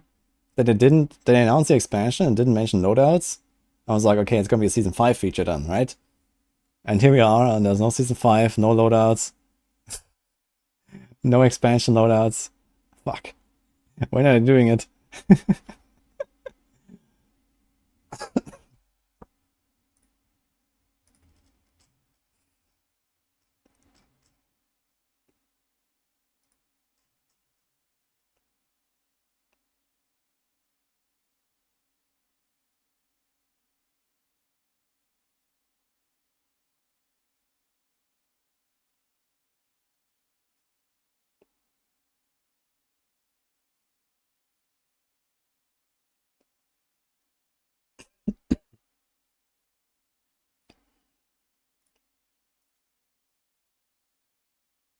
Hopefully more info at Gamescom. Yeah, Gamescom is like the last big like reveals, I guess.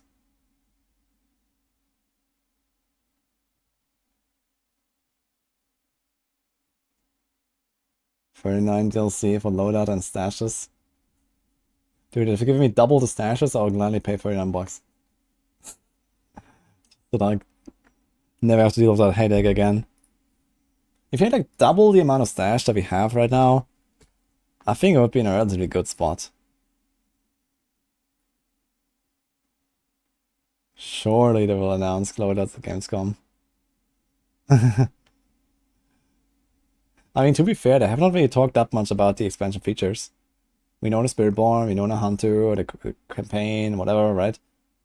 But we don't know, you know, any details about what they're doing with the levels and the Paragon and the new raids and all the other good stuff that's coming.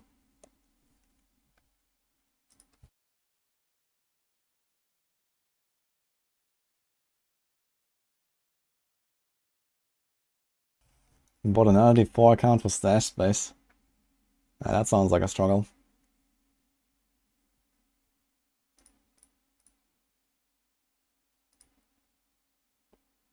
I think they updated us. Look at this. What are you hoarding? I mean, the problem is that you don't necessarily know what you are going for, right? Like, you don't know which of the items you need because you don't know which of the items you will break. Unless you know in your head already exactly, okay, I need this item for that build, I need this item for that build, and so on, and so on, and so on. Alright? If you want to play, let's say, 10 different builds in a season, then you have to kind of like keep mental tally of what do you have, what do you still need, what is already tempered, what is not tempered, what can get bricked when you try, right? So if you like prepare a build and just like kind of like wash out all these bricked items off your stash, it's fine. But if you kind of just like play a Necro, right? And let's say you play 100 hours of a Necro and you want to build a Bone Spirit, a Minion, and a Blood Surge Necro, and also a Bone Spear, just to play those 4 builds in a class and have some fun, then you have to keep track of a lot of different items in your stash. And you don't know which of those will break and which of those will actually succeed when you start tampering. So it's very easy to like hoard a lot of stuff for just one single class. Once you have a build online, it's very easy because you find an item that has like a GA or 2, you're gonna go to the blacksmith, you temper, goodbye, flush it down the toilet, and that's it. But before you do that, before you actually play a certain build while playing, you know, my Blood Surge, while gearing up my Bone Spirit, I don't know which of the items will work in the end. Unless you start preparing it as you go, right? If you know already, okay, I need exactly those items in every single slot and, you know, this and stuff. But then you have like other things like, okay, do you know how much armor you need? How much res do you need? So sometimes you might have to keep like, you know, some options available because you might have to like swap around item with this, item with that for the res, or armor here, armor there. So this is like really the main problem that we have. Yo, Dante, thanks for 2 months, by the way.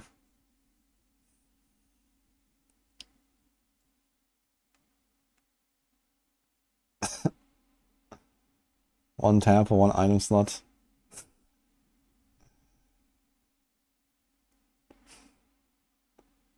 In Season 5, you got a new color for Ubers, and that's all. You're exactly right. This is the only thing that's changing.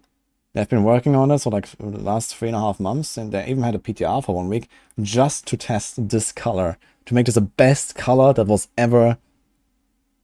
You know, this is the color.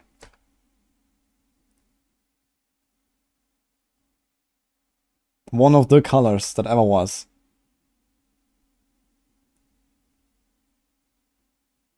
Yo, Altap Merchant, thanks for the prime, dude.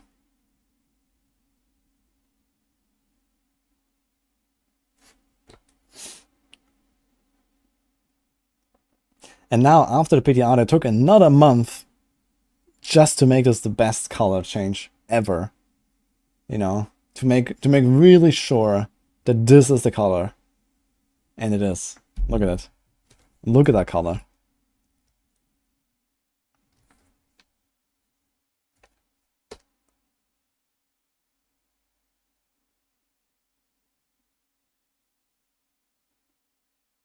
Just wait until you see the light beam.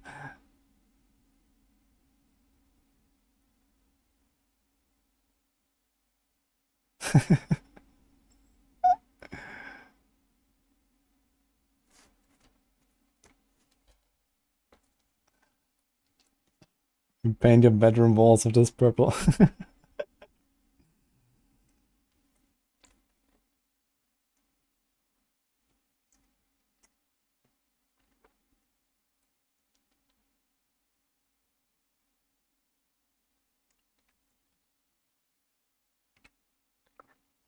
I had to make sure the 20 CDR doesn't clash with the background color.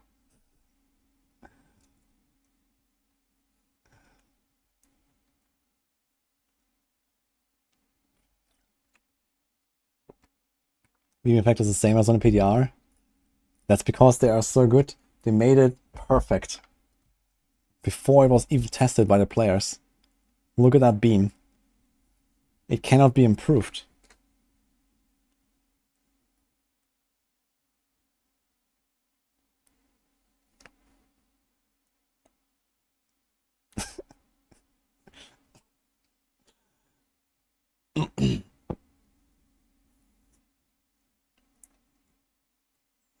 You're colorblind anyways, can't see this shit, lol. Oh no.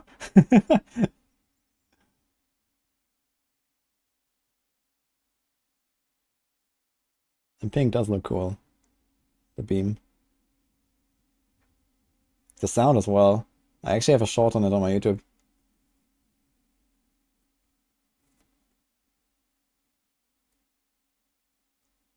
Angelic white would have been better for Ubers and Mythics, but purple works. White would be interesting too, I guess. Maybe they could make it more white hue, but it's already the perfect color. It's fine. Is Heartseeker dead in Season 5? Most likely.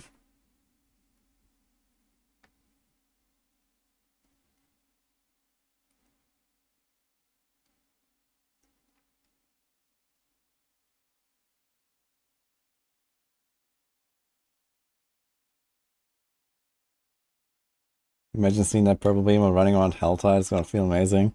I mean, that would be wild when it actually happens and you actually get like a random mythic item drop. Boom, you know? Yeah.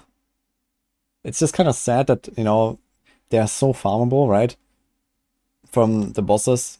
It's kind of like you go to the bosses and you just farm the mythics. And if you spend X hours, you will have the mythics that you want, and that's it, right? You're just gonna see one like every a half hour to 1 hour of farming normal durials, or even faster in tormented durials, or something like that. If you just do like back to back to back to back, it's not gonna feel that special. But still, getting one outside of the boss fights is gonna be wild anyway. Even though it doesn't really have such an impact on the overall progression or something, right? It's just gonna be like one random drop and okay, I saved 50 dural runs or something. But it's gonna be cool.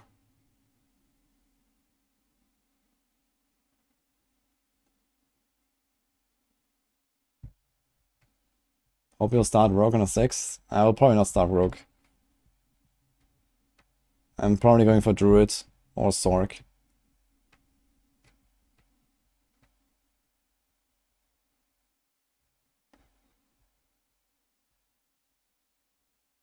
Chain summoning bosses might be favorite. True, we have to chain summoning now as well. I mean, the thing is that it doesn't matter too much for like tormented bosses, because you usually don't want to leave like all the legendaries on the ground, right? There's like so much legendary loot that you don't want to like, miss out on.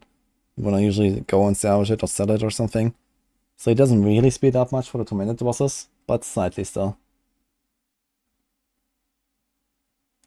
Hydra Sorc look dope. Yeah, actually the lightning spear is what I'm going for.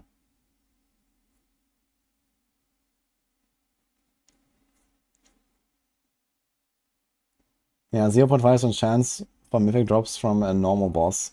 Which is kind of wild that I have not gotten one in Season 4 actually. None of the small bosses gave me a mythic item. I don't know how many I've killed, at least 1,000, if I had to guess.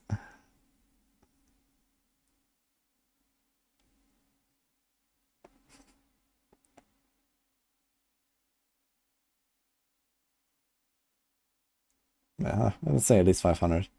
I should definitely get something. Which rogue build to kill a lot of with? Many rogue builds can do it pretty easily these days. Andario rogue can do it. Barrage. Rapid fire. Should probably go for one of these. Maybe TB even.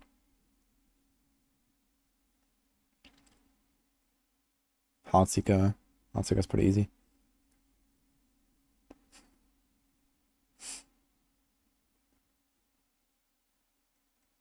Gorilla Spiritborn Assemble. Now everyone is in a competition with their favorite spirit animal. Centipede.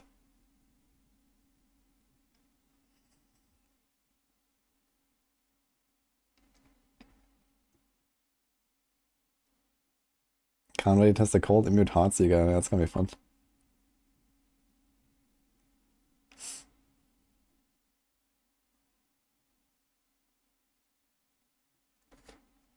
Okay, do we have anything else to discuss here in this? I think there's not really much else here.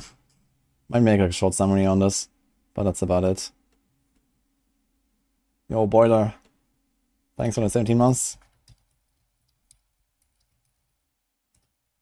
Are we slowly getting to the point where you don't run Tempest Roar and you instead go for Harlequin Crest? On Tornado or something? I think you're getting closer. A favorite Spiritborn. I can do that actually. Okay, let's do Paul. Your favorite Spiritborn theme.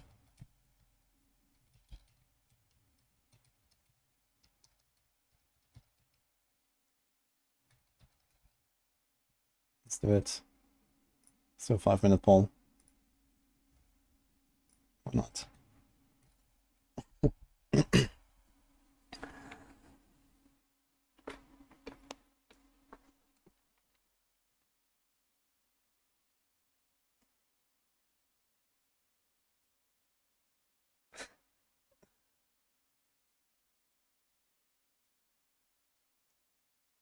It's a funny way of saying Crown of Lucian. Yeah, I mean, I'm still hoping that Crown of Lucian is getting like a pretty big nerf hammer. Because it's just kind of stupid the way it was on the PTR. But I guess we'll see. It's only 2 days now until we learn. Okay.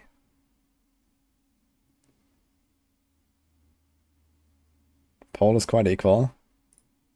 That's it. Centipede seems to be high. Jaguar low, the rest are in the middle. Okay, we let it run for a few minutes, so you can vote now. Where is this picture from? This is from the blog post here. There's like a Season 5 blog post, and there's Shaco and some other stuff in there. Not really many details. Okay, guys. I am not gonna log in again today. So, one last thing for the night is we're gonna give a shout out to Manscaped again. They have been sponsoring us this week. They sent us some box the other day that we unboxed, like 2 days ago, I think. And they have been giving us some cool products, and they have like a discount code Manscaped. Yes, there's these guys here.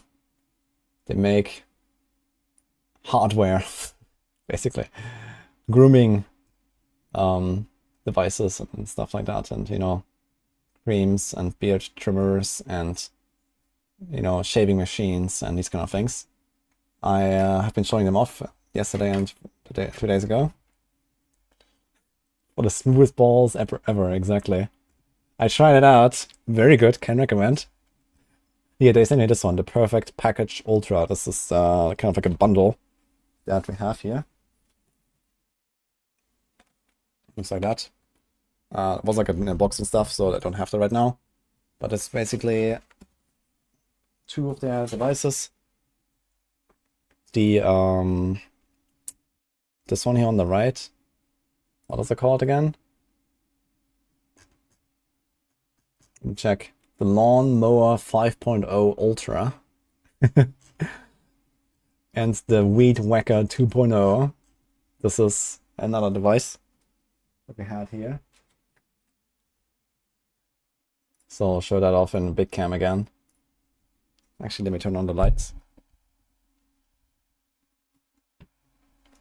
so you can see that. So this is the weed whacker. This is like a nose hair and a ear hair trimmer. I've not tried that one actually. I don't really have a problem with those two areas. Very nice and slick. But this is the other one. This is the one I've tried.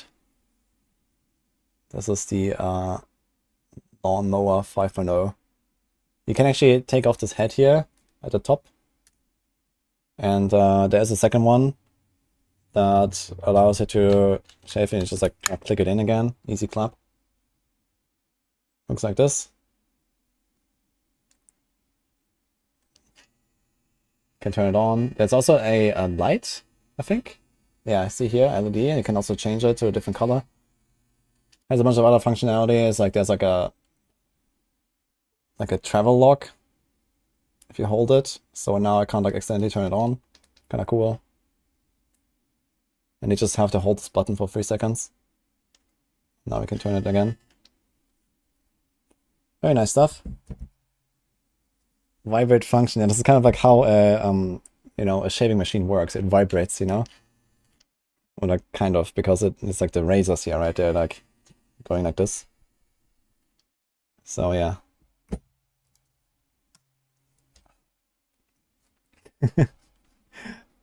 That's what they do. They move the razors. They also sent us a bunch of other stuff here that I can show off again. I have not tried this one yet, but I have tried the other one. So this is the Crop Super, guys, by Manscaped. Ball aftershave lotion. Very cool. So if you ever wanted to have that, they have like some stuff like that. And this is the Crop Preserver. Ball deodorant. I've tried this one actually. After I shaved. It was the smoothest shave ever, by the way, with this thing. That was very nice. If you ever had problems with that, this is one of their, you know, the main selling points. Not the ball deodorant, but Nini will love it, I'm sure. Has anyone of you guys tried that with a GF or something? Ball deodorant? I have not tried it yet.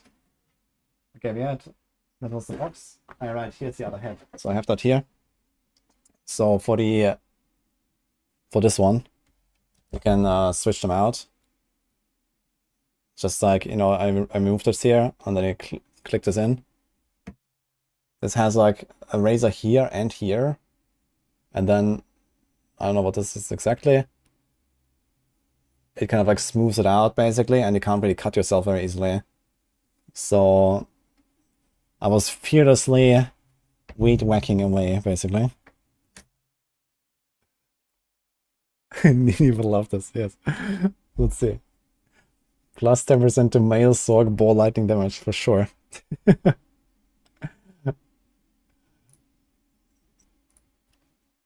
There were actually some people here yesterday that said that they actually have some of these things. And it's also not very expensive. So they have some sales running right now, pretty huge sales. Here, I can check it out. This is the one that I just showed off. It also came here. There's like some free boxers. I can show those if you want. Otherwise, check my OnlyFans. And there's also this bag here that they sent. This was just like a free goodie. So it's just like, you know, you can save all your stuff in there. But yeah, they have like this huge sale right now. And if you use my code or my link, there'll be another 20% save. And I think it stacks. So you can actually get a huge deal here right now, if you want to check that out. Use the wudijo code when you check out for 20% off. Woody fans, exactly. If it's on sales, nobody buys. That's not how sales work. Sometimes they just do sales to promote, you know, like they're making a campaign right now, like for example with me and other streamers or whatever, right? You can see Manscaped in various places probably. It's just like a campaign, you know, to advertise. Doesn't mean that no one is buying it, you know. In fact, they have the money to make sales because people bought it, I would say. But either way, they have other stuff as well. The perfect package for 500 Ultra. The Platinum package. The Performance package. So they have like different combinations here of what's in there basically. And different devices. They don't just have, you know, this, but there's here the beard hatcher if you like not really me. They also gave me the option to get this kit. This is like for beard trimming and beard, you know, care and stuff. They have like a lot of tools here, like the comb and everything. That's included here if you like a beard pro. And you can also buy the things individually, but you see that you save way less than buying the kit. So the kits are really good. There's also this here, the Dome Shaver Pro. Alright. Yeah, very high end. I really like using the products, and I will continue to try them. So is bored. That's the one. Yeah. Yeah, it's like for your head. You can just like shave everything off. Do you get a cut when you use the code? I'm not 100% sure right now if that's part of the deal. But either way, I mean, if you want to get some new stuff and you wanted to like maybe upgrade your existing devices or something, or your old ones are failing, I can really recommend them. So I had a good time with them so far. And they have, you know, various kits here and various things that they can go for. Is there shipping worldwide? I think they ship to pretty much anywhere. In fact, I think even free shipping. Let me double check. I have like some little info dump here. But I think so. It's included as far as I know.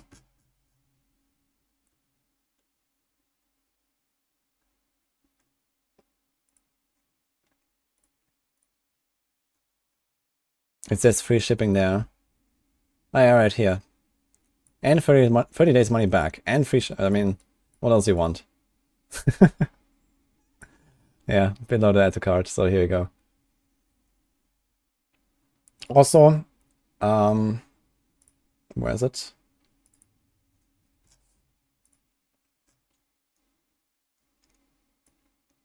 No, wait. They have like a kind of like a charity organization that they are supporting, which is the Testicular Cancer Society, I think it's called. Let me try to find that. Here. This one. So that's also really cool for them. They really care about balls. They also have like lots of these little, I had like these little leaflets. I had those. So this is like when you open the box. So very cool.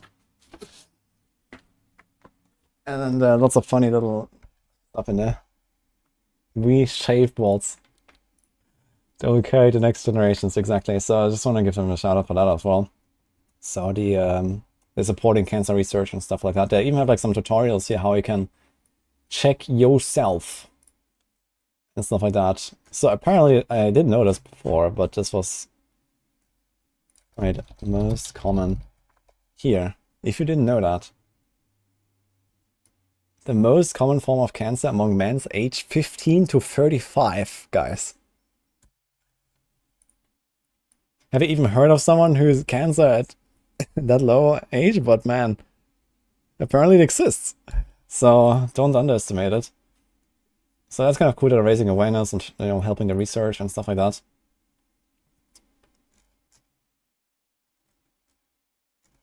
Good, you're over 35, I'm safe. Exactly, this is... Ah. Easy. But yeah, anyway.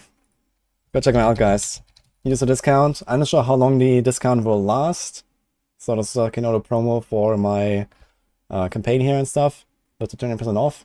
So use it while it lasts. It may be off soon.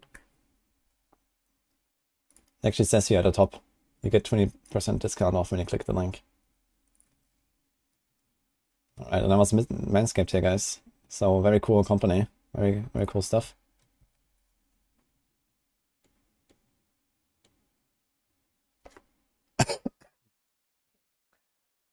Didn't know that I had a philanthropic side. Yeah, I mean, of course, it's still a business, right? But it's nice that they're supporting something like this, and it really fits the theme, you know?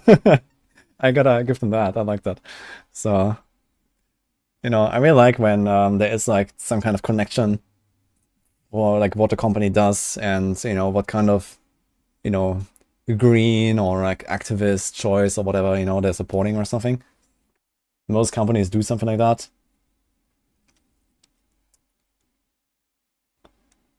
Going to add to attack if balls are smooth because of wudijo. Yes.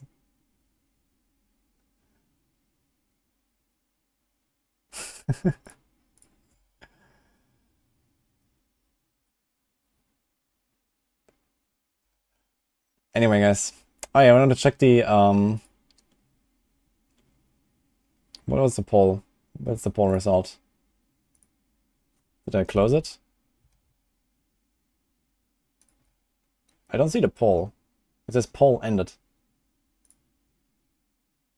View results. Okay, here we go. Centipede. 37%. Eagle, gorilla, jaguar, down to 13. Honestly, I like the jaguar the least as well, as a theme. Actually, I think I have exactly the same kind of like distribution for myself personally. I like centipede the most, then eagle, then gorilla, then jaguar. So, that is kind of like my personal impression here as well. So we got that covered. Why centipede? Because it wasn't balanced.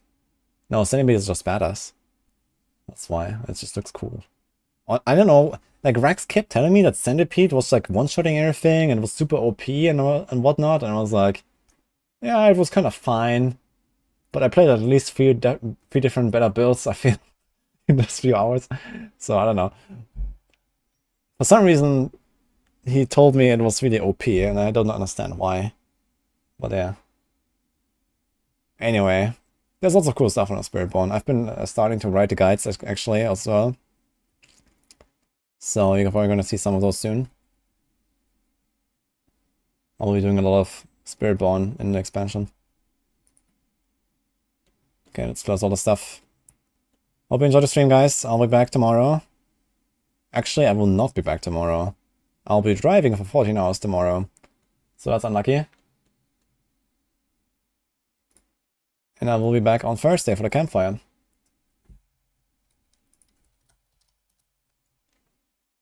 Yeah, I have to pack my things now. Basically. Yeah, and then get up tomorrow as early as possible, meet my landlord, and then we go. We're gonna raid Panda Glass Jaw tonight. You know why? He's our newest Maxo team member. Hardcore Blaster. He's gonna make some Sorc and Druid guides for us in starting season 5. So send him some love. Yeah, I recruited Panda Glass like last week. Very cool guy. He has actually won. I think he has won a prize in AOZ contest, in the boss race, in the pit. Everything, every event. He's won some prizes. And I think he's also one of the official Gauntlet winners. So, he's a blaster, guys. Go show him some love. I'll be back on Thursday for the campfire.